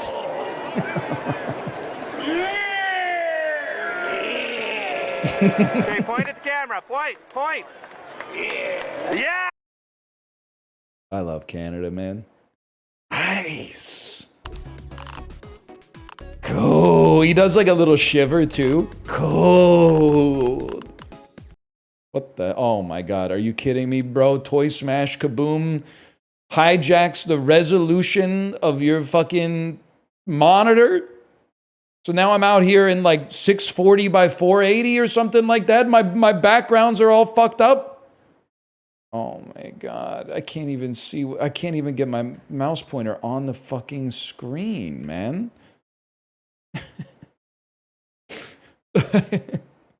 Like when I load the game, it locks my main monitor on the game and then locks my mouse to the monitor that doesn't have the game on it. What are we doing, man? And I got to end process. Oh my God. Oh my God. Oh my God.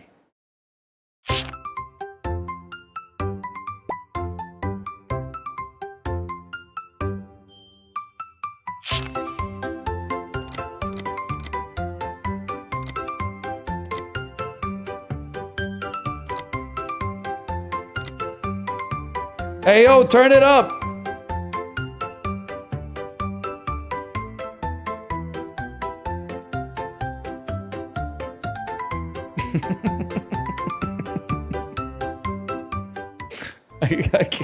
I'm not sure I can do it, man. I'm not sure I can do it. And then I gotta change the game name and everything. I don't know, man. We're playing Toy Smash Kaboom. There's a lot of stuff on the screen right now for a guy like me. It's like Super Auto Pets meets Backpack Battles. It's a hamster ball. Every 13 seconds, you knock back enemies and summon one hamster. This little hamster, upon death, there's a 50% chance to apply 2 magic vulnerability to an enemy. Oh, man, here we go. How to equip? Hold. This is not. I don't know if it's gonna happen, man. Hold the left mouse button to drag equipment into your backpack. All right, I can do that. Rotating. All right, pump the brakes, kid. Let me try the first part before we add something new. Right-click while dragging to rotate the equipment for better placement. Now, would you want to skip or go previous on that one? I guess I'll skip. Hamster ball. We'll put the hamster ball right there. Guess we're gonna buy C3PO as well. The music is taking me out, man. I don't want to battle, man. I got 1 gold and empty inventory spaces. I'd like to buy like a slingshot, please. Hey, Ghost Pepper, thanks for the gifted subscriptions. Thank you. This music is too much, man. This is the type of shit they'd be playing during like a saloon dust-up or something. Scott Joplin. Oh, hand me the aux cord. All right, but you better not play fucking Maple Leaf Rag. Weight limit. Exceeding the limit will apply penalties to summons. Once the cooldown is complete, the summon will spawn above its assigned place. What the hell are you, man? Melee summons will clash when it is getting louder. Melee summons will clash when they collide, and any unit knocked off the table will die. Too heavy. No, what can I do about that, man? There we go. Okay, Isaac Newton. I combined 2 items into 1 item that had half as much mass. The hell, it's getting hot as fuck in here, man. What happened to the extra matter? Combine equipment to craft powerful new items. Hamster plus helicopter equals... Let's see. Hamster copter. Should have known, man. I should have known. The hell is this? Provides 2 slots, items in this. I don't think I can do this. None of the information from the brain is making it, or from the game is making it into my brain. The music's driving me nuts. It's the greatest game ever made. It's the greatest soundtrack ever made. I can't stop hearing I'm Yours. Me at my ex-girlfriend's house in 2010. At least you didn't have to pretend it was soulful. I guess I didn't have to pretend. I debased myself. Don't say worth. That's...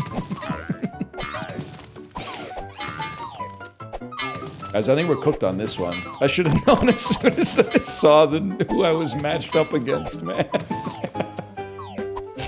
Oh, shit. Shoot me with a damn bazooka, man. I got 199.75 HP. This music would send me into psychosis. Buddy, I was just in England for like 2 weeks. This is the type of shit they're listening to over there. It's just this and Adele. You literally don't stand a chance.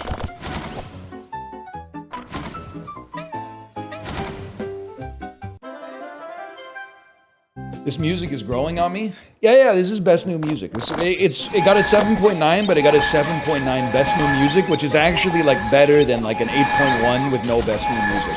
Why is it getting louder? It's so fucking loud. Oh my god.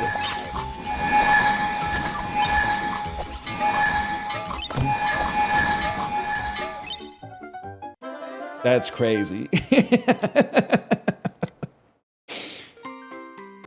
Chat, Welly's still asleep. Do you think we need to save Chiblee? No, I've decided I don't even want to talk about it. I think Chibley's going through... When Chiblee told me that he ordered Cava, I'm not even... Like, this is a pun, but it's an accidental pun. I genuinely thought he DoorDashed from the Mediterranean restaurant. And I was like, whoa, that's interesting. Because we don't even have Cava in Vancouver yet. I thought it was only in, like, New York or something like that. But it came to New Zealand already, huh? So I was kind of glazing him. I was like, let me know how Cava is. I'm sure we'll get it here pretty soon. And then I found out it's the Pacific Island stimulant leaf that you like brew into a drink and then get high on it. Yeah, I get it because I understand, believe it or not. There was a brief period of my life where I was an early 20s bachelor who lived alone. And you're like, maybe I should biohack by taking some kind of like South American drug that probably would be illegal if the government knew it existed. But I got saved. I got into a relationship and then married like a year and a half after that. And it pulled all of my attention away from like the idle hands or the devil's playthings lifestyle that you can slip into there. Do we need to save Chiblee or is this just, nah, it's okay, it's normal? Every guy these days goes through like a betel nut phase. Not the end of the world, I guess. He's just going through the phase. Don't worry about it. Okay. I will say the only time I'm gonna step in, and I apologize if this describes you. The only time I'm gonna step in is if he starts doing cold plunges. And I don't even care if you're gonna show me some data that says they're good for you. If you are doing cold plunges, I just consider you my enemy. I consider you the person who will only be happy with their life when it's so hyper optimized that they're ready to die with maximum efficiency. So if you do the cold plunge, it's founder behavior, I guess is what I'm trying to say. I would rather, it's probably not good for me to say I would rather you do kava, because I don't really know the ins and outs of how bad it is for you. So one second, I'm mogging. I don't really feel comfortable saying that, but spiritually, I know where I stand. Let's just put it that way. I got more sus, I will say though, I got more sus of kava when people in chat were like, be careful. And then one person in chat is like, they're fear-mongering. People have been using it safely for centuries. I don't think there's like anything more of a red flag than when someone says people have been using it safely for centuries. Because he was like, can't they just invent a drug that gives you a little bit of a high that is socially acceptable? And I said, buddy, they did. It's called Diet Coke. It's Diet Coke and I don't know, maybe like a 2 milligram edible or something like that. No one has to know. You're gonna be fine. Everything gonna be irie. You ever broken a window? Yep. Once. So I broke in two. I was trying to figure out what genre the window breaks were in. I wanted to call them an accident, but they weren't really an accident. This is not a story that reflects positively on me, but it was a long time ago. We were in college and we used to go to trivia night on Thursdays at a club that was like, we had to walk a little bit across town to get there. And then we would get hammered because pitchers of beer were like $12 Canadian. And then on the walk home, being a few pitchers deep at midnight, 1 a.m., we had to walk by one of our friends' houses. And we were like, wouldn't it be funny if we threw rocks at his window to wake him up? So we were hanging out in his backyard, throwing some rocks at his window, you know, and they were going ping, ping, ping. And like, he wasn't waking up. And it wasn't me who threw the rock, but one of my friends picked up a bigger rock and threw it at the window, and it shattered the window. And we were like, cheese it! And we ran home. And then he came over to our house the next day, and he was like, you know, I know it was you guys that broke my window, because I saw you throwing rocks at my window. And we were like, yeah, you got us. And he was like, okay, well, like, don't do it again. And we're like, of course. But then, like, the next week, the devil gets into you a little bit, and you're like, now that he told us not to do it, how funny would it be if we did it? And then we did it, and it went down exactly the same way. We broke the window, throwing rocks at the window, and then we were like, cheese it. And then he was really mad. He was insanely mad after that, which is totally fair.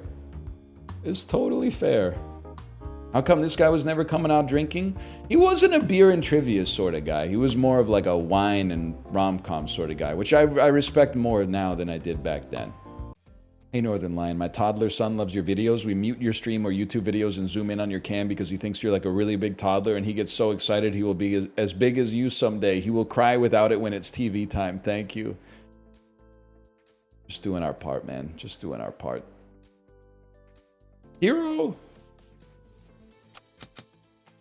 You could say that. You know what? Normally I'd be modest, but we've been doing a lot of good stuff lately. What do you mean it's the shirt? You can't say all shirts with horizontal stripes are toddler shirts.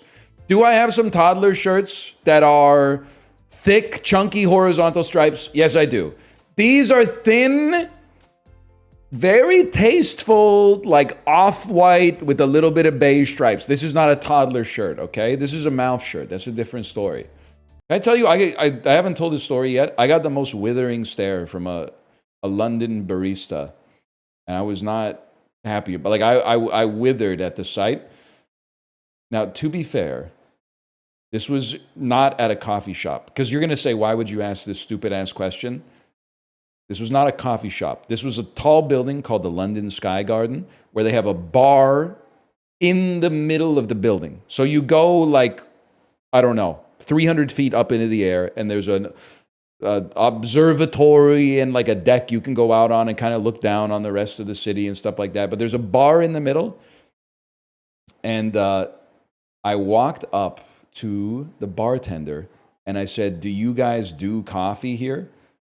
And I don't know what the fuck his problem was with me, but he had no affability whatsoever. I swear to you, he said, I don't know if it's because I said it in a very North American way. Do you guys do coffee here is a very North American sentence.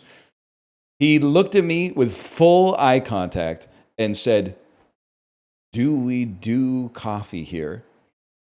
And then he didn't even turn his head. He just used his eyes to like gesture to a large device that I guess must be the coffee machine, and then looked back at me. I was like,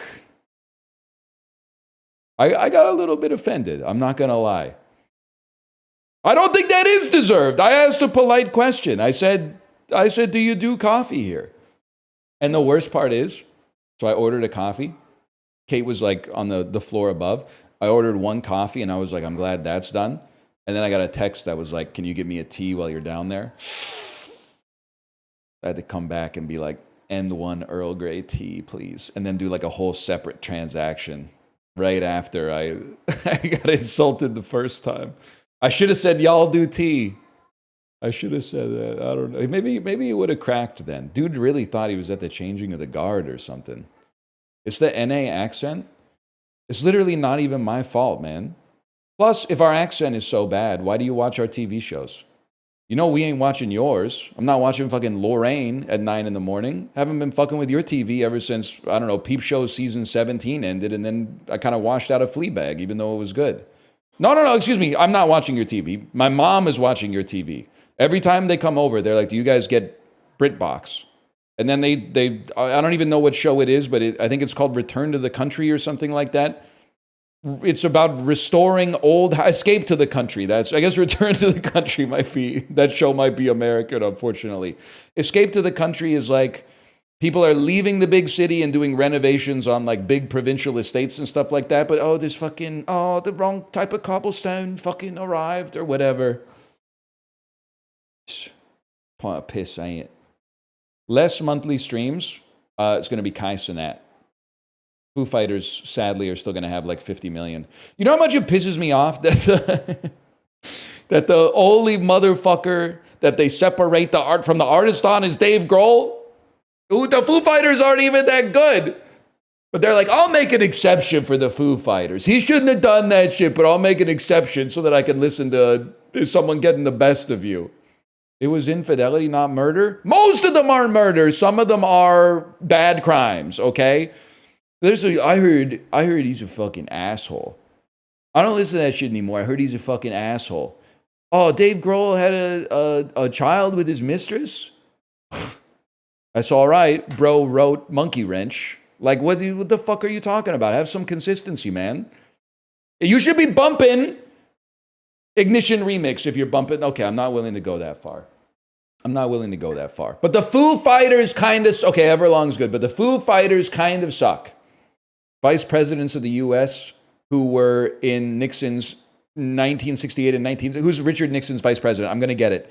It's, I know this. It's not Haldeman. It's, what the fuck was your name? You fucker.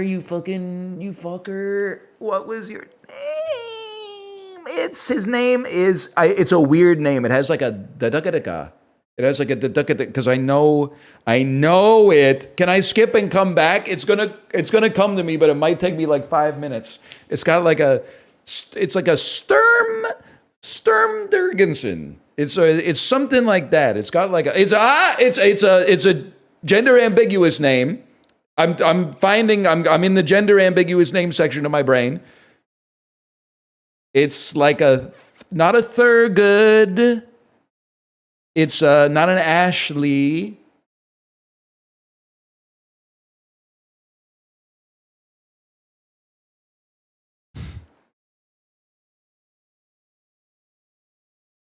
Alistair, what's it? It's ding, ding, ding. They're breaking this is a calcified memory that is being excavated right now by the man in my head. There's an A and an L in it somewhere. It is his name. I'm picturing in my head, Richard Nixon, Vice President. Fuck you. Spiro. Oh, I knew you had a weird name. I knew you had a fucking weird name. To be fair, my brain got pretty close, man. Alistair Sturm, pretty close. You know what I was thinking when I was in a few hotels when I was on vacation. The churches got a lot of nerve asking for so much money. Maybe you wouldn't need to bust out the collection plate so often if you stopped forgetting your fucking books in the hotel drawers of every single room that I've ever stayed in my entire life. Before you expect me to throw $20 in the collection plate, let me see your fucking book budget. How much money have you spent on books just to leave in hotels this year? And I'm not putting $20 in the tin just for you to buy 6 more books of Mormon to put in the DoubleTree. That's crazy. You're just throwing them. You're buying stuff that nobody's ever going to look at. It's a waste of money. That's ridiculous. But you could put a QR. What about a QR code? Put a QR code that says scan this for free money. And then when they scan it, boom, digital version of the Book of Mormon. That's it, man. That's it. You got them. And you could save, I have to imagine at this point, it's got to be like tens of millions of dollars you're in your organization's lifetime. I'm pretty sure it's not the church is doing. It's got to be the church, man. No shot a bunch of people from Utah are packing a suitcase full of Bibles and then changing rooms every day. Like, that seems crazy. It'd be heavy as fuck, man. You know, can I tell you something else about British Airways? I'm putting your whole country on notice, not just the airline. Maximum size of a bag, 23 kilograms, okay? Keep that number in your mind, 23 kilograms. We put our bag on the self-service bag scanner. It said, we can't proceed. We don't know why. We just can't proceed. So we call over an agent, and they go, oh, that thing that says they don't know why they can't print your tags, that's because your bag is too heavy. It has to be under 24, specifically 24 kilos. Okay. So we open up our bag. We take out a kilogram of children's books, put it in my backpack, ruin my fucking spine for life to save a few pounds. It goes to 23.9 kilos. 23.9. Under 24, above 23. She says that's fine. As long as the first 2 digits are 2 and 3, you're okay. No problem. It printed out the baggage tag. You know what it printed out alongside of the baggage tag? A second tag that says, please affix this to your bag to let the baggage handlers know that it's heavy.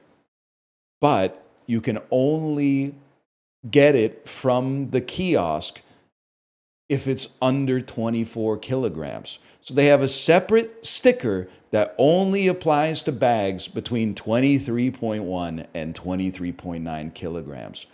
What the fuck are you doing? That's insane. Like a heavy but not too heavy sticker that legally I have to put on my suitcase. They love rules. And they do coffee there.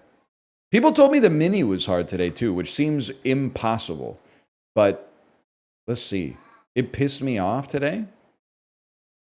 Subscribe to play the Mini.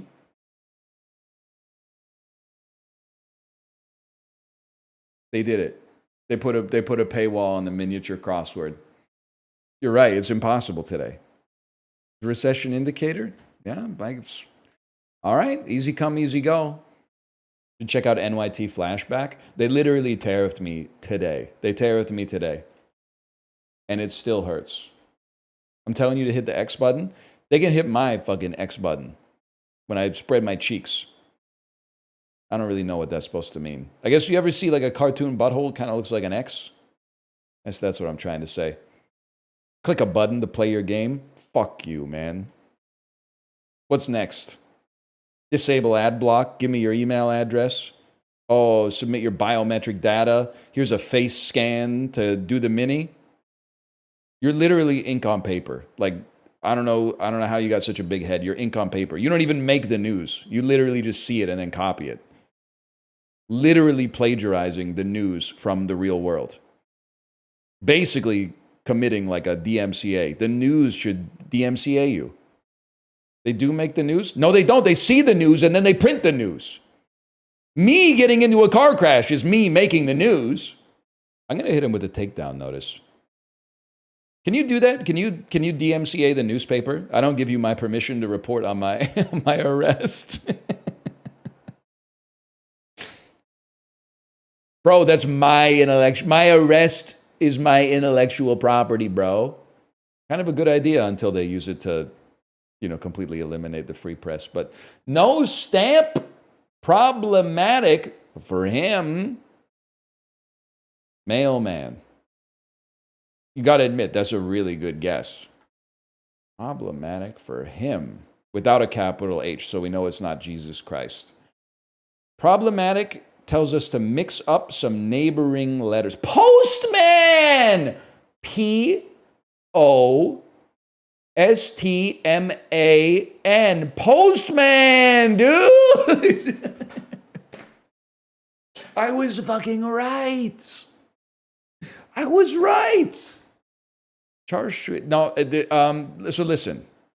I think I'm as I approach middle age, I'm realizing that I've finally figured out who I am, and it's annoying, and it's smug, and it's self-serving. I've become a paladin for authenticity. This is inauthentic. This is not made to eat. This is made so that people will look at it and go, wow, that food looks so good. I would love to have people know that I'm eating that food. This was made by a fucking proper a guy who didn't want to fucking be there, you know? It's made by a guy who resented being, fucker called in sick today. Now I gotta go in and cook the onion bhajis. And that's real, man. That's fucking real. This is not real the way they got the kit in the background. They got the reflective surface with the paper just right and the spring onions cut on the bias that there's no fucking way. You are not real. I cannot vote for you because you are not food. You are an advertisement. You are food. Someone took a bite of the French fry. You are not. You reek of artifice. Thank you for clarifying it into a single sentence. That being said, it is going to win, obviously. But now to recognize the evil and use the evil against itself as an agent of good. That's okay, I think. Now, whoever made this is real, but they need to figure out what the hell they're doing. Because this is just, I don't care how real you are, this is not okay. That's really bad. That might be the lowest score I've ever seen in Scrandle, and sometimes you get a cup of bugs. Fish and chips with curry sauce versus the pastrami grilled cheese. I have to be honest, the pastrami grilled cheese looks pretty good. Now, this is one where I'm like, this is not an artifice versus genuineness. I'm just not a big believer in the fried egg on the burger. But I think this is going to win because people have a big old boner for breakfast sandwiches. Yeah, okay, I'm back. Balti pie chips and curry sauce. It looks pretty good. This is a disaster, but it'll win because people like to debase themselves. Never mind, the world has become better. The pie's upside down. British people told me that that's how they serve pies there, man. They because they turn the pie tin over and then knock out the pie. You know what they do in North America? I think you put a fucking butter knife into the pie tin and kind of go like, pop it out. I mean, I'd rather have this. That looks pretty good, though. Oh, fuck you, man. That's just, you don't even have to waste any time thinking about this. I think that one, it's not even that the food looks that bad. It's just that you have to work harder to make a cheeseburger look that bad. But all they had to do, if you're making a cheeseburger with that few of ingredients, all you got to do is center the patty and center the cheese, and that's it. To have the cheese off-center and the patty off-center on the bun is just, it means that they hate you. It's going to be taqueria soft tacos. The potato is just isn't even worth talking about. It's Smoking Joe's hot dog. I don't care how fucked up it is. What the hell am I going to do? Oh, I know what I'm going to do. I was going to play that Is This Seat Taken game. Overwhelmingly positive reviews. Listen, you are not going to believe that I'm an NDP voter after what I'm about to say.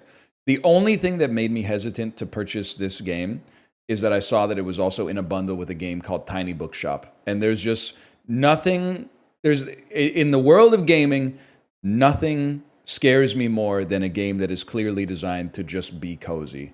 It's not like an evil thing. It's just not for me.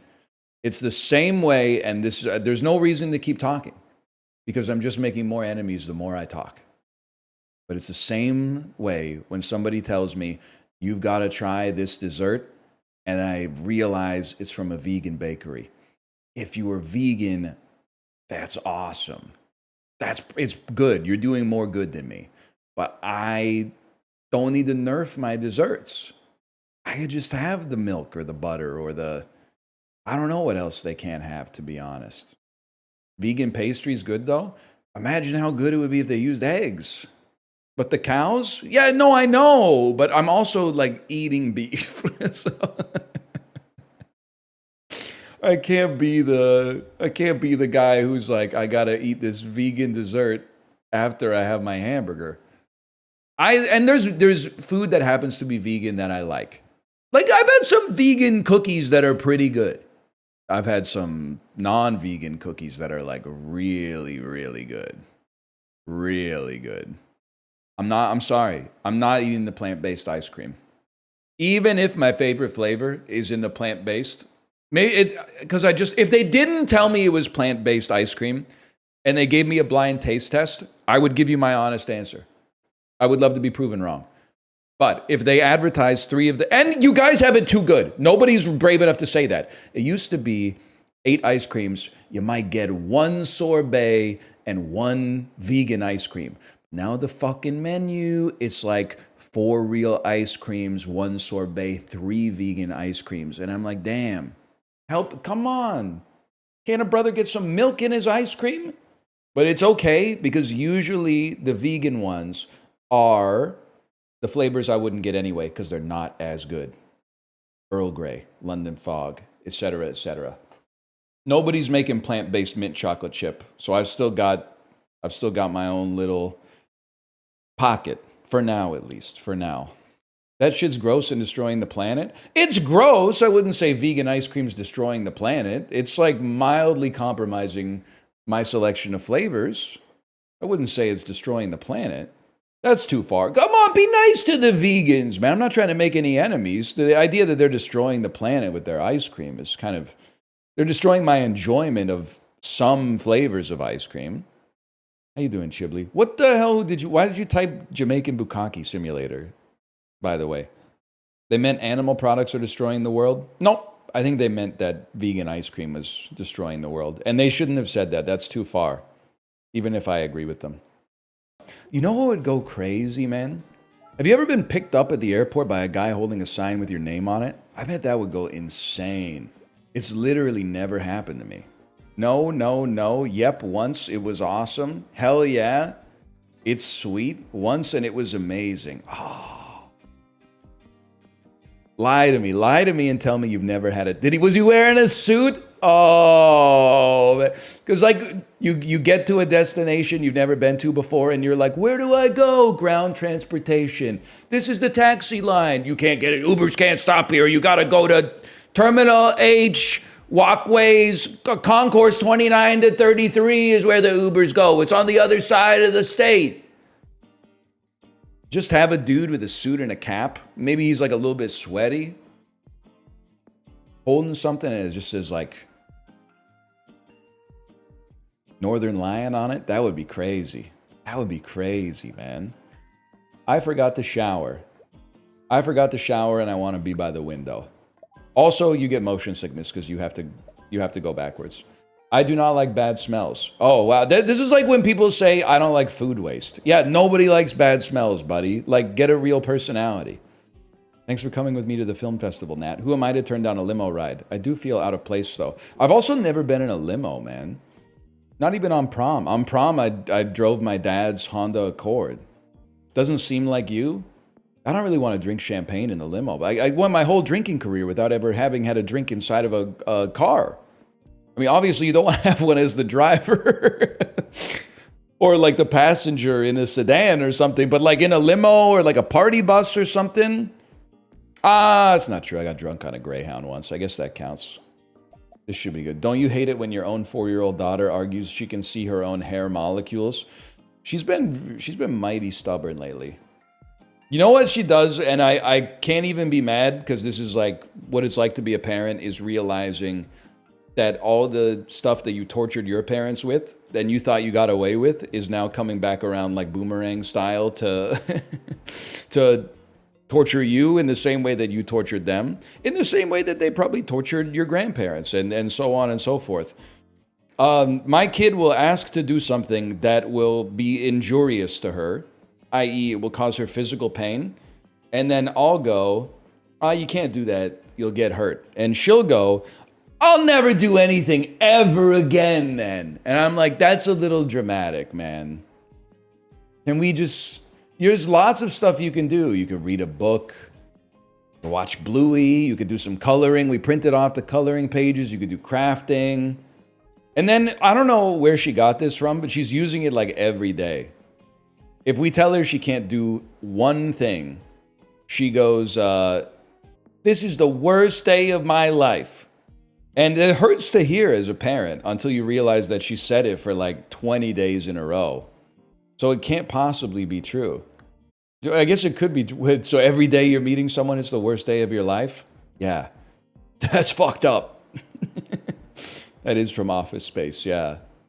But then the other thing is, there's a flip side to that, which is that last night her Halloween costume came, and it's a very cute like R2-D2 costume. She put it on this morning at like 7 a.m. because it was the first thing she wanted to do after she woke up. And then she said, this is the best day of my entire life. And I went, you know what? You take the good with the bad. Halloween costume in August is a bit early. Yeah, it's not made out of food. Hope that helps. It's hard to find a Halloween costume in October. Not if you're bald. Aluminum foil. Cut out the Starfleet logo. Maroon shirt. Electrical tape on the shoulders and clavicle. Boom. Captain Jean-Luc Picard, 2 seconds. Too much work for you? Gray shirt, gray pants, Dr. Evil. Let me think, what else you got there? Suit, I'm Nicholas Holt's Lex Luthor from the Superman movie that came out this summer. That, true, tight white shirt, white jeans. Mr. Clean. It's easy, man. Being bald is actually like, it's kind of a superpower on Halloween. Sorry, I saw the one that said, get a wheelchair in your Professor X. That's you can't say that. You can't say that, but that is. It's an easy Halloween costume. All I needed to do was get this wheelchair.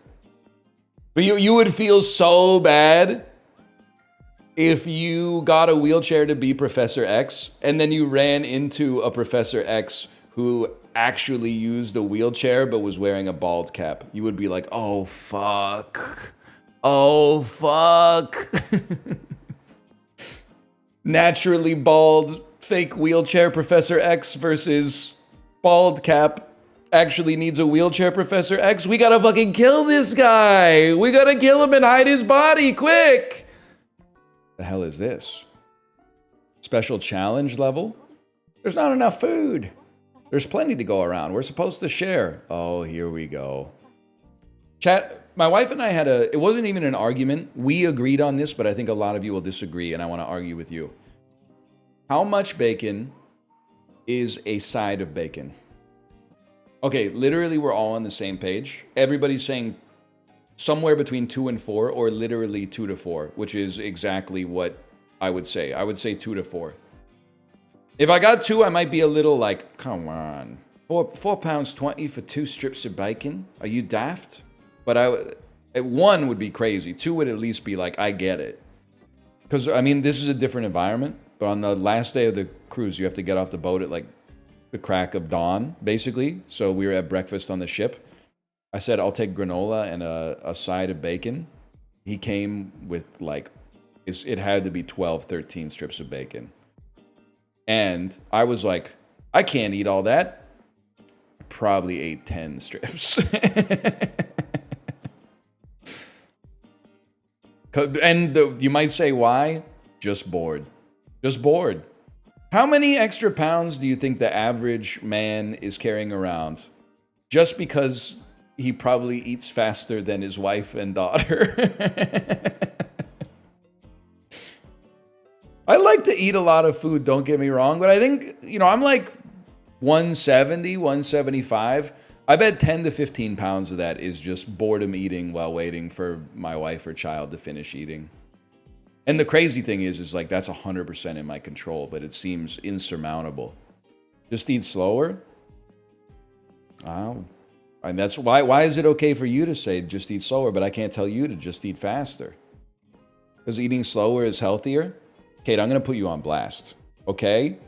And I'm sure you're not the only person out there doing this. I'm sure there's lots of guys out there that are going to say, so true, my hottie wife also does this.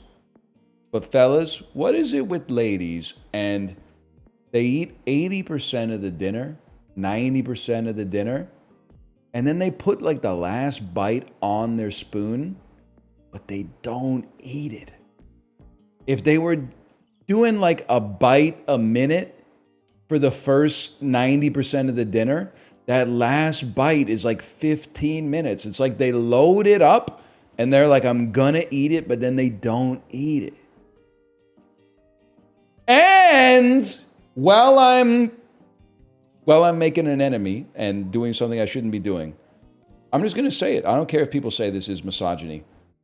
Men clear women at drinking an entire glass of water. I'm sorry. You will not see me with 1/4 of a glass of water hanging around on a kitchen island or my desk or the coffee table or something like that.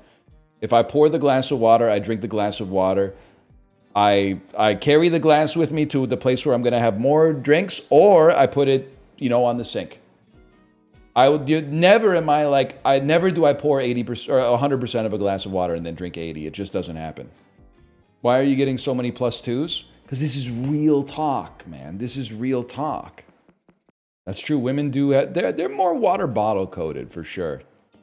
I work in food service and can confirm it. They'll ask for water and then not drink it. Science. Here's my theory. My theory is that, and this is not meant to be negative, my theory is that, especially if you buy a drink from a coffee shop, part of the value of the drink is the flavor of the drink, but part of the value of the drink is having a nice drink. And there's a constant calculus that they're running while they drink the matcha latte, which is another sip of the matcha latte would be nice, and that's why I bought it.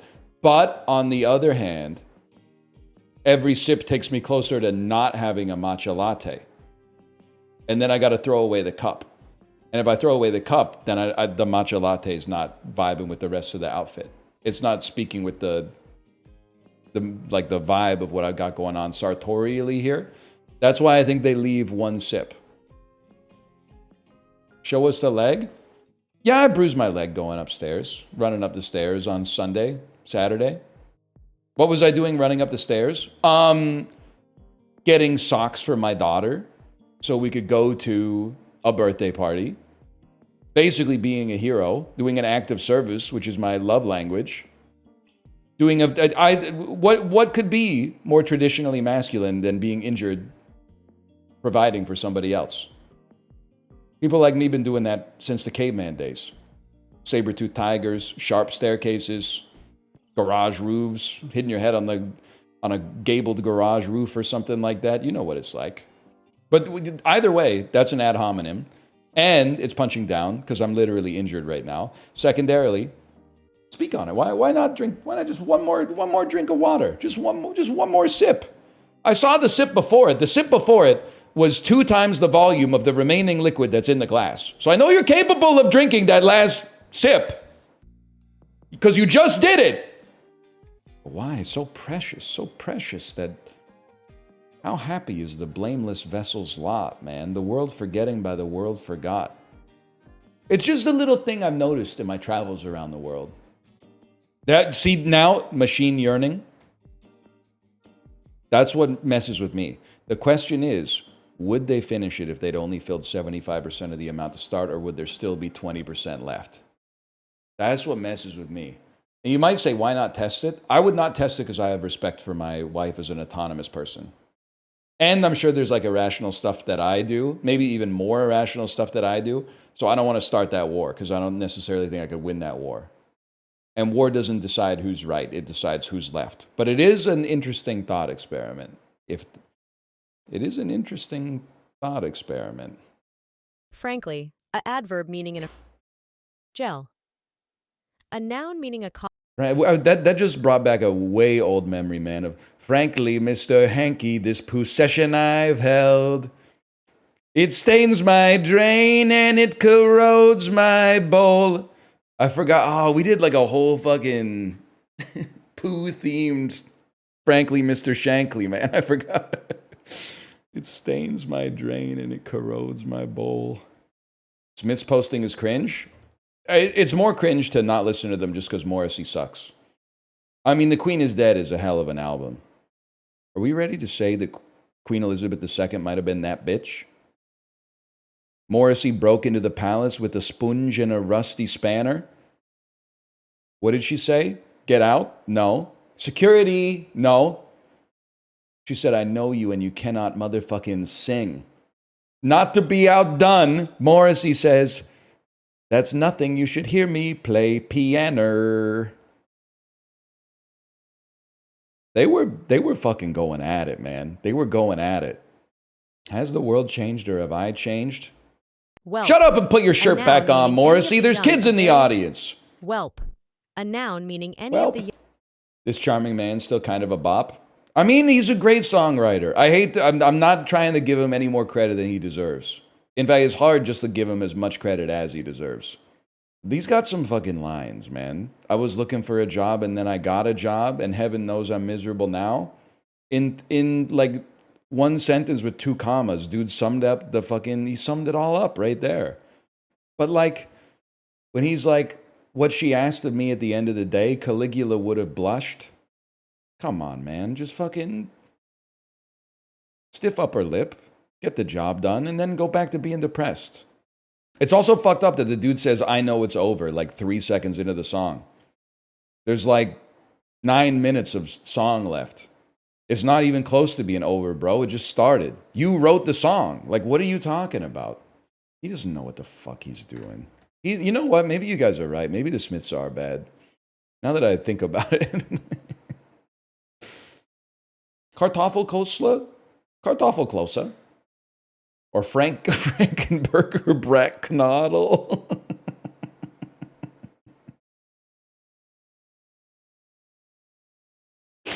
Oh, shit, dude. I know, it's like everyone's laughing except the people that are from Germany who are like, I don't get why it's funny. Is it funny because it like doesn't look good? I'll meet you in the middle. It's funny because in English, the words Frankenburger Brattknodel sound really, really funny. Like, because a Frankenburger is kind of like a real thing. Like if a burger became so big that it looked monstrous, you might call it a Frankenburger. Hello, honey. Oh, sorry. I thought that was my daughter. I don't think it's my daughter. I think it's R2D2. I think it's the robot known as R2D2. Sorry, the droid. Here, you can stand right here. Hello, R2D2. Welcome to the show. R2! You're not supposed to go down the stairs as a robot, R2. I thought me and the princess told you many times. Your robot body makes going down the stairs quite dangerous. R2!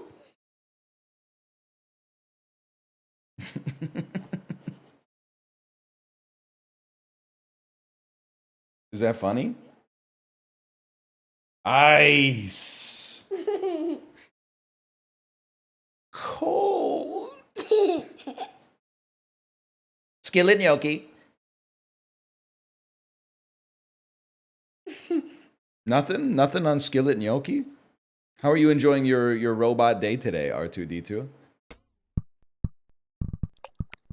I forgot you have to speak robot. Beep. You probably don't understand what I'm even saying right now. Beep. That's right. Beep. You want to make sure you're in the picture?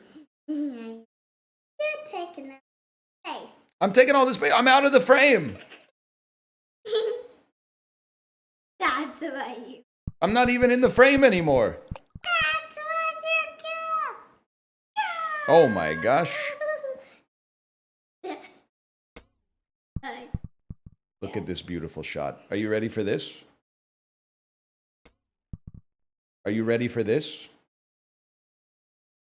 Off the back wall. No! Yes! Yes! Yes! Is that funny to you when your dad experiences anguish like that?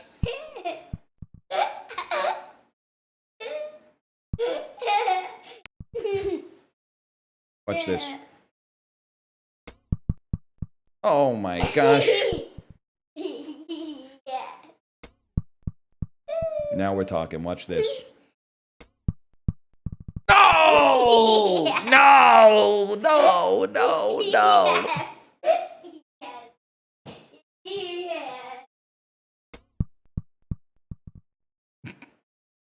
Okay, one last chance. Oh!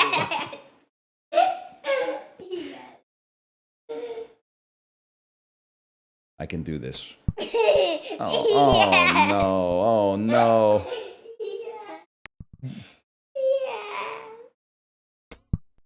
Perfect. Perfect. There's no way this could go wrong. Oh my God. What do you think? Is this the one? No. Oh! We made it. Yee-hoo, yee-hoo. Yippee! Chicken coffee. Don't fart on my hand. R2D2 doesn't fart in the movies. I don't know. I haven't seen Rise of the Skywalker. He might fart in that one. You want to help me? Okay. What angle do you think this is? Diagonal. Diagonal? What do you think this angle is? You think you got it all figured out, huh? What angle do you think that is? You're probably going to say something like 147. 140, Daddy. 140, Daddy. I don't think you can sit on my lap in this R2D2 costume. Come on, I can't. You can't bend your knees. I can't. I can't. I can't. I can't. I can't. I have to get to my keyboard. Please, please, I have to get to my keyboard. Dad, I'm gonna swim off, please. Yes. Yes. I think this might be 163.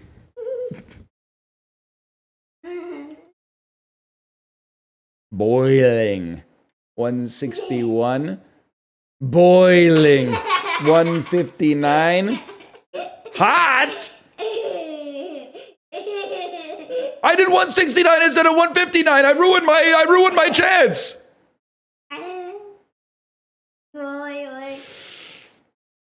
I think it's 159.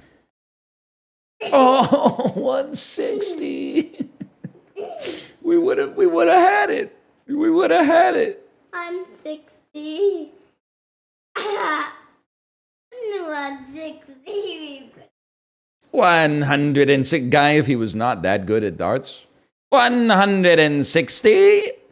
You know what was fun about watching darts is when one of the pros royally screws up a shot and then the dude doing the announcing has to do a bunch of math really quick instead of just saying 180. And he has to go like 113.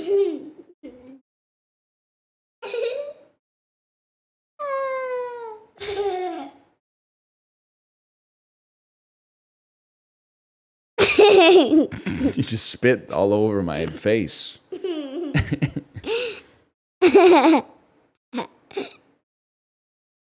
Are you saying you look like you're going to say something into the microphone, but then you're not saying anything.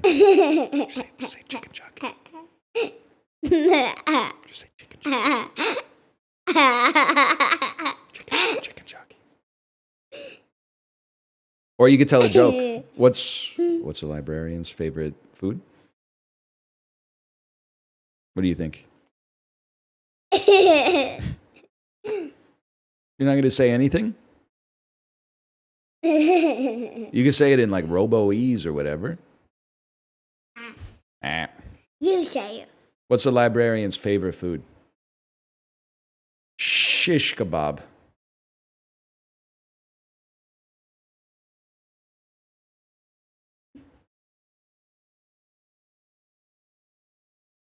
I get it. They're always telling you to shh.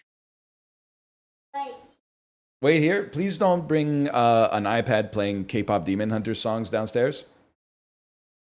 You're going to get me in trouble with Sony Pictures. Those songs are big right now. Yes, honey. Oh, no. No, you can't play K-pop Demon Hunters on my stream. It's going to get me in trouble. You can't, I can hear it. You can't play that.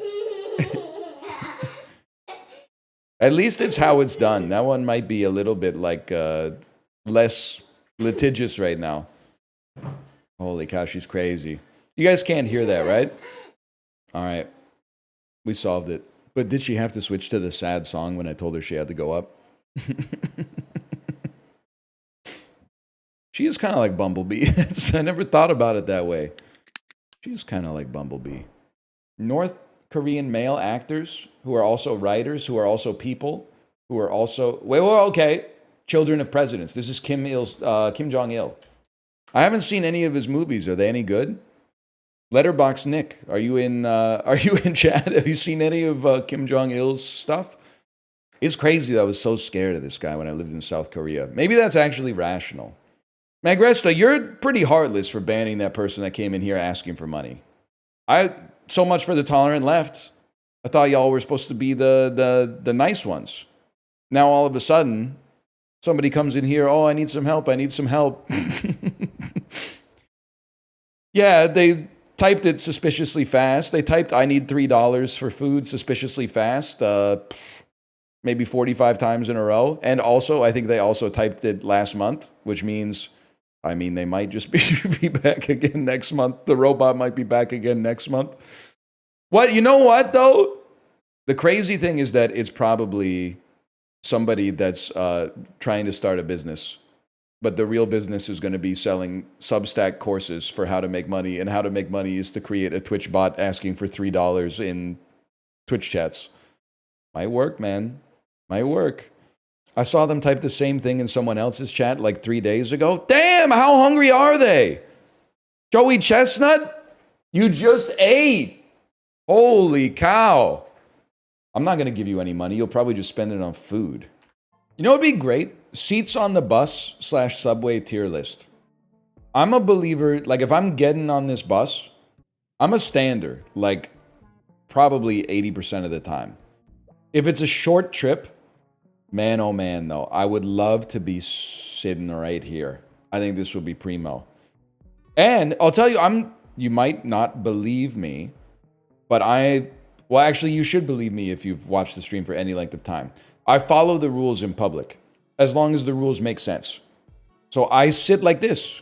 I leave the extra space for somebody else to get in there. I don't do the thing where I'm like, I leave one seat open, but they're going to have to like ask me to move to get to the window seat, which means that there's like a 99% chance that that seat's always going to be free. I don't do that. I slide over. It's much more ethical to ask them to move so you can get out when you have to get off than it is to like pseudo block the seat. Also, every time I'm sitting down on the bus, I'm praying, and this is reprehensible. I'm praying an old person or like a single mom with 4 kids gets on so I can get the privilege of giving up my seat and everyone on the bus clapping and cheering and applauding, having them go, are you sure? No, I couldn't put, and I'm like, come on, I insist. Please, I sit down all day. You go ahead, you take it. You're a hero, you're keeping the society turning. Go ahead. Sorry, we got a Ricky comment. I'm up at the front, screaming and trying to hit the driver moments before getting my ass beat in a viral TikTok. Cut that loud mess out. I'm hungry. Okay, I have a burger. You have the fries. This is so, and this might be gay coded as well. I just wouldn't know. But this is so heterosexual date coded. Him burger, hers fries. 100%, man. Or, more likely, he ordered a burger and fries. She said that she didn't want anything. But then she eats 50% of the fries. And you just got to take it. You just got to tank, because what are you going to do? Be like, those are my fries? Would you ever open a restaurant? I don't think so. But I think it's a bad business idea, but the aura and the vibes would be crazy. Being the owner of a restaurant, if you took away like the financial stress that is always hanging over your head, probably feels awesome as fuck, man. I'm starting to feel like I'm making a bit of a name for myself in my local community. We were away for 2 weeks. We came back jet lagged as fuck at the coffee shop as it opened, like an alcoholic. Waiting, hands shaking, waiting for them to like put the key in the doorknob and like open the coffee shop, which is psychotic. And then when I got to the front, which was immediately, because I was waiting for them to open, the barista said, she looked at me and she said, "Iced Americano." And I said, yes, but internally I went, yeah, I'm a regular, man. I think it's the first time maybe the first time since college I've been a regular somewhere. What's crazy though is that I was kind of like, I was drinking a lot of flat whites in the UK and I was like, maybe I'll have a flat white today. But then she said, "Iced coffee?" And I went, that's all out the window. I'm Mr. Iced Coffee now, or Iced Americano. Is anyone else insane like me? Anytime I come back from the bathroom, I'm begging for someone to say you didn't wash your hands. And then me be like, "Oh, really? You think I didn't wash my hands? Check this out. Why don't you smell them?" And then they smell them and they smell that kind of like pink soap you can only get in a public bathroom. And they're going to be like, "No, he did. He did wash his hands. He owned me." That would be sick, man. That would be sick. One of these days it's going to happen. And I don't know. I'm going to knock it off the bucket list, man. Skip intro. That's okay. Sorry. We'll play some more. Oh, I'm getting dizzy. Oh my God. I'm sorry. If you get dizzy at the front of the boat and you don't like bad smells, I know a perfect place for you to go. It's home. You should go home. You're in public. You're going to interact with other people. You're going to experience stuff that inconveniences you. You don't get to be like, I want to sit here, but I don't want to be at the front of the boat. And I got to be facing the same direction that the boat is traveling. And I don't want to sit next to anybody. And I got to sit next to this person. And I want to steal popcorn. You can't do it. I want to be alone. Sit next to the driver then. I want to be alone. I want to be alone. I want to relax and take photos of the view. Easiest game of my life. Driver doesn't count as a person. I'm not weighing in on that. They're literally the most important person. Every time that I'm in a tour bus, I make sure to make eye contact with the driver to make sure they haven't been drinking. The scariest places I've ever been in a bus, 100% U.S. Virgin Islands and the British Virgin Islands. Some scary driving going on over there. Jamaica pretty close as well. I always wonder. Seems like a lot of pilots have gone crazy lately, and they're like, "Hey, mind if I go into the cockpit?" And then they try to like grab the yoke and just crash into the ocean or whatever. I always think about, man, this bus driver, if this bus driver's having a bad day, we could all be cooked, man. It's never happened, but I've had some very, very dark thoughts on the bus. Like if this guy might check his phone halfway through the bus ride and be like, "Man, fuck this." I'm gonna head out. You guys think it's worth requesting the vegetarian or gluten-free meal on the airplane so you get your food before everybody else? I think this is not... I'm sorry for ruining like a good thing for you guys. I think they should start serving the special meals. I'm not going to say they should serve them after all the other meals. I think they should flip a coin. I think at the start, because they're already doing all the announcements anyway, they should flip a coin in the cockpit and be like, we're serving vegetarians first on today's flight. And because you could hear the fuselage. Everyone would go, yes! Oh, man. Why can't they do both at the same time? I think it's because, like, they only have a few vegetarian, and then all the other ones are in a big trough, essentially. So they drop off the special ones, and then they come through with the rest. I mean, honestly, I think I would be a shit flight attendant, to be honest. I like having a lot of space to work with. It's crazy to me that they serve, like, 90 different drinks on the airplane. In that little beverage cart, man. They should just have, like, water and Coke Zero. Also, don't you hate when you're thirsty as fuck and you're about to get your free half can of Diet Coke in Coach, but then the boomer in front of you orders like 6 miniature bottles of red wine and can't figure out how to get tap to work on the point of sale machine, and you're like, please! It's like the only part of the flight I'm looking forward to is getting this beverage. Just getting a little bit of liquid on this dry ass, like, 777, please, for the love of God. Then the dude, like, 2 rows in front of you is always like, what kind of red wine you got? First class is not worth it. I'll be honest with you, I may be a coach flyer until the day I die. But there is one thing, and I think I'm going to get a lot of -2s. There's one thing you will never see me doing. I think I'm very unlikely to pay three grand to fly in the front of the airplane, because that seems crazy. They know the flight isn't forever, right? Like, it's going to be over at some point, and then your money's gone forever. Like, they're charging like it's going to improve your life forever, is what I'm trying to say. So it's not going to happen.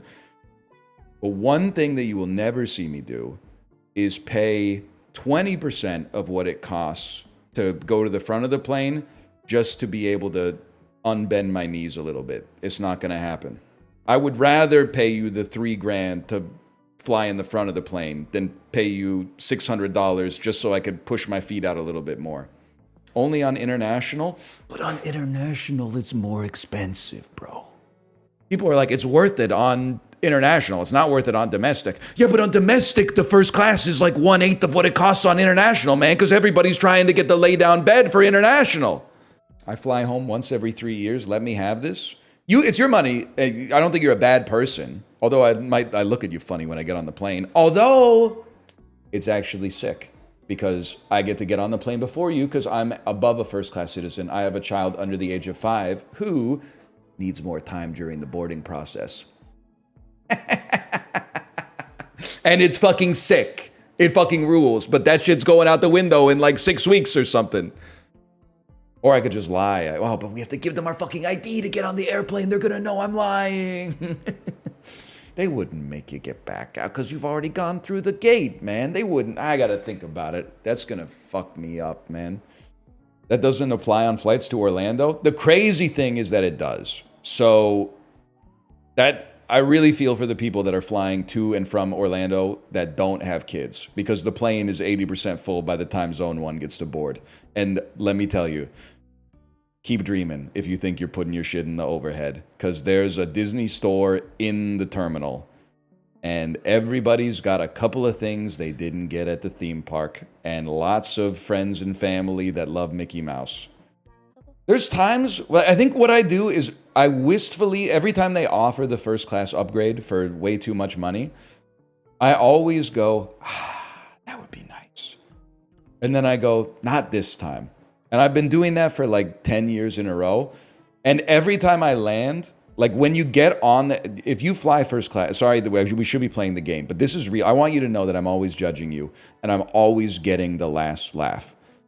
I see you when I fly and you're in first class and you got your fucking whole family with you and you got your glass of water, and sometimes they even have like a bottle chiller and stuff like that to keep your water cold on the airplane. And you got your feet stretched out, and you got a bigger screen. It's like 7 inches instead of 4.5 inches and stuff like that. So I see you when I'm getting on the airplane, and your smug sense of superiority and your fucking Patagonia quarter zip with the Hugo Boss light windbreaker over top of it. I fucking see you, and I'm here to tell you, nobody thinks that you're awesome for using PowerPoint during the airplane ride, okay? That's not real work.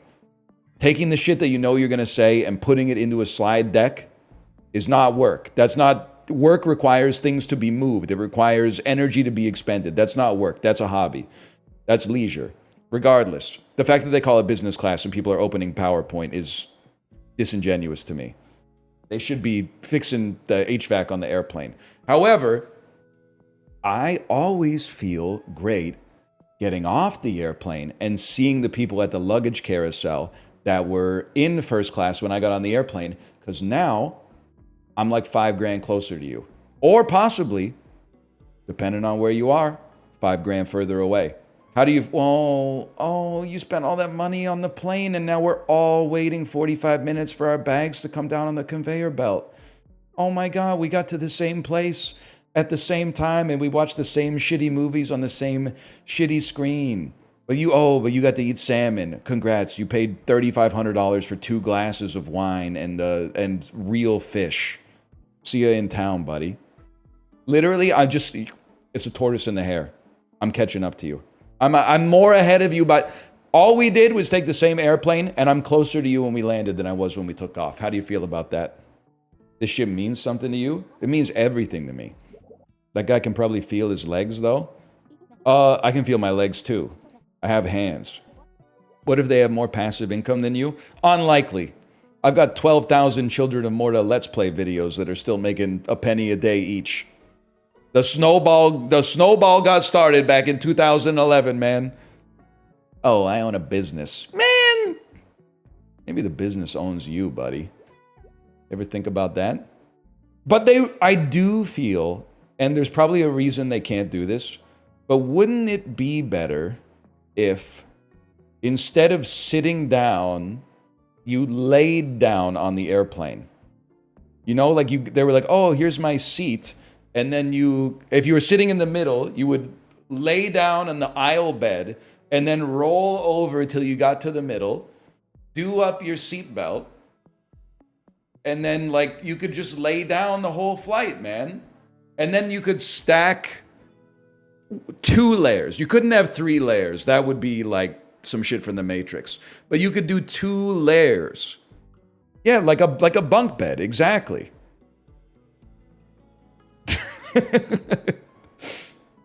I think that could be sick, man. I think it could be sick. 2 layers! There's only 2 layers on the airplane. 2 layers! I think it could work, man. Please don't describe it. I would not use the term that you're using that I don't even feel comfortable saying.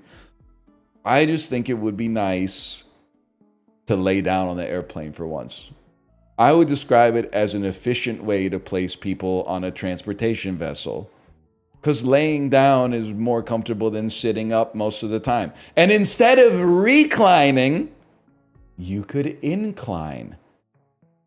And if you're sitting down, reclining like 2 inches is just sitting down. But if you're laying flat, inclining like 2 inches is borderline sitting up. You get the best of both worlds, man. You get to lay down and you get to sit up a little bit. I told my wife this idea with half the plane having beds and half the plane having seats so people could still choose. They gotta treat us with a little dignity, man. I do think that the real problem is not the optics like you seem to suggest. I think the real problem is that if someone doesn't have their seatbelt on and there's any turbulence, the people on the top bunk are gonna smash the shit out of their skulls on the top of the airplane, which seems really unsafe. It also, now that I think about it, turbulence is not that scary when you're sitting down, but if you're laying down, it might feel like you're the dude at the end of 2001: A Space Odyssey. I'm not sure. What about the overhead bins? They become underbed storage. You slide out like a drawer that's the same size as the overheads and put your carry-on in there and then slide it back in. And that eliminates the problem of, can somebody look this up? Somebody get grok on this. How many people die every year because a carry-on suitcase falls on their head out of the overhead bin? I genuinely believe it could be 10 people getting like a brain hemorrhage from that. Why not sedate the passengers and then stack them? Low key, it actually would be sick if they anesthetized you for your flight. But the odds of you dying would absolutely, they would probably go up by 10,000% if I had to guess. And flying would be really expensive because they would need to have like 100 anesthesiologists on every plane. If you thought it was expensive already, wait until they get 100 of the highest paid doctor discipline on the airplane too. Anyway, sorry. It's okay, the game's boring. It's not boring, it's just more fun to talk about nonsense. No game can beat that, man. I want to be with Isaac. No comment. I want to be by the window. That's gotta, dude, that's like a fucking, that's a sad story, man. I want to be with Isaac. I want to be by the window. Damn. I love you. I love the view. I love you. Jack be like, I love you. Isaac be like, I love you too. Why is it muted? Chibli, did you hear my idea about instead of sitting in rows on the airplane, they give you bunk beds? Don't close your eyes. Chat's about to tell you why this idea won't work. And why I'm a bad person for coming up with it. I don't have a moral issue with it, but I wish people wouldn't blast music on the bus. This is an overarching bit. If you say things are getting worse, like people are getting less courteous to one another, some motherfucker with video essay knowledge will come in and say, well, did you know that actually in the Roman days, they used to write back then that like the next generation is worse than the one that passed it? Well, two things. One, the average person that's blasting music on a bus is not necessarily younger than me. A lot of them are younger than me because I'm pretty old, but a lot of them are also old people who apparently don't have headphones but have to listen to like a live Journey concert with their volume cranked all the way up. But the other thing that you have to consider is that maybe people have been getting worse for like 2,000 years, bro. Maybe every 10 years things have gotten just a little bit worse in general, or people have gotten a little bit less polite to one another. I don't know, maybe back in the Roman days, people were like, top of the morning to you or whatever. But I do feel that this didn't used to happen. There used to be less noise pollution out in public. I know you're going to say that's not true because you've seen 1980s movies where a skinny dude in a crop top rides rollerblades while holding a boombox like this. But that was like one dude in every town, okay? There might have been like, depending on the size of your city, there might have been like 8 guys like that in the whole city that were rollerblading and like looking snatched as fuck while holding the boombox like this. And we liked them because there was no other way to experience music outside, man. But just letting your music or your podcast go in the open air these days is crazy. Especially, that's one thing I'll say about millennials, man. Millennials are the headphone generation. We respect it. It's okay, I'm usually playing your stream. Hey, yo, guys, the bus is gonna crash. Let's all rush the bus driver. Everybody listening to this in public right now, rush the bus driver. Take over the bus.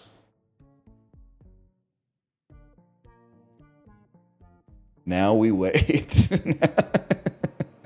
Now we wait. You've ruined my 99 Beeline trip.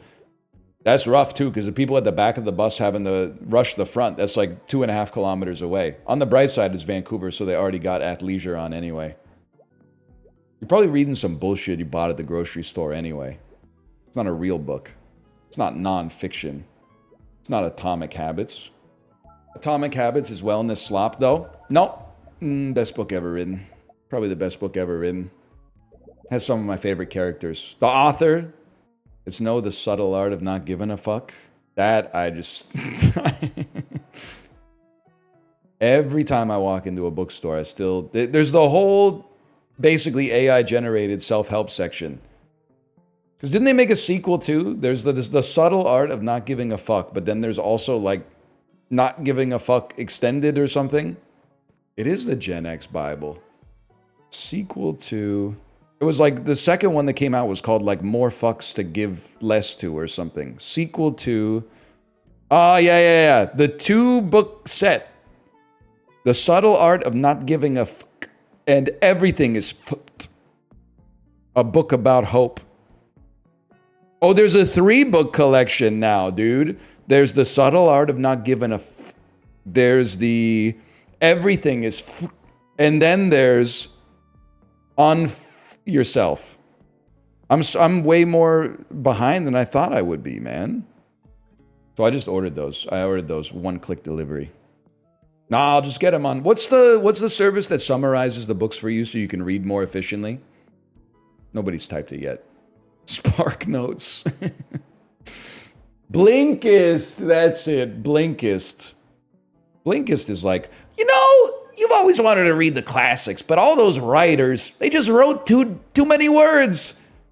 Damn book is too long. Hey, Tolstoy. Anna Karenina is too long for a book that's consistently found in the young adult fiction section of the bookstore. Get a clue, bozo. We need you to be more laconic. Look at that. Did the lamps make the bugs go towards the lamp? I see what you're saying. I like bugs. There's a difference between liking bugs and wanting them around you when you're having a picnic. If you want bugs around you when you're having a picnic, that's like you're a villain. That's like a villain origin story from a comic book. Thinking that like a beetle is cute or something like that, that's one thing. But being like, oh yeah, ants come. You know what my favorite part of a picnic is? It's when a line of ants carries all of my watermelons and baguettes and bottles of wine out. And then I only notice once I open my eyes and I go, where's the food? And then you gotta go, you see the ants and they're going to the anthill. And then you gotta go, and you put your book down and you go, and then you get to the anthill just before they do, and you go, and then the ants have to hit the brakes, like they all slam on their heels, and it goes like, and then there's like a little ant pile up, and when it piles up, you're holding the picnic basket, and all the food just goes back into the picnic basket, and you close it up, and then you walk away, and you put it back on the checkered blanket, and you go to eat something. You get like a fork and you put like an olive on the end of it and you're reading your book and you go, but there's no olive on the end of the fork. And then you go, but there's no olive on the end of the fork, man. And then you see that there's like 100 ants on each other's shoulders that are grabbing the olives off of the fork and then you start doing it faster and faster and faster and faster, and it goes ding ding ding ding ding ding ding ding ding ding ding ding, and then you go boom, and they go, they get like little birds flying around, and then you grab your olives, you go like, and they you get them all in the jar. I haven't figured out the rest yet. But at some point, the ants are going through the holes of the Swiss cheese. Like, as you try to squish them, they're like going into one hole of the Swiss cheese and then popping out of another one. And then they're trying to, like, hit that one, and they're popping out of another one, and you go, tunk, and they're, tunk. And then you go, tunk, and then the ant's head, like, pops out of the one that's close to you. And then you go, argh. When's the last time you had an adult conversation? It's been a while. I was at a birthday party with other adults on Sunday, but I was so jet lagged. I was eating crudité, and then I saw a dad that I'm friends with. So I went to shake his hand, but I didn't take the carrot out of my hand. So when we shook hands, I said, sorry, that there was a carrot in my hand. And he says, that's the first time that's ever happened to me. And I didn't know what to say. So I said, don't worry, I'll still eat it. I think he might have thought it was like flirting with him. I don't know. It was, I was not at my conversational best. I was kind of, I missed the QTE. Maybe they just think I'm funny. That would be a first. You shouldn't say everyone's on the spectrum when you talk about autism. It's not correct. Yeah, some of us are off the spectrum, myself included. So far off the spectrum, we're handshaking people with crudité in our fucking palms, man. Nah, they had me clocked as soon as I toe walked over to him. I bet he was like, this dude's probably going to have a carrot in his hand. I'm sorry, I don't mean this to be rude to you. I don't care about Silk Song, which is fine. But I'm tired of people acting like if you say you don't care about Silk Song, it means you hate Silk Song. I don't hate Silk Song. I just don't care about it. We will not be playing Silk Song. Regardless of its reviews, we'll be being indifferent to Silk Song. And the reason is I hate going back for stuff.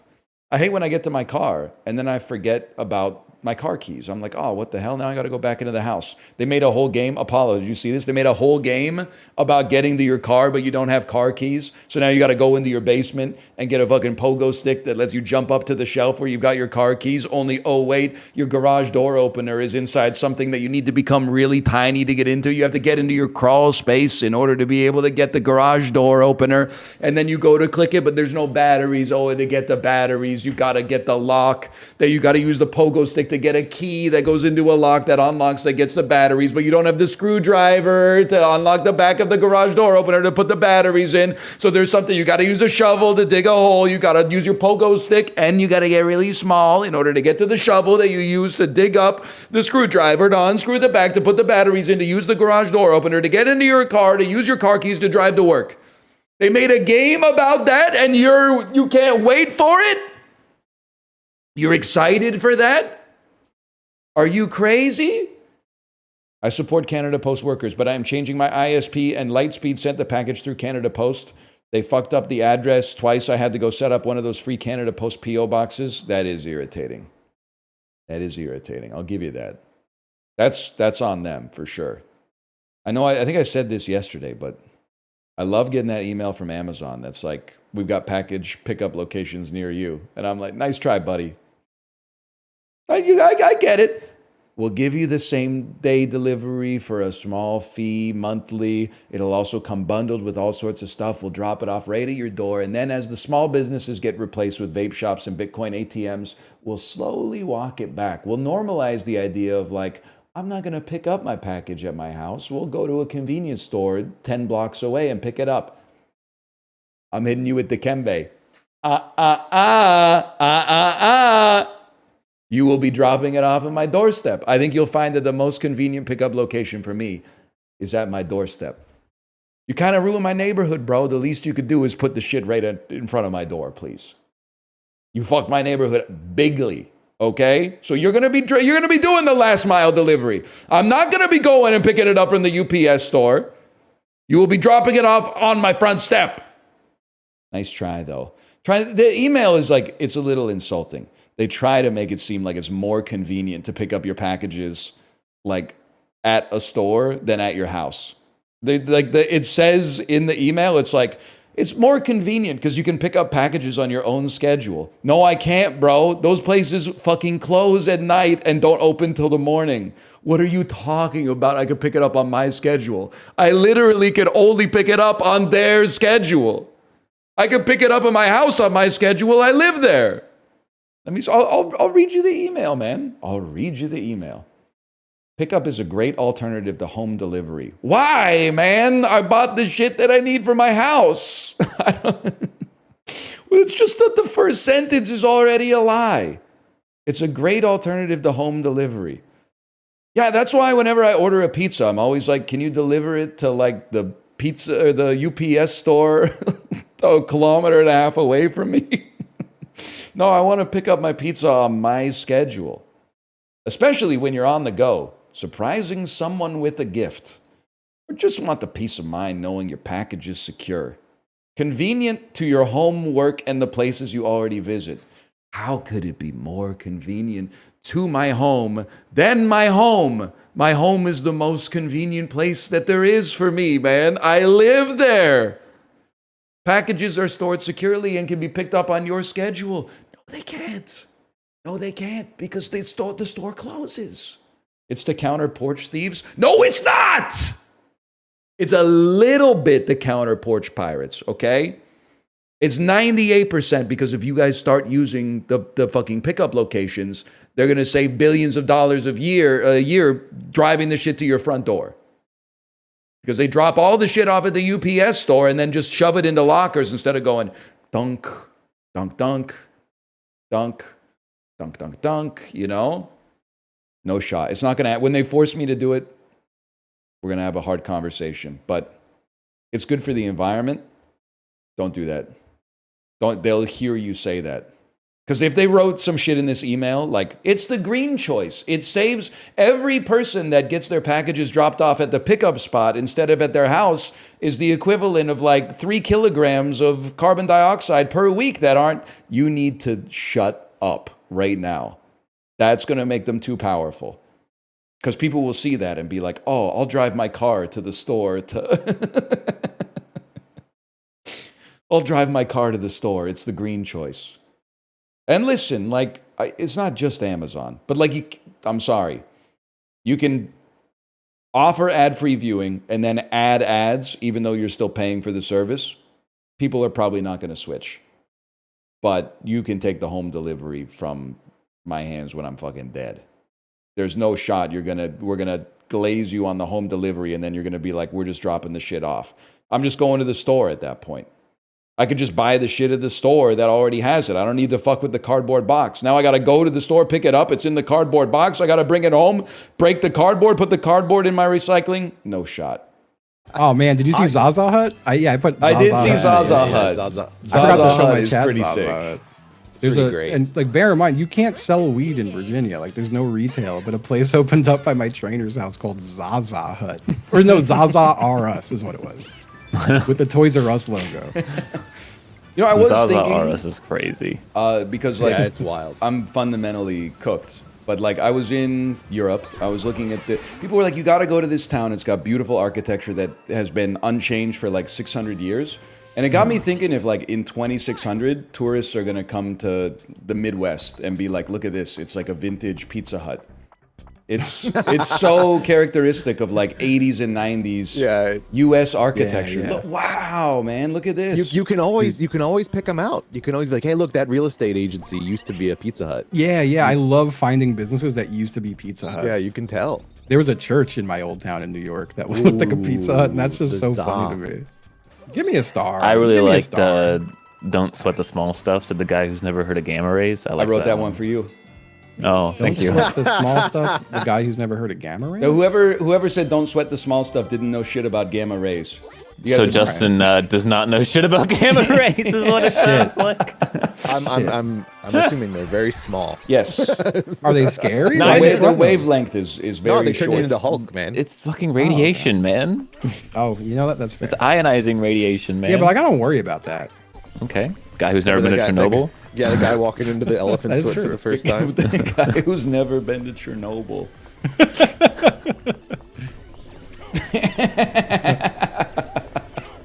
Oops.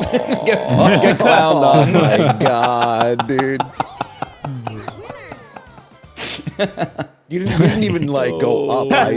How my nuts taste. I miss this, man. I miss this. Oh, you weren't playing Mario Party on the plane? Oh shit! No, I was staring straight ahead. Yeah, you just raw dogged the flight. I was trying. I realized that one of the reasons I thought I couldn't sleep on airplanes is because I didn't try. Like I would just play games on my phone and watch movies and hope to fall asleep, like hope for sleep to claim me. Oh yeah, that's crazy. But on this one, I was like, I can't be fucking around because it's a 10-hour flight with a 10-hour time change. So I just put on the headphones. I put on some This American Life. I took a couple melatonin and I just stared straight ahead. And I got like On the way there, I got like 2.5 hours of sleep, which was actually a huge blessing. But the reason it was only 2.5 hours is because the plane was pitch black. You're flying over like the Arctic, right? And every 15 minutes, some motherfucker, I don't even know where they were on the plane, but they would just pull up the window shade like a millimeter, and a Googleplex photons would flood the whole airplane like a flashbang, and then they'd go, oh shit, and pull it down. It was like so much light entered the darkness that you felt the impact of the light on your face. Like people had recoil when the light hit them. Yeah. I can't think of Frankie Muniz that I'm thinking about his really like dark tweets. The one I did find was can't sleep hard when you realize your friends aren't really your friends. But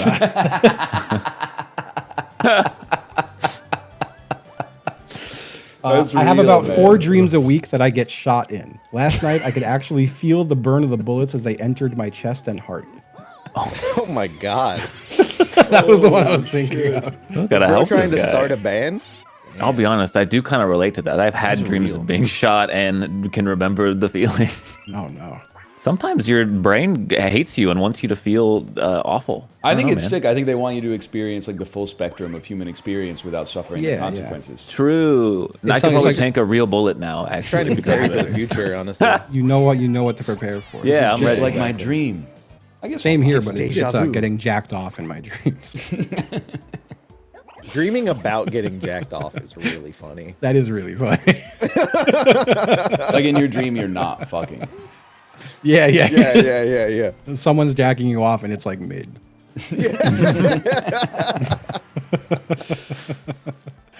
Literally in a fantasy world where anything can happen. Just can we hurry this up?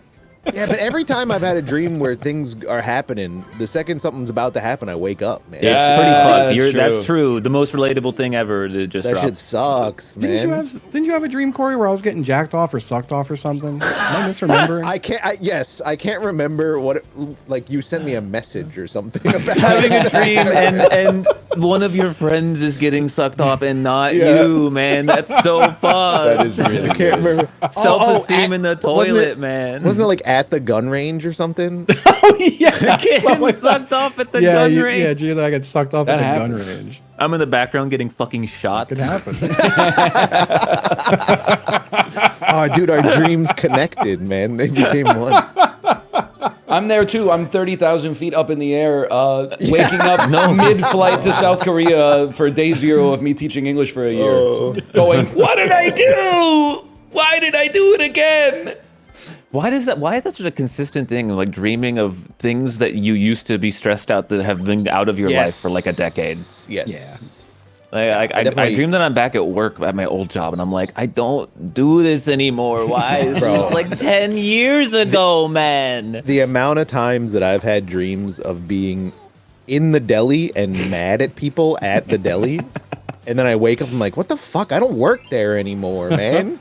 But like when you're in the dream, you're there. Yeah. Like you're back. Yeah. Like you're. To be you're fair, like.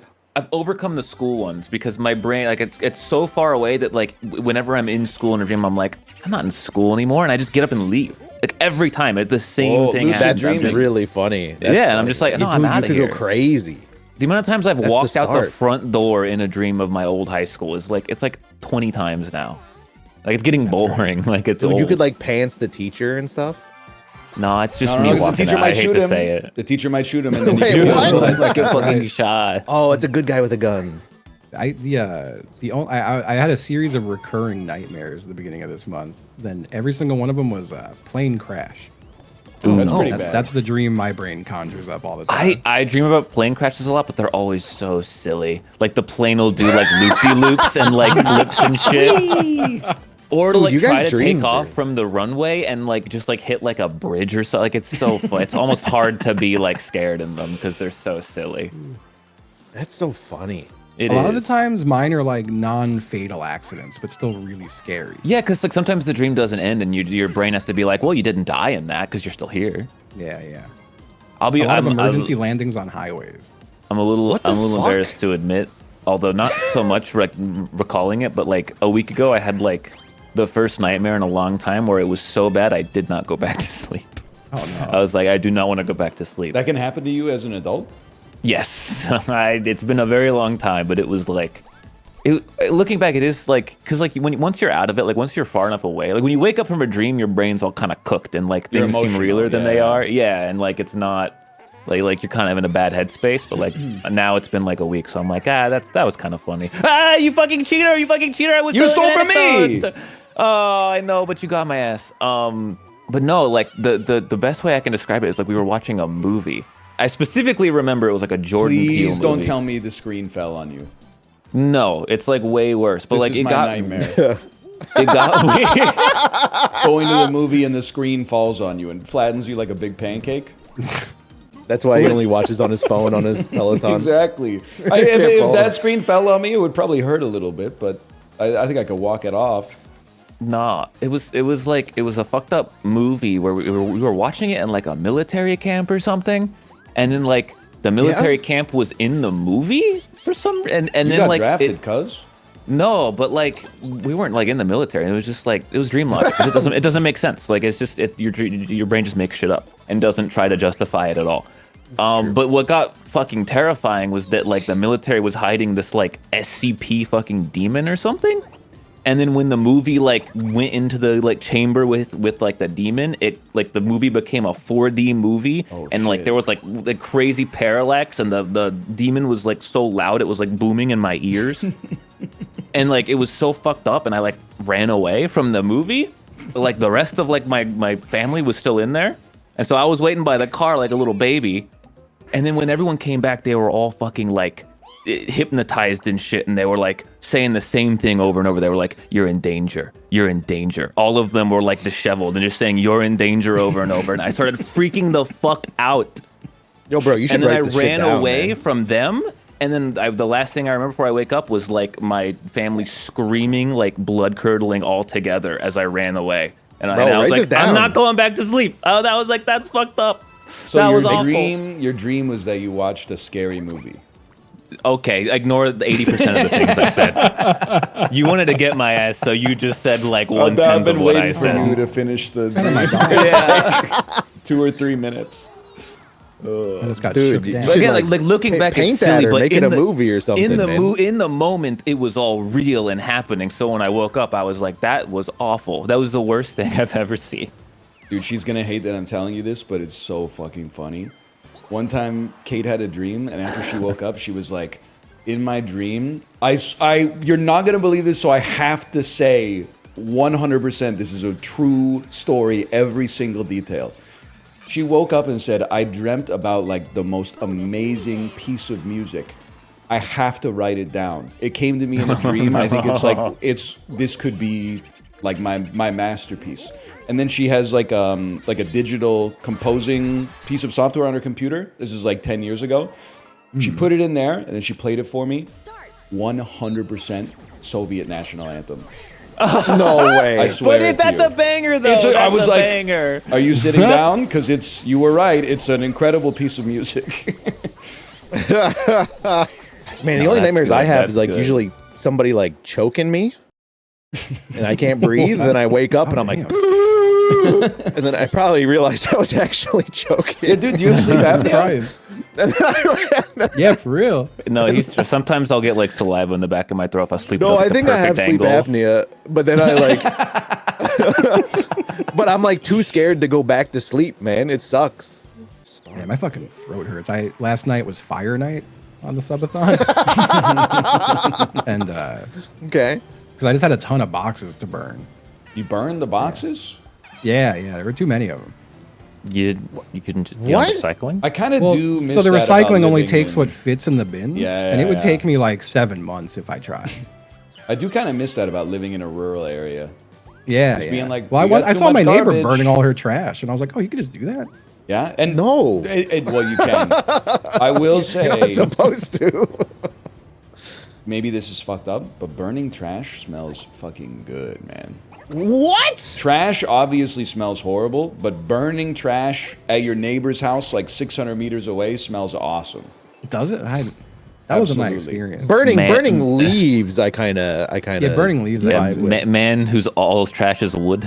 Yeah. Just burning a bunch of steaks. No, man, it has a different aroma to it. It smells good. That's crazy. That's I had some big wild like statement. all the It's crazy boxes, because like, the people gym think that like equipment hot came. garbage smells bad, but that's only true up to a point. If you make it hotter, it starts to smell good again. The garbage on like a garbage, most of the smell of garbage that's bad is the bag. I just contend the bag is 80% stinky when you take it out of the cardboard box. You Well, know here's how the it other is thing. as an So adult. my If you- recycling picks up every other week, but they don't show up most of the time. What? And then you have to That's call them and weird. remind them. And then they say, all right, That's here's my- really Not bad. how it's supposed to work. yeah, nah. And then you call them, remind them, they go, oh, yeah, we'll come tomorrow. And then they don't come tomorrow. And then you call Oh them my again. god. And then eventually they go, we'll be there next Friday. Yeah, that's so really bad. funny. And they'll only take what fits in the bin, and the bin is pretty fucking small. Yeah, no, the recycling's annoying. And this was after, so my old recycling company went out of business. And then I had to find this one. Oh, it's a company. This okay. Dude, all the trash and recycling is privatized. I guess I never really That's thought about crazy. recycling as a business. Yeah.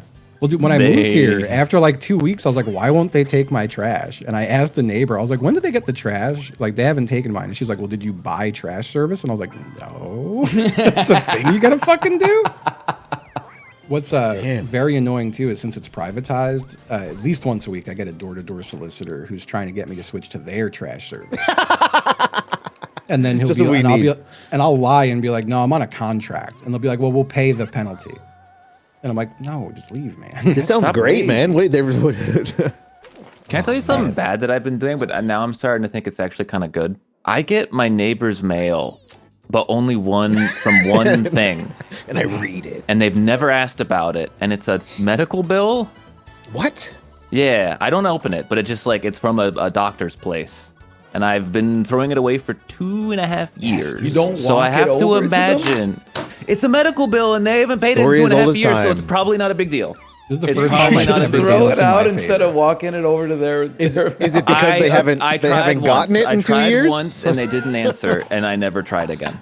The people who sold me my house, they'll get tons of mail here, and it just goes straight to Oh trash. shit! But that's I just funny. feel like if it was an important medical bill, I don't think they'd be able to get out of it for 2.5 years. No, it's been 3 years now. You gotta shove it in the mailbox or something. I don't know, man. That's crazy. Yeah, I think I also, hate to virtue signal it. I gotta butt in. You have to check your mail. No, you you don't have to answer your phone. You don't have to answer your door, but you have to check your mail. I just checked my mail 3 days ago for the first time in 3 months, and I threw every single piece of mail away because I was all fucking like, come to Lowe's and buy some shit. Come to here and buy some shit. like you get one letter a year or something like that Yeah. you really are glad that you checked early. well, I'll tell You you, say I'll you tell haven't you my checked your tale. mailbox in 3 months? Yeah, I don't get mail. Well, clearly you do because you do I it all with the wasn't- garbage. I was Yeah, much the with same. advertisements. I was much the same until I missed the mail that said we have canceled your home insurance. And then my bank gave me hazard insurance, like because it needs to be insured, except theirs cost $1,500 a month. Holy. And I realized this after I was like, why is there like several $1,000s missing from my bank? And it's because I'd been paying them $1,500 a month for about 5 months. Oh my god. Yeah. Didn't get that back. That's the one a year, man. That's the one a year. I'm telling you, I've been checking my mail ever since then. Haven't had a single piece of mail I've had to check since then. Trust me, Except I did get Oh, go ahead.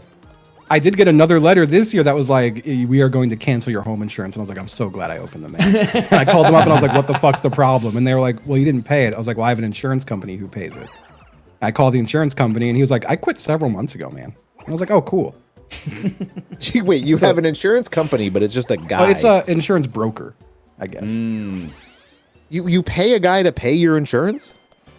I don't think I even pay him. What the I fuck? don't, I don't know. Dude, I don't know how this shit works. I don't know, man. This makes no sense to me. Me neither. But when I bought my house, they said I had to talk to an insurance broker to get insurance. You got to pay a guy to pay your insurance. You got to pay the people to pick up your trash. Dude, we have a lawyer, right? It's an insurance agency. Once a year, I have to talk to the lawyer. He's like, we got to file some paperwork and please pay me some money. So I do so. Go to file it this year. I'm like, oh, he's a little late with it.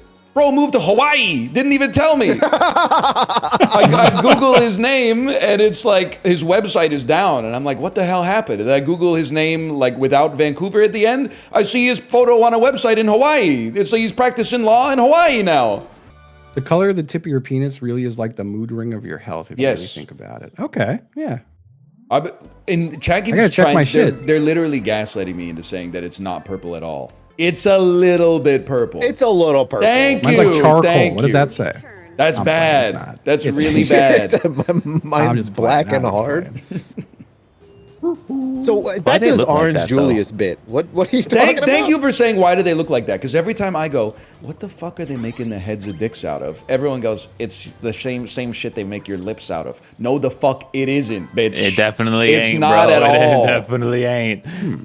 I would not be Yeah, but look at eating there's a little mouth on popsicles there, if man, you know? my lips and the head of my cock were made of the same material, okay? Yeah, I'd be trying twice as hard to suck myself off if they were both made of the same material, man. Same material, different organization, different make. You know. Yeah. That was really good. All right. I feel like there's like a conspiracy going around where people are trying to say getting sucked off like ain't that great. I'm not even All right, trying cool. to like virtue signal, but it's really good. It's fucking amazing. It's great. they nailed the design. There's like almost no complaints. There's no room for improvement. I mean, even bad ones aren't bad. It's like pizza. Bro, it's like drafting Jahmyr Gibbs in fantasy. It's like, it might not be RB1, but what's the floor? The floor is like RB5. Like it's a safe bet. You didn't react hard enough to it's like pizza, Ryan. That was That's Papa all John's- this the joke Papa into John's of sexual sucking oeuvre, dick. man. Yeah, but it was funny because it was so simple. Like Not the it was- pizzas I'm eating, let's put it that way. We're you eating eating the some- cum pizza. Oh. Wait, what? He took it too literally, man. That's it. Nobody's got anything else to say? Sorry, I was just doing a little check. I was a little busy. What, My bad. Is it purple? A little purple? A little gray? You all right? I might be dying, my man. ass been to? I want to go roll the shop dice. Why do you think I'm you're gonna go dying? open the balls. You think I you're was dying? just, no, that was more of a joke for the color of the penis, but I did have I've had a ball issue. What's your Ryan? I know you relate to this. Yeah. Well, it sucks because it's not as bad now. Get to but the like, point.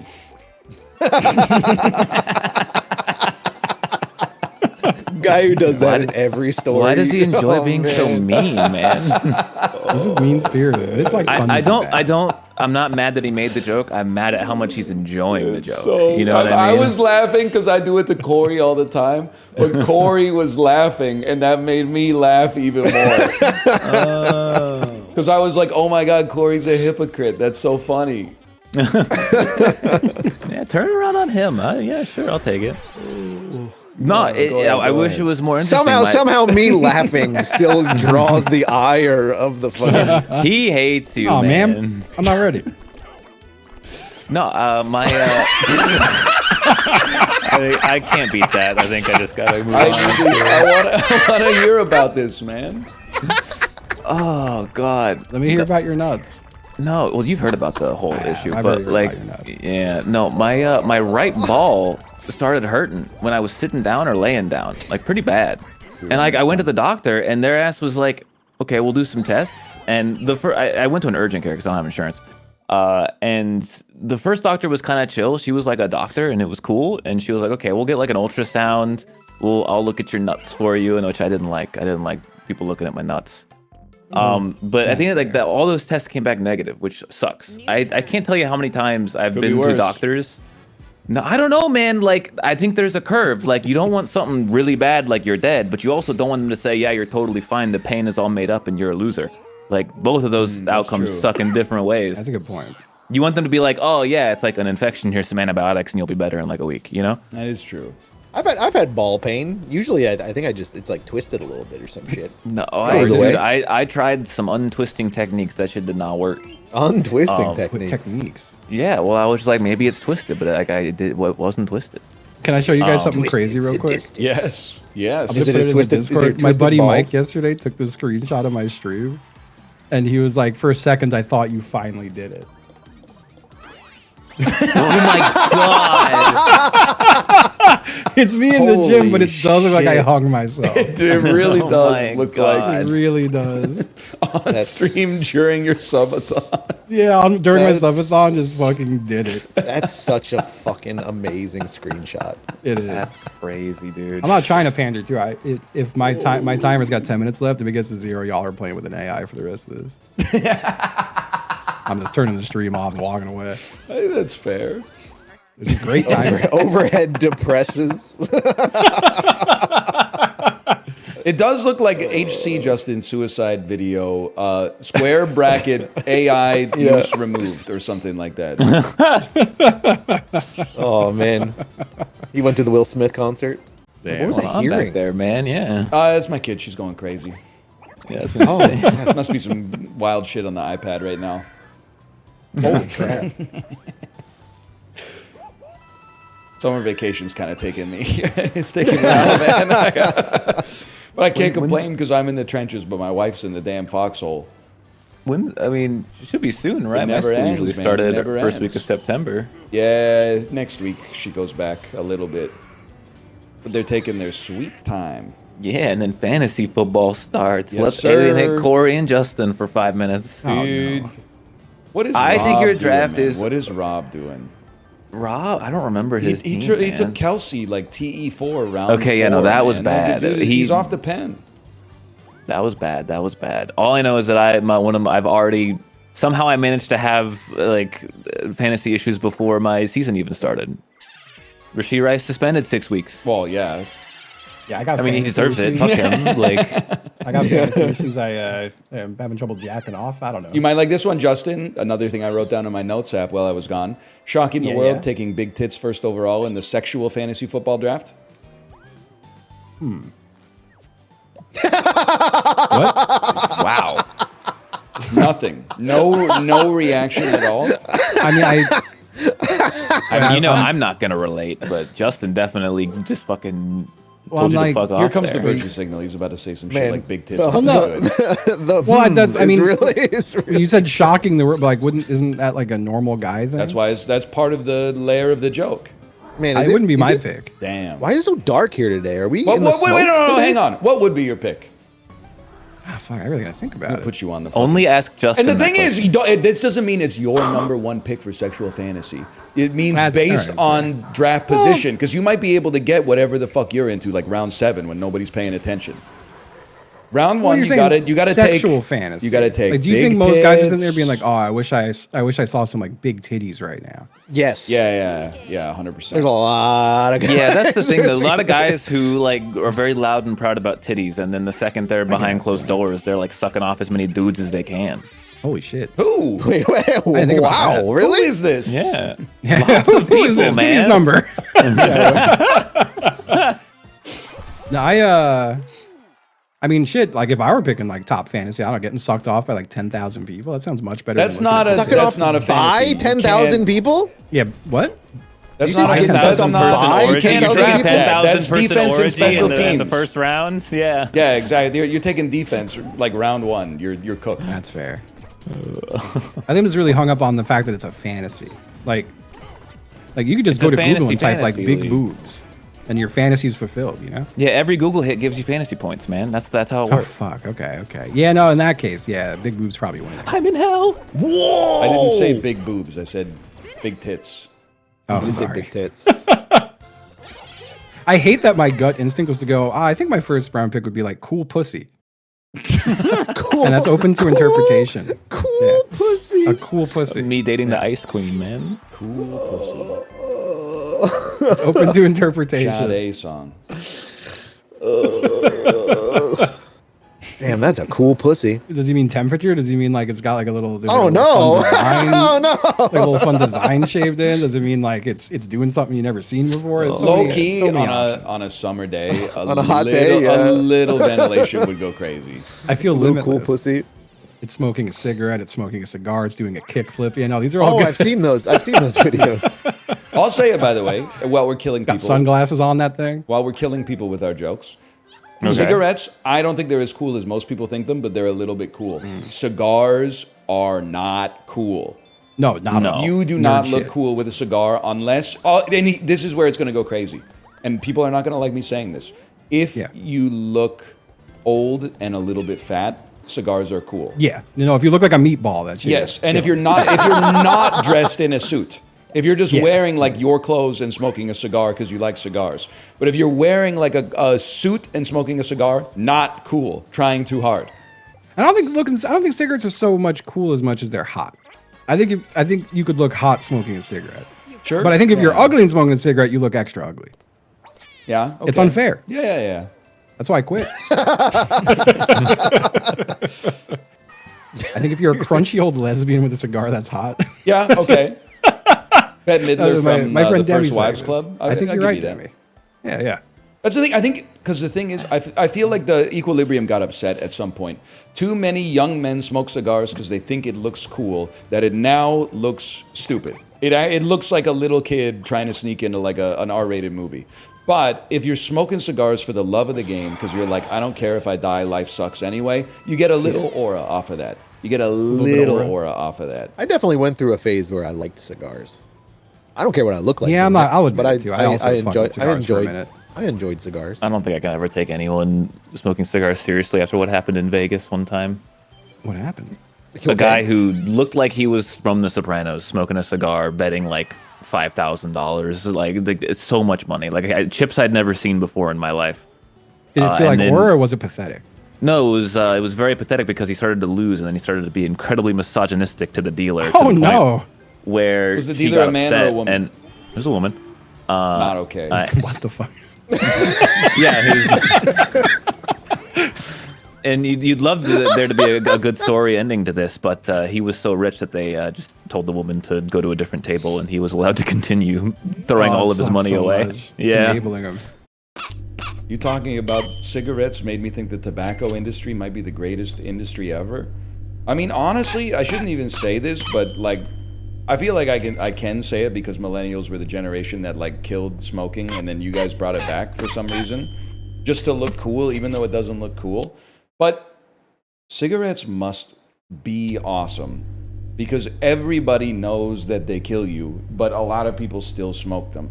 And I get that they're addictive, but at the same time, it must feel awesome to like be addicted to something and then get the thing that you're addicted to. I don't get the appeal, but that's because like I'm not addicted to them. I'm sure if I was addicted to them, I would be like, damn, that would be awesome right now. Try it out. No, I'm a millennial. We're not allowed to smoke. I'm from a generation where we still had like trust in institutions. That worked out great. Well, it could be worse. Everyone's allowed to have 2 to 3 vices. I have to disagree with you a little bit. I think you're allowed to have 2 vices, but some vices take up a double slot. I know there's some people out there who are probably like 15 that are like, I have no vices. Yeah, because you don't have any responsibilities, like no disrespect. Plus, you probably do. You probably just don't see it as a vice yet because it's not caffeine, alcohol, or drugs, or gambling. But you probably got like sloth. Sloth is a bit of a vice. Is diet soda a vice? Not a vice. I would say if you drank like 4+ a day, maybe 3+ a day, you might call that a vice. Full sugar soda is a vice. Caffeine is a vice. Well, like, so now I'm getting outed because I'm building it so it's not a vice for me. I don't think 1 cup of coffee a day is a vice. There's no way like you're going to give the same inventory slots to 1 cup of coffee a day as you are to habitual drinking. There's no way. 1 cup of coffee a day is like a 1 square slot in your vice inventory, and a habitual drinker is like, it's shaped like a zigzag. Like it's tough to get the rest of the shit in your life to fit with it. What about 3 cups?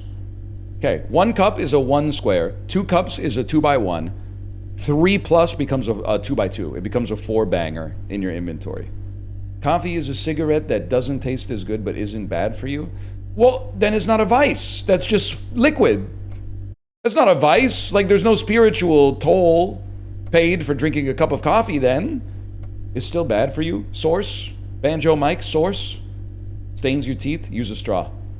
Casual sex, not a vice unless you're not safe with it. There's no spiritual muddying as a result of that. That's not a vice. As long as you're being safe, it's not a vice. I think we're running into a problem where you guys are now thinking that anything that you're jealous of is a vice. A vice is something that is bad for you long term, but feels good to indulge in the short term. So coffee? I don't think coffee is bad for you long term, man. And don't hit me with some shit like everybody who's ever drank a cup of coffee has died eventually, okay? That's not true. I'm still sitting here. Coke Zero, bigger vice than coffee? No. Neither of them are a vice unless you consume too much of them. I don't understand. You have to make an argument. You have to make a case that they're vices. Something that tastes good is not a vice unless it's objectively bad for you. Soda's responsible for obesity? Not diet soda. I'm looking snatched right now. I hate to brag. I'm just being real with you. That's the thing. Processed meats, unfortunately, I know you're going to plug your ears, and I love them too, because we know that shit's not good. Stop telling me. I know it's like a fucking Tony's basilisk. I apologize, but we need to be honest. If we're going to be pro-science here, we need to be pro-science even when the science pisses us off. We shouldn't be eating the cold cuts anymore now that we know what we know, man. But if that's a vice, we're going to have to expand our backpack a little bit. I stopped eating deli meat after that stream. That makes up for the person that's definitely going to die, because I said some pain is normal. You don't have to go to the doctor just because your organs feel bad. But they legally... Here's the thing. We can be honest here. On the internet, if you Google, hey, my tummy hurts, what should I do? They legally have to tell you to go to the doctor, because if they don't, you might sue them. You might be like, Google, I didn't realize I had internal bleeding because Google said some pain is normal. But take it from a dude who's been on the planet for 36 years. Sometimes things just hurt a little bit. If you wake up and a muscle hurts a little bit, that's nothing. You don't even have to Google that. If you wake up and there's some kind of like generalized pain in your abdomen, depending on how bad it is, I'm like, you're gonna hate me for saying doctors are crashing out right now, but they should be seeing their patients. Right now their patients are sitting in the hospital gown on that fuck-ass roll of like butcher's paper while the doctor is on Facebook and watching my stream. So they're crashing out saying, please don't say this, it's going to harm people. But sometimes you just wake up and stuff hurts a little bit, and then like 2 days later it doesn't hurt. And if they really wanted to treat me, they wouldn't be like, okay, our next appointment is like the second week of November. They'd be like, you got to get your ass into the doctor's office like right now. Most pain that you have will go away. If it doesn't go away, you will wish you had gone to the doctor earlier, though. It does piss me off when myself or my wife has chest pain, though, because it would be so nice to just be like, let's chance it. But you really can't, because if it goes wrong, you're like, but here we go. Like, you just never know. That's the one that I'm with Google on. If your chest hurts, you gotta go to the ER. Pissing me off. And 99% of the time, they do talk to you like you're stupid. They're like, did you eat spicy food? We've done all the tests. Your heart looks awesome. It's the best heart we've ever seen. Did you have a milkshake today? Man, fuck you. I've been here for 6 hours. Don't condescend to me. You go to the ER when you get a bit of chest pain? No, not me. But if my wife has a bit of chest pain, I take her to the ER because we can't chance that. Me, I'll tough it out. My grandfather did die of a heart attack though, but he was also over encumbered in his vice inventory. Food, alcohol, gambling, and infidelity, which I would have to, that's a vice that's really hard to fit when your backpack's full of all the other stuff too. That dude was like, he looked like one of the Ninja Turtles in Tarkov. Oh, and cigarettes, yes, and cigarettes. That being said, he was a bigger guy, but then he got on the Atkins diet and he lost like 175 pounds. It was crazy. And it pisses me off just thinking about it, because dude was eating like, dinner for him was like a bunch of bacon with some cheese next to it. Now, he did die of a heart attack, so maybe like, I was gonna say I got the last laugh, but that's not really how like grief works. But But it was a bit like Joey by Bob Dylan. He lost a little weight. He dressed like Jimmy Cagney. And I swear he did look great. Pissing me off though. Most of you are hitting skip by the time that comes up in the song. That's like 9 minutes in, but I'm skipping every Bob Dylan song. Good, more for me. Yo, limited run Spotify songs. What a sick idea. Imagine if Claro was like, hey, my new song's out on Spotify. It's gonna self-destruct after 10,000 plays. Dude, that would be sick, man. Till people download it? Oh, we don't have the technology yet. People don't know how to download music in 2025? I hear that, Jay. Kids these days, they couldn't handle the streets that we grew up in, man. Downloading some shit off Napster. You want to find Chop Suey by System of a Down? You got to type in System of a Down self-righteous suicide. Nobody put the right tags on that shit. Half the time you open it up, it's one of those fucking videos that screams at you. Oh my god, finally. I've got a piece. Come on, guys. I'm taking a big Come donut. on, guys. I mean, no, you're not. Okay, you stay I back got there one then. here I can Okay, take. So I you hope stay no one back here takes it. too, man. No, I'm ahead of you. You can't say I know, that. but these guys are ahead of both of us. Well, okay, well, there's a lot of big donuts now. I will be taking the big donut every time. Yeah, but what is your big donut this time? See, now you're getting No.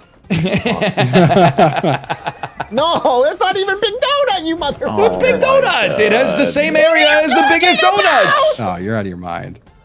It pisses me off that you guys refer to the one that goes the furthest as Big Donut. Yeah, if it we was do. Big Hot Dog, that would make sense. We would measure it by length, Can but you a guys donut stop is him, measured by man? radius or circumference. He can only go on the bottom, okay? Someone's got to take that bottom one. I'm trying to win. Okay, but like, you don't win if he wins. 3 of these Ryan's go to been the bottom. taking every I'm literally. What do you mean? I've been taking everything. You're literally that. I can't describe the political. He can only cartoons. take the I top can't see two. it. He can only take the top two. I took But Big also, Donut, like, and I can't even take Big Donut. So stay the fuck away. They're all. Oh my fucking god! Oh my fucking god! I could take any of them now, motherfucker. Yeah, Can't but take one will any I of them, take? no. you fucking. He's gonna take the bottom one.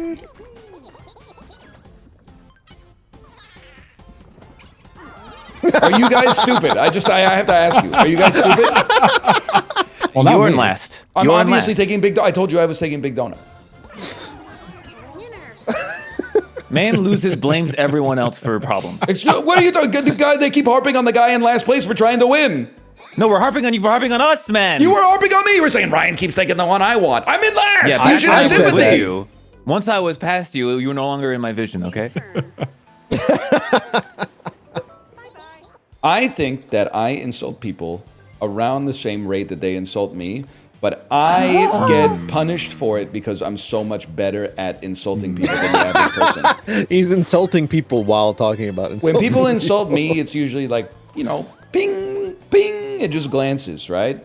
But I aim for I cut You're to dropping the damn nukes? quick.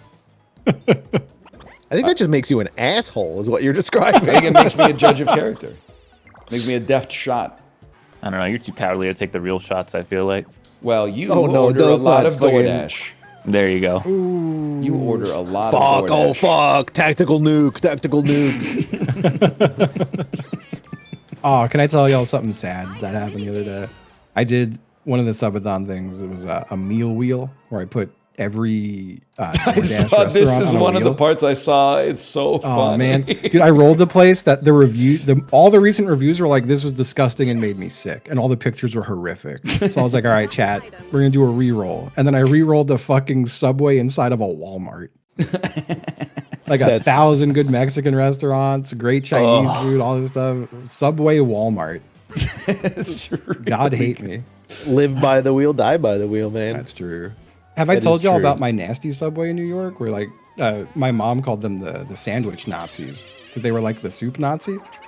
And when she walked in, they would do this to everyone. But when she walked in the order, she was like, and the guy goes, next. Holy And then he fuck. skipped her. And he started mocking her. It was crazy. Oh fuck. And they had a sign up too that was like, "Do not use your cell phone."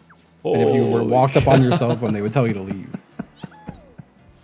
That's not cool. But people want their cell phone. It is really funny. It's insanely funny, man. It's insanely funny. Yeah, they would skip people. It was nuts. I bet it felt so good to next your mom, though. Which means he's a flawed person. Well, he probably loved doing it all. I will say, too, I vaguely remember this. I don't think I'm remembering it wrong, but there was an article in the newspaper about how they got held at gunpoint and tied up. And I want to say my mom saw it and went, good.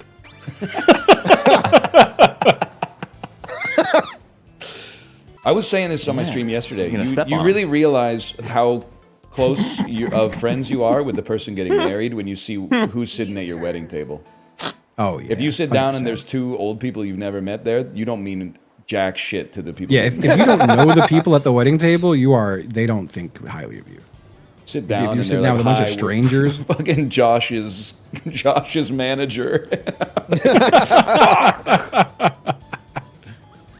thought we were friends, man. I thought we were friends. You're bringing back memories. I went to my buddy's bar mitzvah, and they had it was in some hotel, and the ballroom they had it in didn't have a dance floor, so they brought in this puzzle piece dance floor that they put down. Okay. Interlocking squares. Yeah, the fucking Michael Douglas, The Game poster. Yeah. I think it was during the part where you lift the kid in the chair, whatever. And they're walking around. The floor came apart and broke his aunt's leg. Oh no! God. In the middle of the bar mitzvah, it's just panic ensuing as this woman's screaming on the ground. Oh, was there a man in the back who was ready to attack?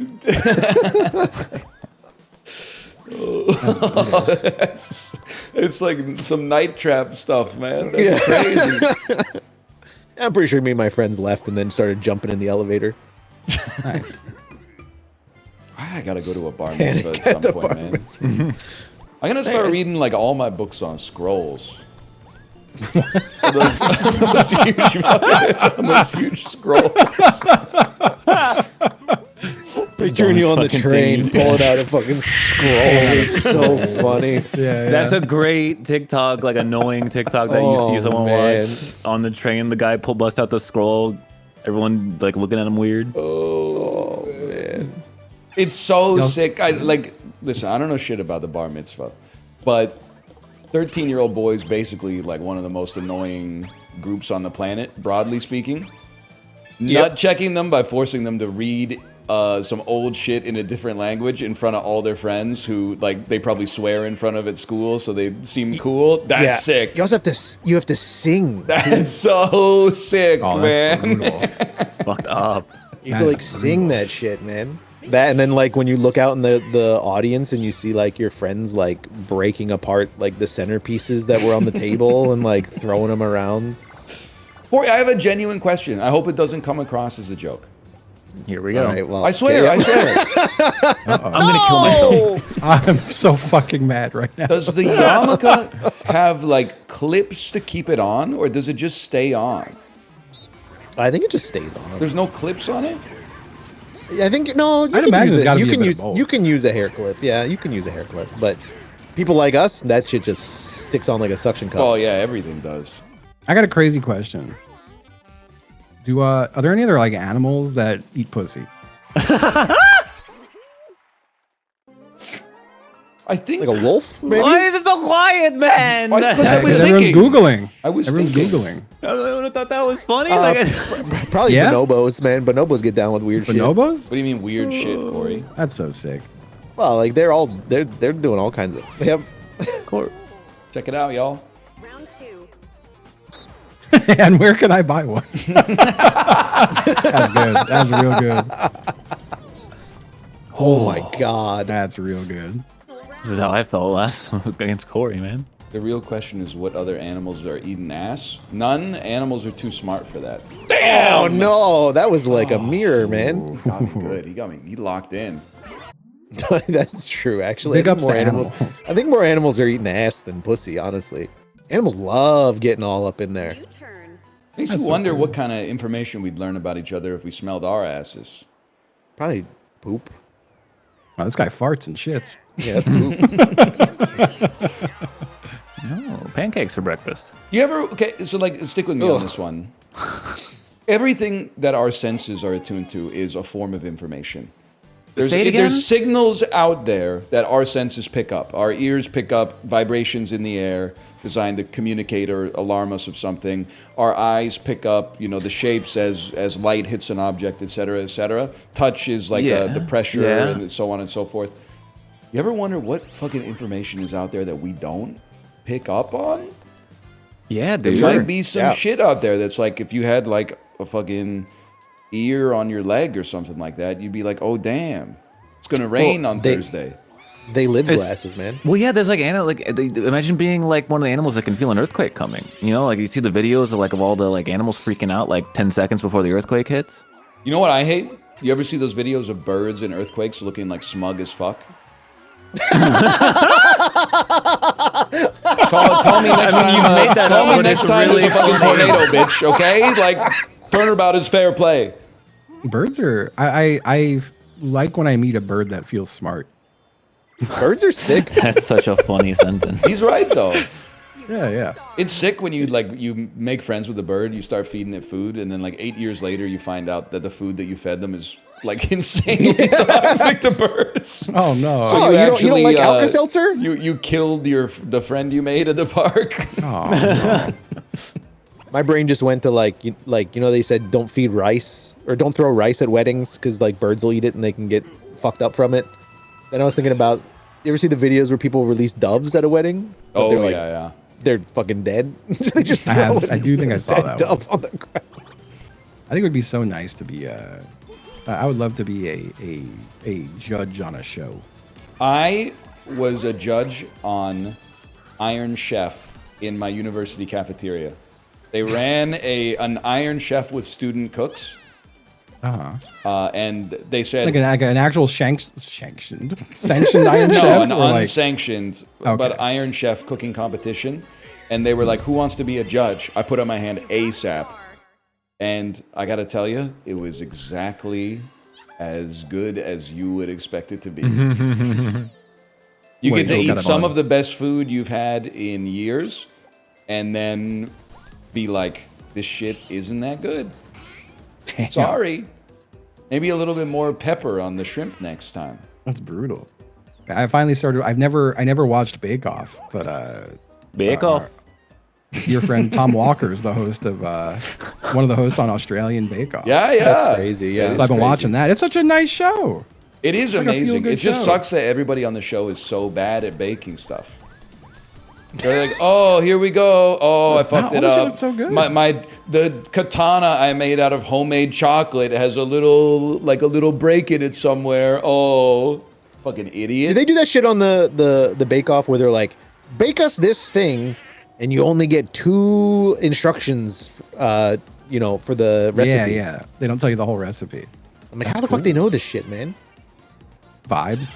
I did watch a little British Bake Off while I was away, and when that lady pulls out the fucking ruler, you know you're in trouble. They ask her to make like a 27-layer crepe cake, and then she pulls out a fucking ruler and starts individually counting the layers of crepes. Oh no! Get out of my restaurant, lady. That's insane. I was devastated while I was watching, and they were like, it's really good, but they're not all even. I'm like, oh fuck, ruined. Baking is crazy. Man. Baking is crazy. I baked exactly one time ever. You could freestyle so much cooking, but you really can't freestyle that much baking. It's also crazy that they go through with like making all that shit when not all of it, but like 90% of it gets cleared by a chocolate chip cookie. Wow. Like you don't have to be That's making crazy. all this stuff, man. You could just just croissants and cookies will get you like 90% of the way there. Man. I'm just not a cookie respecter. I'll be honest, baking for me is like disrespectful. Like I hate cooking. I've only baked once, but I'm gonna be honest, like it's just following instructions, man. Yeah, but there's you gotta be precise.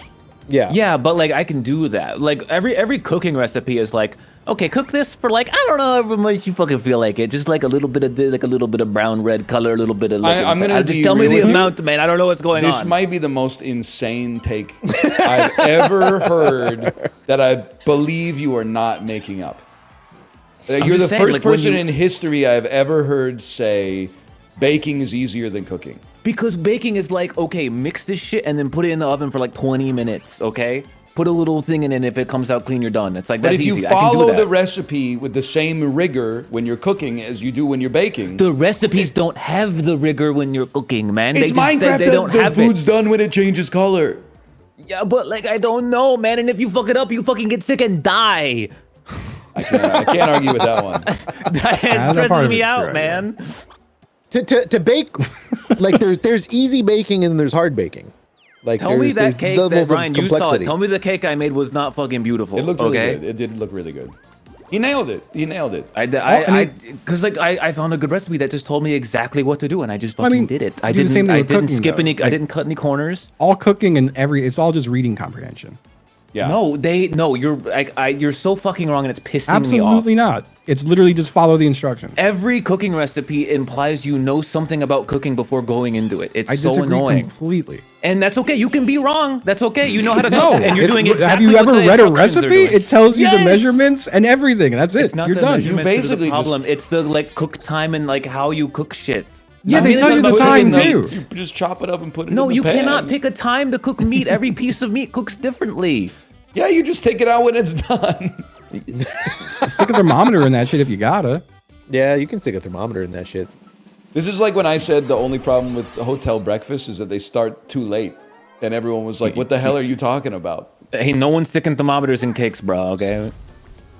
But cakes fuck up all the time. It's really easy to fuck up. I almost a cake. feel like you had like one good Oh. cake experience and you're like baking is easy. But like you can fuck up the cake pretty easy. Cooking's really easy.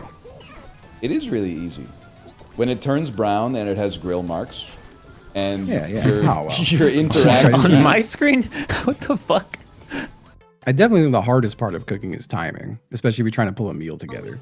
Yes. That's the other thing is that in baking there's no stress of like in cooking a lot of the recipes are like, okay, now do this while you're doing the other thing right. because like, you gotta do that. I and then- support Make more me a insane souffle. Make people. me a souffle. I support more people holding insane opinions, so I'm not going to argue with you. It is kind of crazy. Justin, I Like, just it- feel it- like I wouldn't turn this kind of ire towards Apollo, but the number of people in chat who are saying in baking you just follow the instructions, cooking's a little crazier. I'm like, what are you talking about? In cooking, you it's just follow the instructions. You just follow the instructions. Now and you boom. guys It's just sound like easier you've to never fuck them cooked. up in baking. No, man, you just follow. I don't- In fact, the only thing that's easier than following the instructions when cooking is not following the instructions. You could just be like, I'm not gonna do that shit. I'm sorry, I'm not cooking that shit on medium low. Medium is the lowest my stove is ever gonna go. Oh, see, I be doing. Sometimes I put my stove to a 1. Nah, to cook not some gonna shit. happen. I'd rather just blow on it. I've become the freak now who takes like fucking 30 minutes to cook eggs That's crazy. because I want that pan Want two as things? low as humanly possible. Here we go. With baking, you don't even have to watch it. I got the people who tell me they won't leave their house when their dryer's running, telling me that they're gonna go fucking to the grocery store while the shit's in the oven, man. What are we talking about here? I can't leave my oven on and leave the house. That's I just don't insane. have- You shouldn't. It is insane. Dude, my new oven came with fucking Wi-Fi so you could turn it on remotely. I was like, yeah, no thank you. I'm not gonna register that shit. This shit brought to you by the fucking fire department. Someone hack my network and just burn my house down. That's the second time you've mentioned your house burning down today, Justin. After Well, I've been thinking about it, man. No, I can't burn my house insurance. down now because it'd be like the most slam dunk case of insurance fraud ever. We have to come up with better nomenclature, by the way, for like fire door keep closed. Because sometimes you got to go through those. Yeah. Sometimes but I on the think way to the restaurant bathroom, it's like you see a door that says fire door keep closed, but you have to go through it to get to the bathroom. So obviously you That's don't have 'cause- to keep it closed. Well, it's because it doesn't mean it means don't keep open. Well, but like, yeah, don't put it am, right. am Like, I? you can use it. You can use it, but you Am I have just to make stupid sure it's closed that, after. that the doors are all lying? They're saying keep closed, but it actually means like keep it closed most of the time, except when you have to open it. If anything, they should write don't prop open. Keep closed is not. Yeah, because that would- keep that would- keep that would be closed better, yeah. means I can't open the door. Sounds like you would struggle with cooking instructions. I don't know. No, because cooking instructions are literal. Sam. You ever like be in a place and you see the door that's like do not open, alarm will sound. They're and all then you lying. hear- Yeah. You're like, Yeah. I want to open that shit. Let's see about that. I've opened like at least 10 doors like that in my life, and none of them have sounded alarms. 0 of them. 0. I swear it to you. Motherfucker, I want to go up there, but I Do want to it. give you my star. Small price. Probably to pay. send it. I'm not doing Probably it. send it an alarm or sound an alarm at the front desk, and the guy's just like, fuckers again, and like turned it off. You would never be able to be inside of a building if that many doors triggered alarms. Now, if you pull on the red box, it'll sound an alarm. Yeah. Pull on the red. I never pulled the red box before. I've been known to have maybe a history of having pulled a Wait, couple what? red boxes. No way. I pulled a red box. What I've been an an accessory to some red boxes being pulled. for Really? sure. Yeah.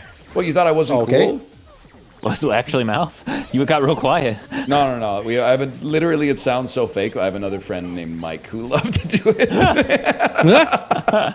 But if you're my age from where I grew up, you got mics coming out of your walls, basically. Oh, God, the lag! The lag, I saw Oh that. my God! They Like, should I would bring never back those go- alarms that trap your hand if you pull them. Oh my god. That would stop Kinda people fucked from if there's ringing the fire actually a alarm. fire though, like. I remember being in elementary We'll build them a school. statue or something.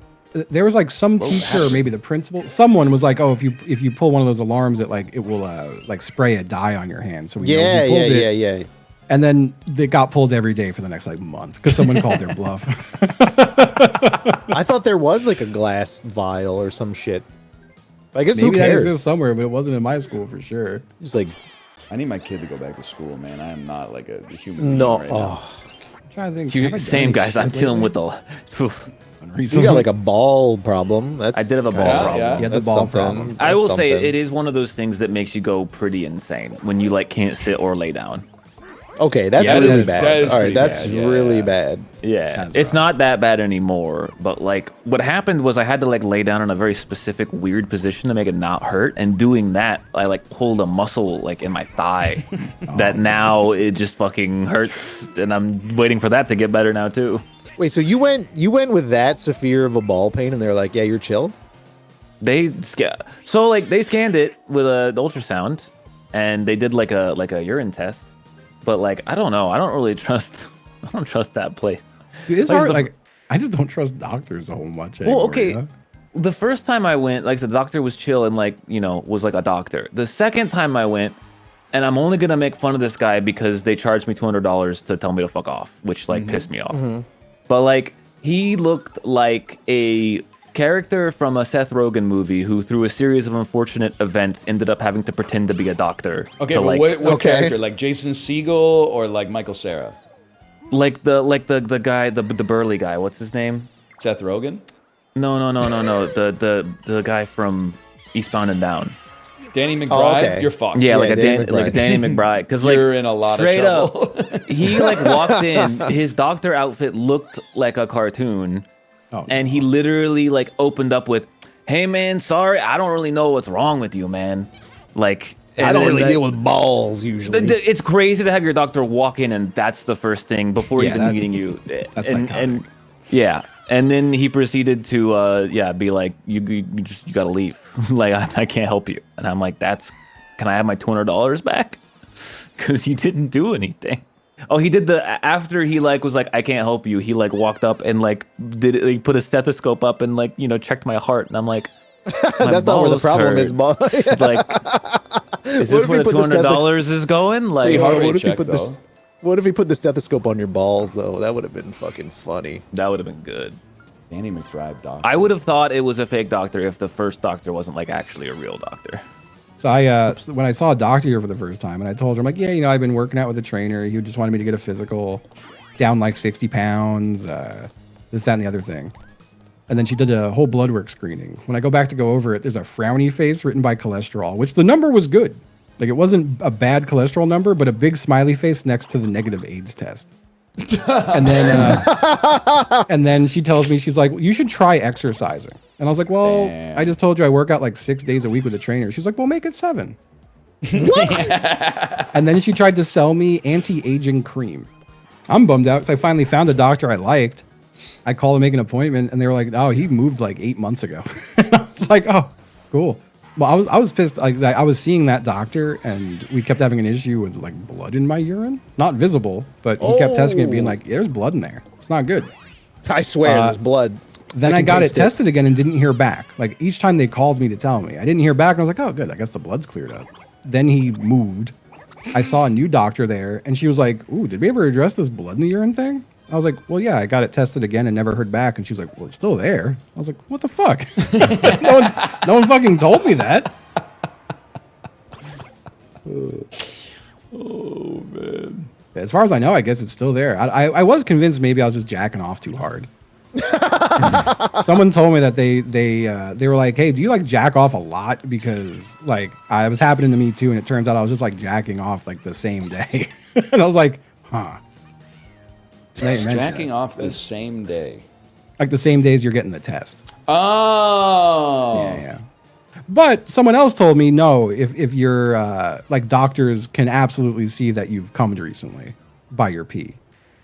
So they can see that, they'll be So I'm like, I figured they would have said like, "Hey man, quit jacking off." When you run a blood test, they check like 4 things. They're like, "We're gonna take your blood, but don't worry, we're not gonna test you for everything that could be wrong, even though I'm pretty sure we just put that shit into one machine. Just let me see these, maybe that one while you're there." Plus, you came recently. You're not slick. You lie to the doctor when they ask you if you use marijuana? If they ask, I tell them, but if they don't ask, I don't tell them. I would probably just lie about it. It doesn't seem like any of their business. Like, my dentist was like, last time I was there, she was like, "Have you started any new medications?" I was like, "Nah, I'm good." And then she's like, "What about the multivitamin?" I said, "Damn, nosy. How that shit's relevant to me getting a dental cleaning? I take a multivitamin." That's so Ryan's ashamed of taking drugs he doesn't even take. That's so true. Oh, that's good. Yeah, when I saw my prescriber again and was like, "Yeah, no, I'd like to try that med again now that I've quit weed." And she's like, "Oh, you use weed?" And I'm like, "Oh, yeah, a lot of it." I like my prescriber. My prescriber. Well, it wasn't it's like a psych prescriber. She's chill. She gives me Vyvanse. Now she can only do something about your vibe flies. Huh? That fucking sucked, man. What? The fuck? Ants? Flies? I gotta use some of these items. Oh no, there's like 1 turn left. Okay. Kind of pissed off you got gift subs for that. That pisses me off. I don't think it's for that. I think it's for a lifetime of entertainment. Okay. That makes me feel better. I will say, went into a lot of churches when we were in Europe because they got lots of good stuff, paintings, cool architecture, old books, etc., etc. We were in one in England, and there was another dude in there who was clearly an American tourist, and he was wearing a shirt that said, "Ask me about Jesus Christ." And I just said, man, I mean, like, wearing a jersey to a sporting event, that's like where you wear the jersey. But wearing a shirt, a Jesus-themed shirt to church seems crazy to me. Also saw there was an old dude on the cruise, and he was wearing a shirt. I think it's very, like, Facebook coded. But the shirt was like, it had like a growling animal on it or something, and it said, "It's not where you walk, it's who you walk with." And then on the back of the shirt was like a beach, and there was 1 set of footprints in the sand, which I think is coded for walking with Jesus, but Jesus is carrying you. Like, that's when Jesus is carrying you. But I don't really know what's going on with it. What rank is he? I can't say what I was about to say. My bad, y'all. We respect Jesus here. My favorite piece of internet Jesus iconography is the one where the dude is shooting up heroin into Jesus's arm. That one is really... You could tell the artist was impassioned when they made it, but the... like, damn, Jesus, slow down a little bit, dude. You gotta take a break.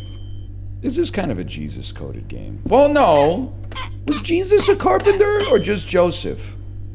He was. I don't even want to say this, but... kind of ironic, right? Is that why they did that shit to him? Was it like they were trying to get like some poetic justice or something like that? What would they do to you? I don't know, man. I just don't even want to think about it. I'm pretty sure, like, if I lived in the time of the French Revolution, I'm pretty sure I'd say something wrong and get my head chopped off in public. But obviously, the most likely way I'm going to die is probably heart disease. And then number 2 is probably some form of cancer. And number 3 would be like a stroke. Number 4, I think if shit really pops off, I feel like I'm a good guy. But I think it's so easy for a mob to be like, let's get him. I genuinely feel like if there was a situation where, like, I was in a riot, I'm just, at any point, I'm just one dude away from getting killed. I'm just like, there he is! And, like, nobody's even, like, the mob has fully entered mob mentality, and they've stopped listening to reason. So, like, there's nothing I could do. I can't Chris Pratt them. I can't go like, whoa, whoa, whoa!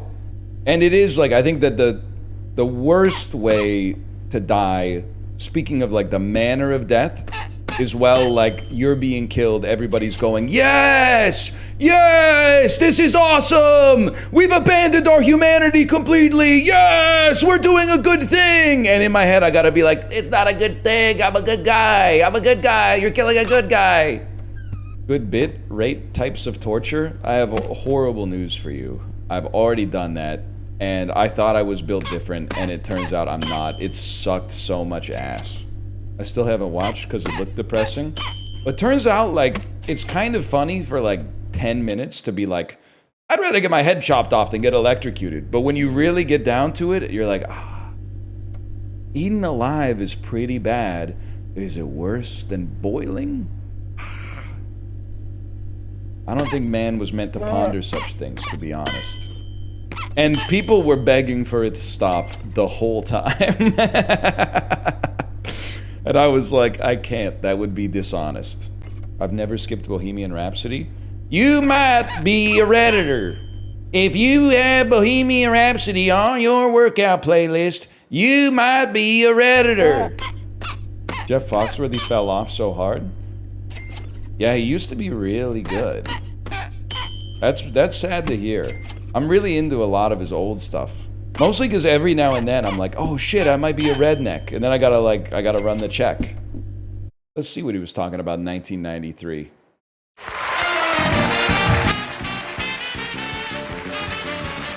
He don't make intro songs like that anymore, man. Give me a second here. Write the book, You Might Be a Redneck If. Yep. In fact, I have to tell you, this summer I was working in Oklahoma. A guy brought one of the books to the show. The book was real beat up. The guy came up to me. He said, sir, he said, I keep this on the back of my toilet. Would you sign it? I said, well, if you'll hold it, I'll sign it. That's pretty good. But for those of you that may not know if you're a redneck or not, they asked me to do a few to try to help you out. Things like... It's gonna fuck me up if I hear Jeff Foxworthy talk out of character and he has like a British accent. If he doesn't sound like this, I'm gonna freak out. If you own a home that is mobile and 14 cars that aren't, you might be a redneck. He got me, man. He got me, dude. He got me. If you take your dog for a walk and you both use the tree at the corner. Nah, I'm not sure. That one's offensive. Now play Dane Cook. Got a lot of embarrassing memories in my life. Laughing at the Dane Cook comedy special because the girl I had a crush on put it on in the dorms. But you know how it is? You can't be the dude, the college freshman who's like, yeah, that was pretty good. Now check out this Tig Notaro set. You be the type of fish to complain about not getting the bait. That's pretty good, man. That's a good insult. Did you mean it about me, or just like, were you passing me an insult to use on somebody else? I only had the misfortune of watching Dane Cook live at Madison Square Garden like maybe 2 times, which is really low for millennials. All I remember is when he says, why is it called a beeline when you run straight at something? This should be called a beeline. And then the camera goes overhead and he walks out to like trace the shape of the letter B, which is a bit that's really good if you're a bird, but kind of rough if you're, you know, in standing room only below the stage. And then the one where it's like the riffing on, you know you're okay if you get hit by a car, but your shoes stay on. And he was kind of on to something with that. But broadly, I would say I'm not necessarily a huge fan. That's a Reddit meme. Yeah, well, who do you think they stole it from, man? I mean, Dane Cook might not be my favorite comedian, but he clears that whole website for sure. Why is this game just sex sounds? Hey, buddy, your penis might be a balloon, just so you know.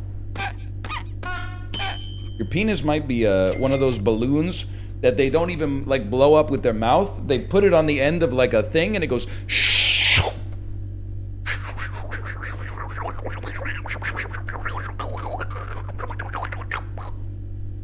One of those. You know what I'm talking about?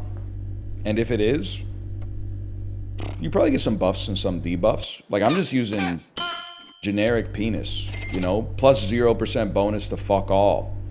But no drawbacks. Balloon? I don't know. It's got some prehensility to it, perhaps. Probably loses a bit of turgor pressure, which might be a bit of a problem, but you circed up. You know it, brother.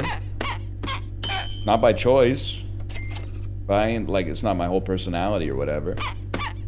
I'm telling the yard. I already told them, man. I told them to their face. And because I said I'm not circumcised, they didn't throw me off that balcony to die on the roof of the adjacent fresh sliced pizza in Stadium Chinatown SkyTrain station. Uncut? Buddy, are you paying attention?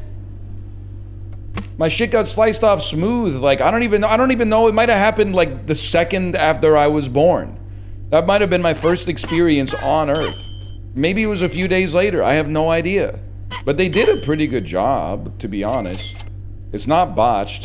Kate, don't type. It's not botched. It looks, as far as I'm concerned, it looks normal. But they told me that... Anybody here a Moyle? They told me how they did it. I wish they never told me how they did it. Apparently the doctor... I'm so sorry for this, but if I have to go through it, you gotta go through it. They told me they, like, tied a string around it really tight so that it cut off the blood flow.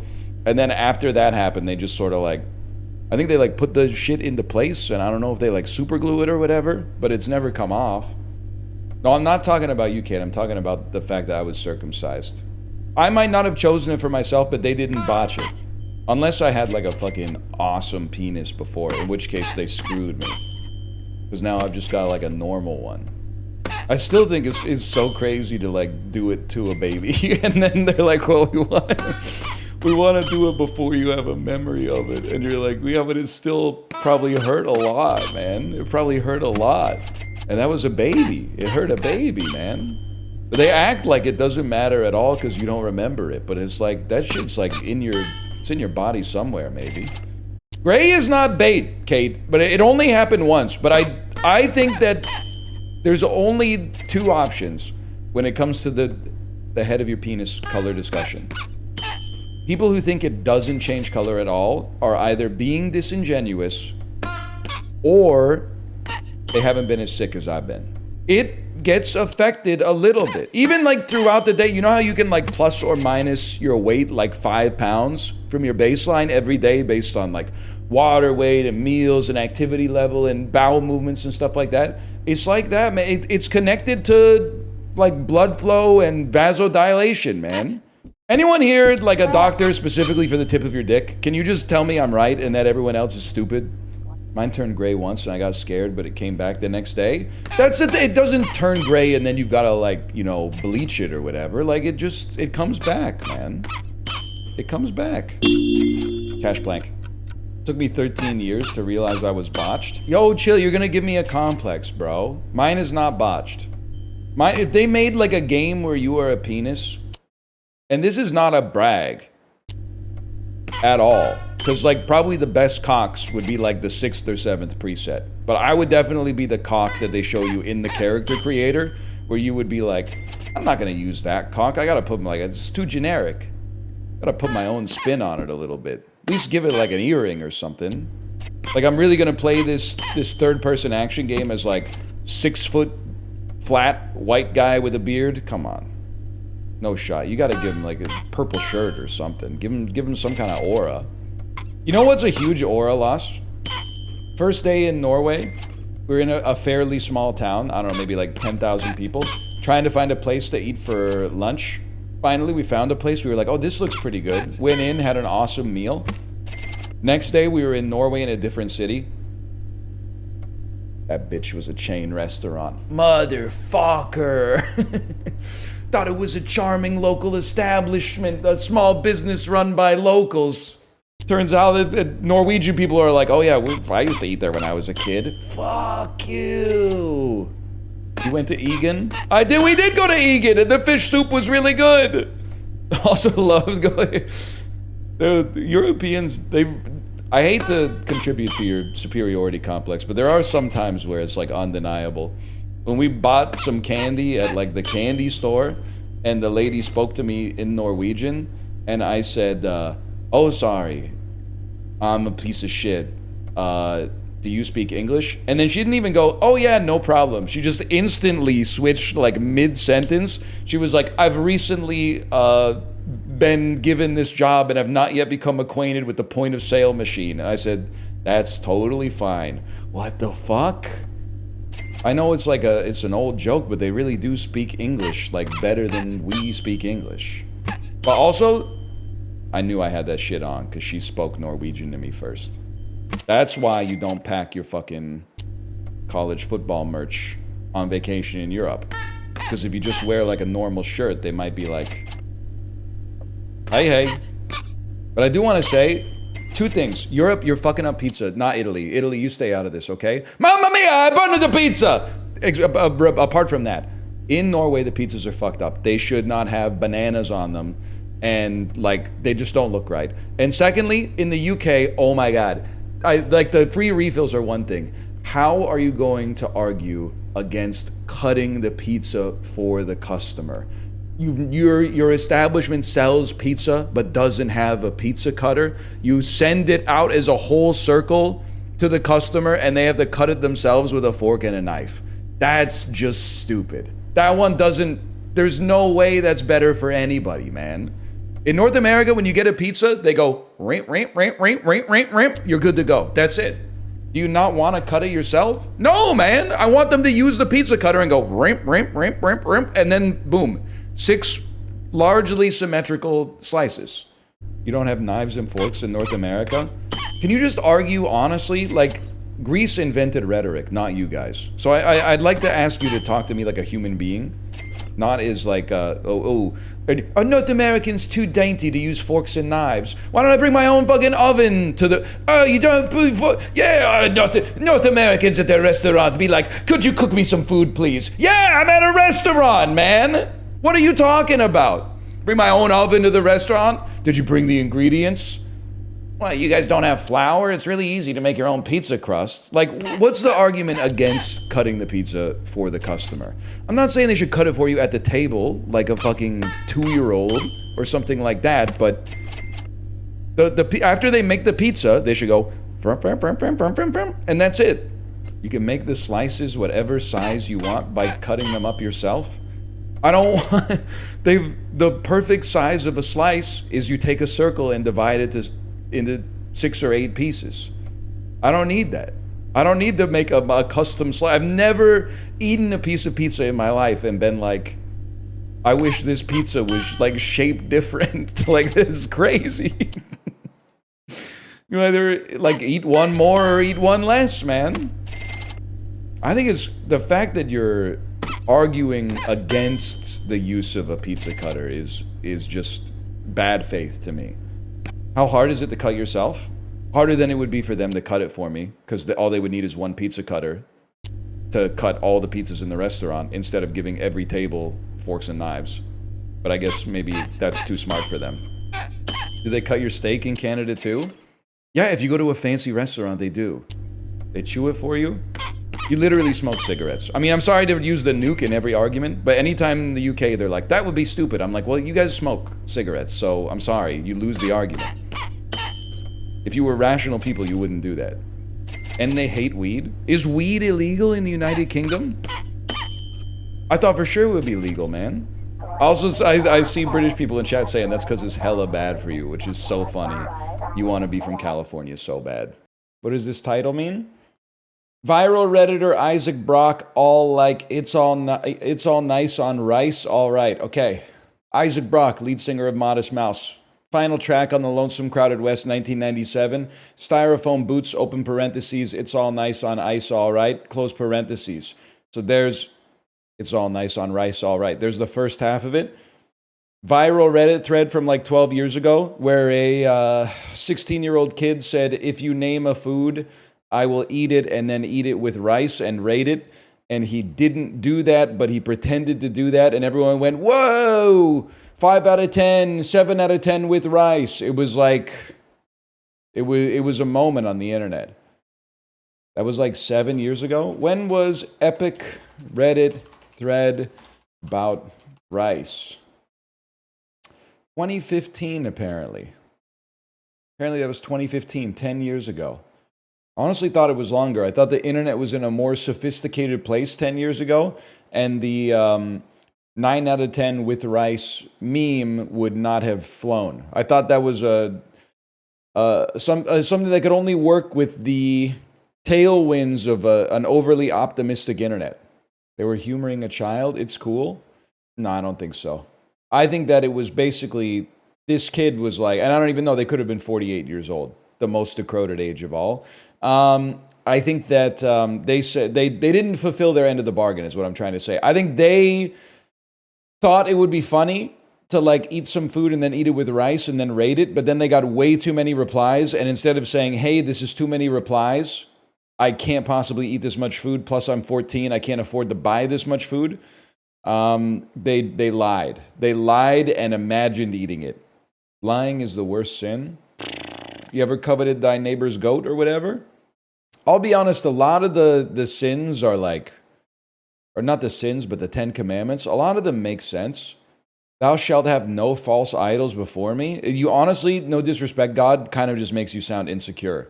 If you were actually God, you wouldn't have to worry about people worshiping like Labubu or whatever. Parasocial ass deity. That's damn true. Thou shalt not kill. He was onto something with that one. He was cooking with that one. Maybe the 9 Commandments. Maybe the 9 Commandments. They could take out that one about no false idols before me. What's your favorite? I think I only know a few of them, man. I only know thou shalt not kill. Thou shalt have no false idols before me. Thou shalt not covet thy neighbor's wife. Thou shalt not lie. Is that one? Thou shalt not pass. That's a good one. Excuse me, God. I've been reading a lot of Reddit posts lately. Life pro tip for you, God. Positive reinforcement actually consistently works better as a way to influence behavior than negative reinforcement. Perhaps you could rework your comments to be positive instead of negative. Instead of thou shalt not kill, how about thou shalt preserve life? Personally, I'm not a scientist myself, but the scientists say that this is the way that we should do it. I'm a full-time video essay watcher. So a student. I had a thought, by the way. Sorry, this is going to offend the doctors in chat. I feel like doctors want to be treated as heroes. And what they do, the duty of their job is heroic. They're helping people with their health. They're literally saving lives. And even if they're not saving lives, they're changing lives. But I hesitate to call them heroes because I feel like 90% of them got into it for the paper chase, which is fine. There's a profit motive to becoming a doctor. It's a hard job. There's a lot of education, but I don't think that they got in. I don't think that the average anesthesiologist was like, my passion is giving people anesthesia. I think they were like, I got to be top of my class, and this is the highest paying discipline. Teachers are heroes because what they do is not as heroic, but they're still improving lives, they're still changing lives, and they're doing it for like 36 grand a year. There's no profit motive to become a teacher whatsoever. Oh, they get the summers off. Shut up. But like the average job doesn't even work like June to August anyway, man, because everyone's out of the office. And they got to deal with like 32 8-year-olds in their class every single day. Look at the plus twos, man. One doctor was like, why does the motive matter? Well, because like firefighters are heroes. But if firefighters were making Micah Parsons money, we wouldn't be throwing parades for them. We would be like, get in the building, buddy. You're getting paid like $38 million a year. Because they're not making Micah Parsons money. Every time the fire truck comes down the street, we salute, man. Brits, no disrespect, but how do you feel about being mogged by the Japanese when it comes to tea consumption and production? We went through it in the Discord this morning. Someone said, NL, I was with you. I'm a Brit, they said. I'm a Brit. I was with you on everything until you defended Americans for heating up their water in the microwave. That's disgusting. I said, whatever. Japan literally mogs you. They have the hot water heater that stays hot all the time. So you don't even have to boil the water to make the tea. It literally comes out of the heater hot, and then it's just tea ready to go. And then they hit me with the British classic. What, you can't wait 20 seconds? All these things, and they're not major, but these things that are like easy problems to fix in England that make life 0.5% shittier, rather than be like, we should fix it, they go, oh, you're so much of a baby, you can't deal with a little shittiness. I'm just dreaming for like a better world for you. Don't even get the pizza. Anyone defending the pizza coming to your table uncut, I just genuinely think that they're being disingenuous. I think they're lying to me and lying to themselves simultaneously.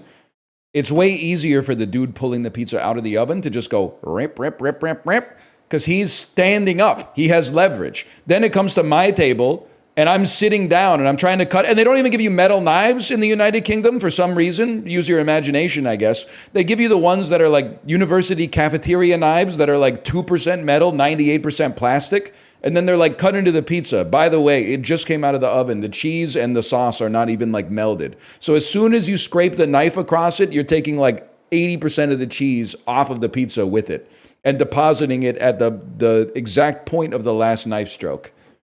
Nowhere in the UK does this. I don't know. I guess I was just in a little known place called London.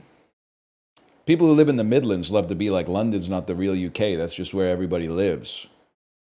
It's like when, sorry, we're bringing it back. It's like when rural voters in the United States tell you that the people who live in the city are out of touch. You're like, what are you talking about, man?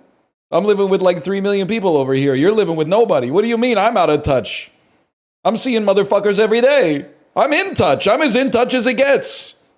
You can't wait 5 minutes for it to cool. Oh, little baby, can't afford £2 to drop a turd in the loo. Get your sound. You were too. Don't worry about getting your sound up. Get your pound up, mate. £2 for a turd. It's a bargain. Our daughter wants to be an adult and move out.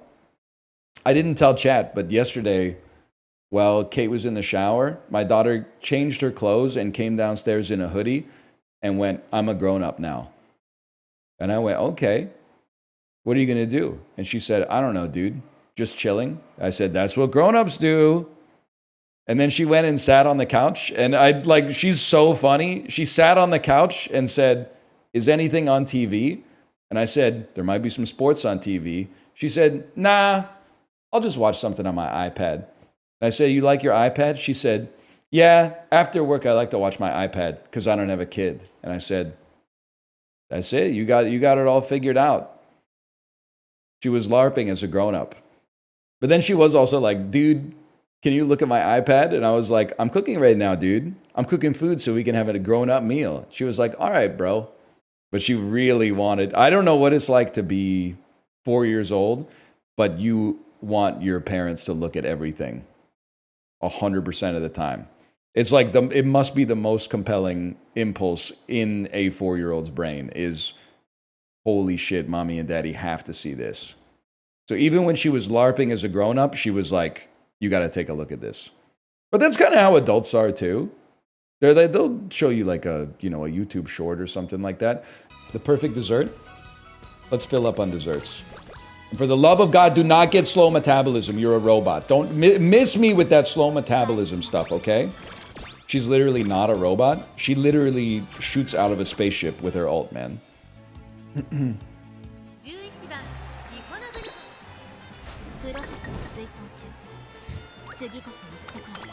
What's the point, man?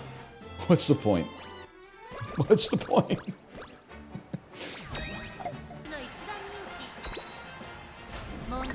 Oh my god. You're such dog water. How much money has NL spent so far? Are you sitting down? The answer is 0. The answer is 0 money. How much is Kate spend? This is her business. I don't want to know. I never realized this was so loud, man. Is Final Push good? I don't think I've ever seen the skill before in my entire life. Yeah, it's pretty good. It's fine. It's good for front. Okay. That's who I am, so I respect. Oh my god. Oh my god, get a life. You're literally, what's wrong with you? We're not going to do our scheduled race because we have to go to the freaking infirmary now. I don't want to do the scheduled race, even though I click the button that takes me to the scheduled race. I want to cancel the scheduled race and go to the infirmary. My robot has insomnia, bro. From the land, from the Kuka show. The ravens and the seagulls push each other inwards and outwards. We gotta win this one, man. We gotta win this one. Oh, you suck. You suck so much ass, man. Nah, she's the GOAT. She'll get it in senior year. You might have to burn this horse for the insurance money. We'll take on hippie names. I'll be Snowflake, you be Sunny. We'll get a farm with pretty white bunnies. Watch them copulate. It's very funny. Jens Lekman ass. Jens Lekman, the patron saint of Gothenburg, Sweden indie pop in the chat. Okay.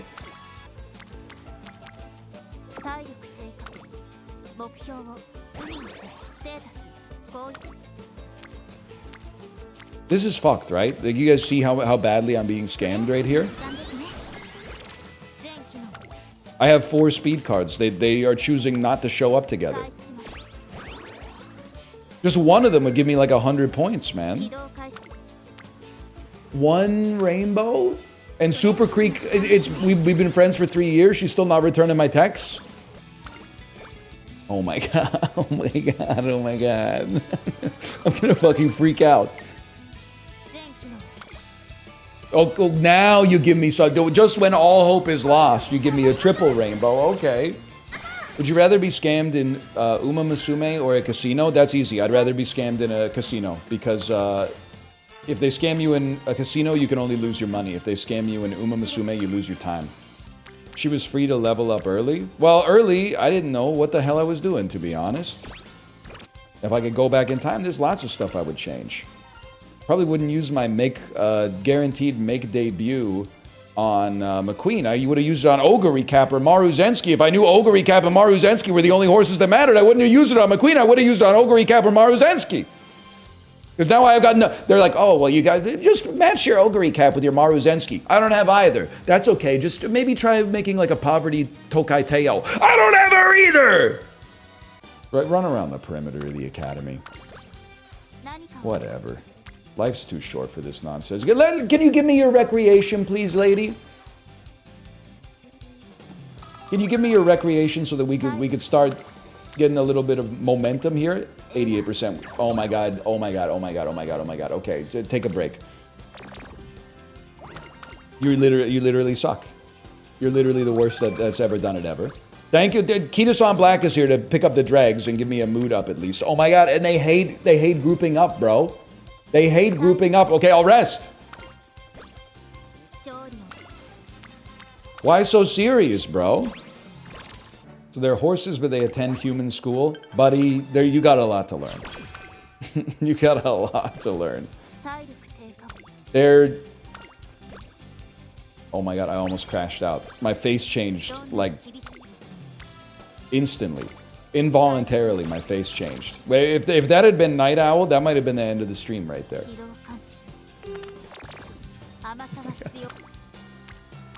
Is she just built wrong? Why does she hate being happy so much? Please, for the love of God, give me the trainer's recreation so that I can get out of this mood pit. Give me the trainer's recreation! You gotta get her on SSRIs. There's like a joke about the rarity of the cards in there too. I respect you for that one.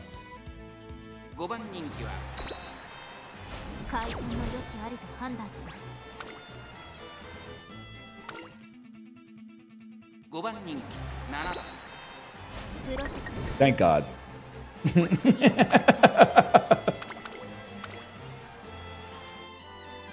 Sixth? Don't waste clocks at this point. It's not wasting a clock, it's preserving a carrot juice, bro. Oh my god, I didn't even do the hopeless stakes.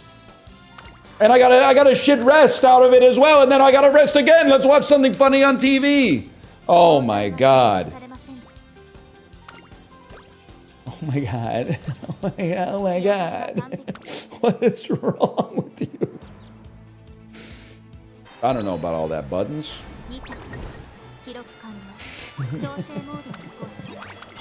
I want to see their stats. I want to see their stats because I simply do not believe that they have a horse that could beat my horse at this level. I think I want to take corner recovery to get something, knowing that Maestro likely shows up. And if it doesn't show up, the run is probably not good enough to run PvP anyway.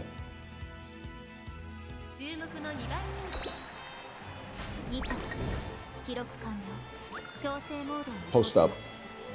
Now we got a brawl. It's getting a little ridiculous. It's getting a little ridiculous with the second, then some G2 race nobody cares about, first by distance. Alright, now's the time.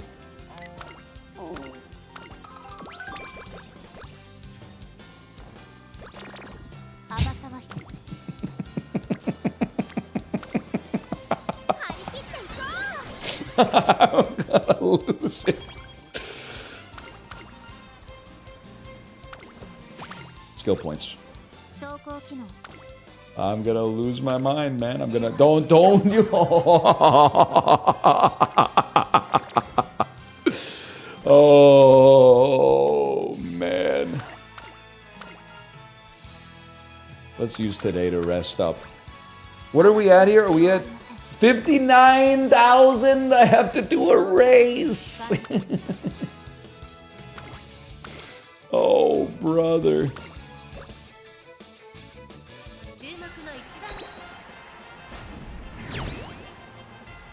We need that. 1.5 lengths? She's trolling, man.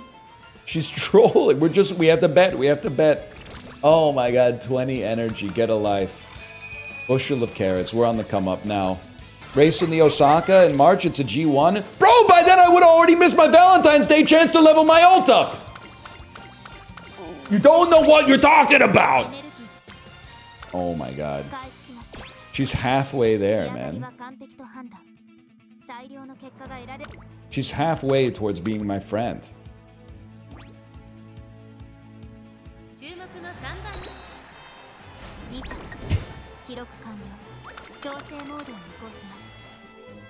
I'm gonna crash out. Guys, I think my PC is too slow for me to do one more run of Uma Musume, but I want to do one more run of Uma Musume because this run was a fucking disaster. It was a complete disaster, man. No Maestro? Oh my god, they didn't even give me Maestro! I didn't even notice until now. Her mood swings are pissing me off. I'll try one more with no special creek. I'll replace it with the Aishin Flash. I saw there was a big argument in chat about that, whether the level 45 Aishin Flash beats the level 45. Oh my god, she failed at 4%. Keep going, keep going. Who cares? Who cares? Keep going. You might as well. Failing a 4% right before the Ura finale. Okay, sure, no problem. And this, with all these headwinds, we still easily win the Ura finals. And people are telling me like, you don't need that much stam. No director's fan. They should give me a hamburger steak with a fucking carrot through the top of it. It's a disaster. Blip, blip, blip. I suck, blip, blip. I suck. I malfunction all the time. I'm sad. Blip, blip, blip. Nobody cares. Get out of my life. 2% odds you give me 3 stars in something and maybe we're forced to use you in the future. Nope. Pure trash. Get out of my face. I hate you. Let's go again. Oh my god! Oh my god! What is wrong with you? And now the servers are going down? The servers are going down? I've only got 12 minutes to finish the run and the servers are going down? Is that my daughter in there? I hear steps. Hello. We'll play, Daddy's just got to finish this. It will take like 10 minutes, but you can stay with me for this. Yes. Look at this, first place. Just so you know, I built the best horse of all time. She's gonna win every race. Who is it? This is Mihono bourbon. Ice. Cold. Mihono bourbon.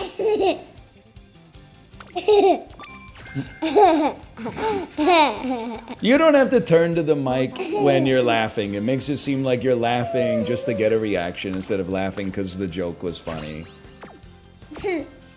But we all know you're laughing because the joke was really funny, right?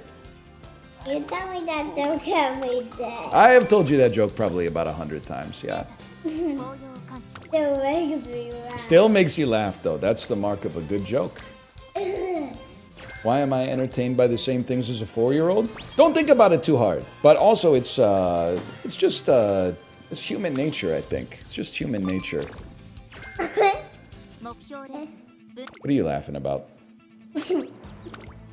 Ready? I'm good. I'm going to the Japanese Derby. Do you want any? Do you want me to pick anything up from the Japanese Derby? Oh, how about a first place trophy?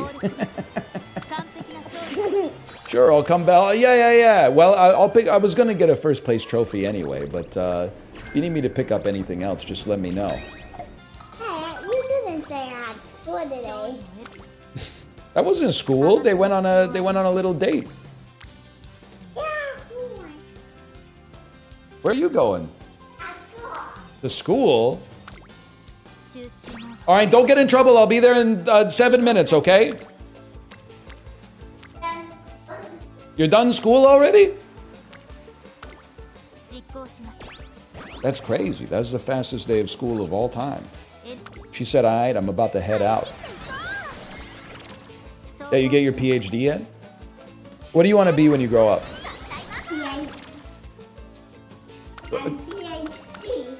Okay, literally every time I've asked her that question for her entire life, she said worm farmer.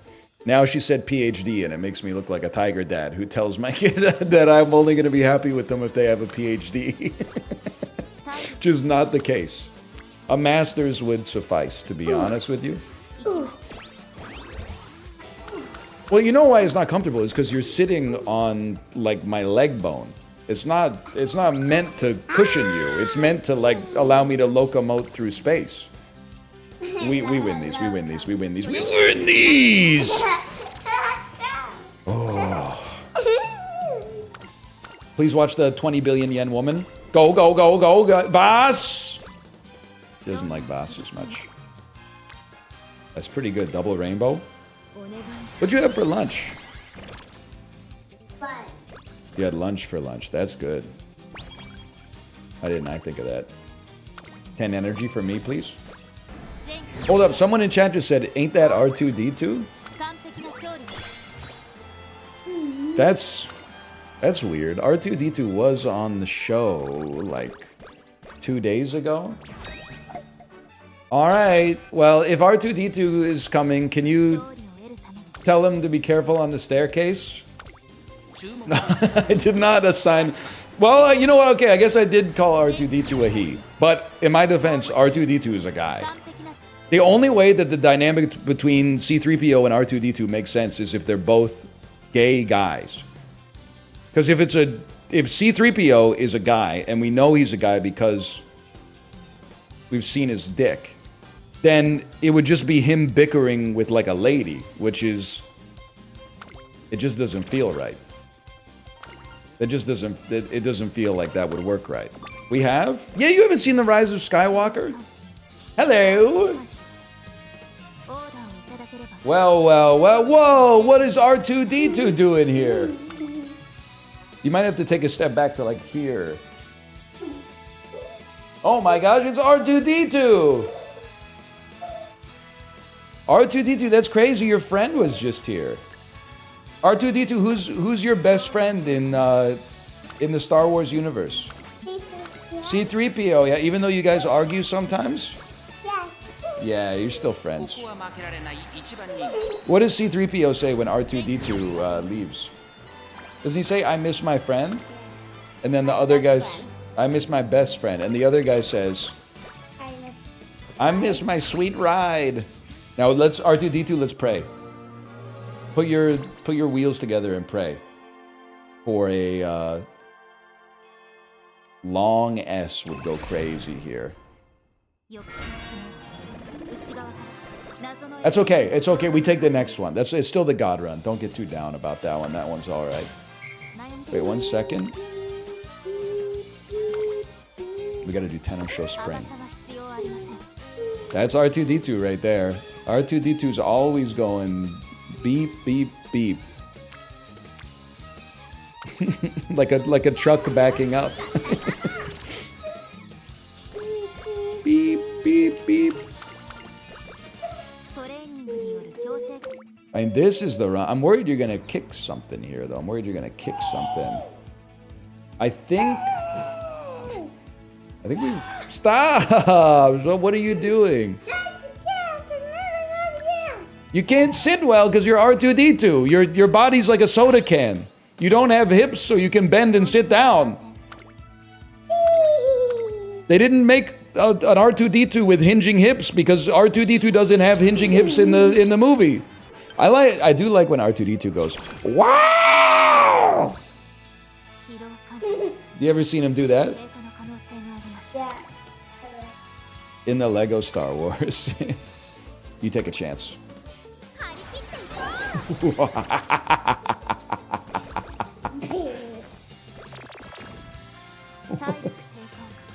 She's not gonna show up to practice, man? What's wrong with you?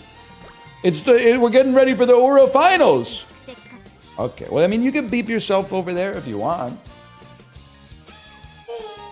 You don't even look like R2D2. You're R2D2 with like a human back now. There you go.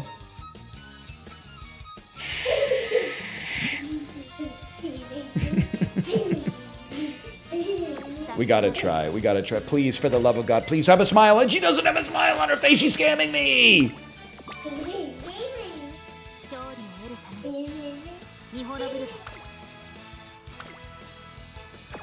Where are you going?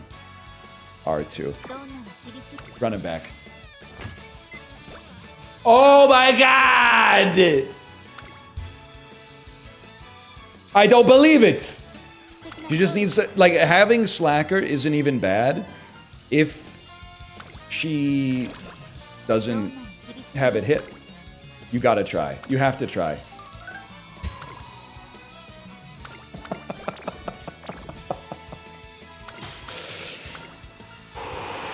Oh, I'm gonna lose it. I am gonna lose it, man. Because this was like, it was the perfect run. It was the perfect run. Oh, great. We got a Porg here, too. You can hold it up here.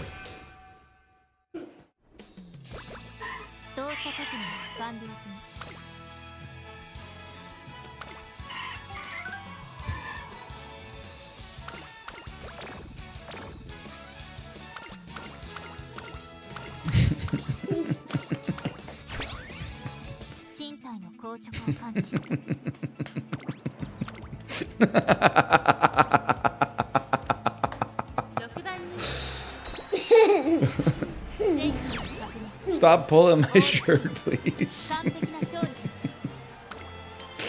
Oh, we could still get 3 stars. We could still get a 3-star spark. Just go infirmary? I did twice, and then she didn't recover, man.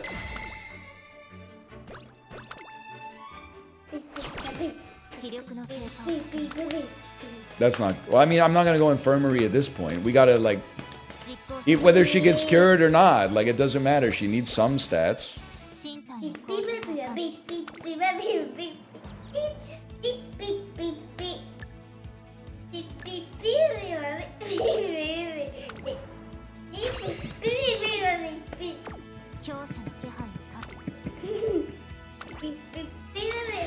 R2D2 doesn't do that. R2D2 doesn't do this. He doesn't have hands.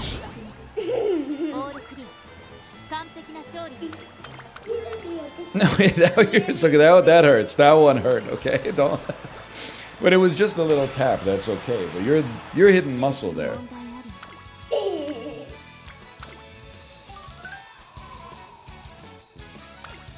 It's almost over. It's almost over.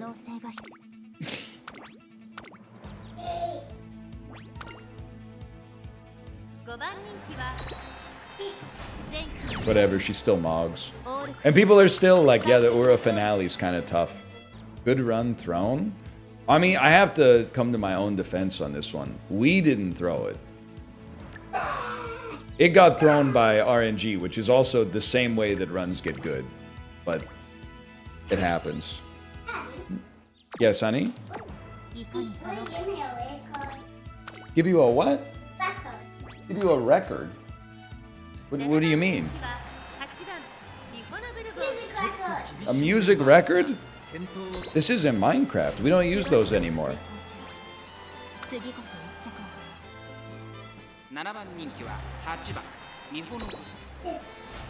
A disc? What do you mean? A disc?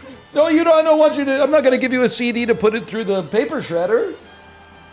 Yeah, that's. I know that has a picture of a CD on it. That's because if you want to shred a CD, you put it through there. I'm not gonna give you a CD just so you can shred it. That's crazy. We could go out. We'll buy like a Jason Mraz album, and then we can put it through it. At least we got to do it productively.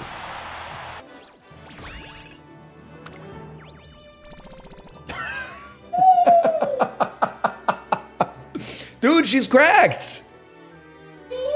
That's insane. She's not going to the glue factory. Look at all the triples, the 2-star ult, and then also the white sparks are insane. The R2-D2 buff, man.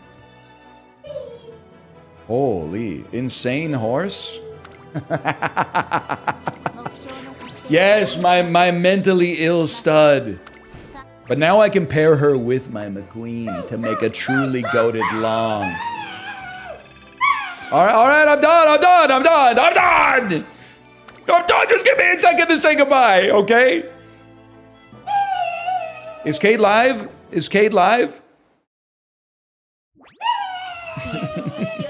Kate's live. I'll send you over there, okay. R2-D2, just chill. Don't self-destruct for 10 seconds, okay? Christian Filter be like, you're on to something. Pray on my airplane, my God is there, I feel like I'm reborn, and I feel like I'm reborn, and you gotta keep it in there. Kicking and screaming. You wanna read my scripture? You wanna read my scripture?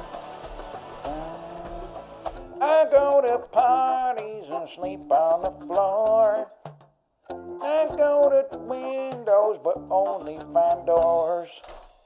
They think I'm crazy, but I have a good time. Life's been good to me so far. That one John Lennon song about women. Women, I want to be a woman. I got the feeling of love. Yeah, you're talking to me. You see right through me. You got the visions of love. That one, he's a woman, you know what I mean. That's not what John Lennon sounds like. You got to set me free, yeah. And then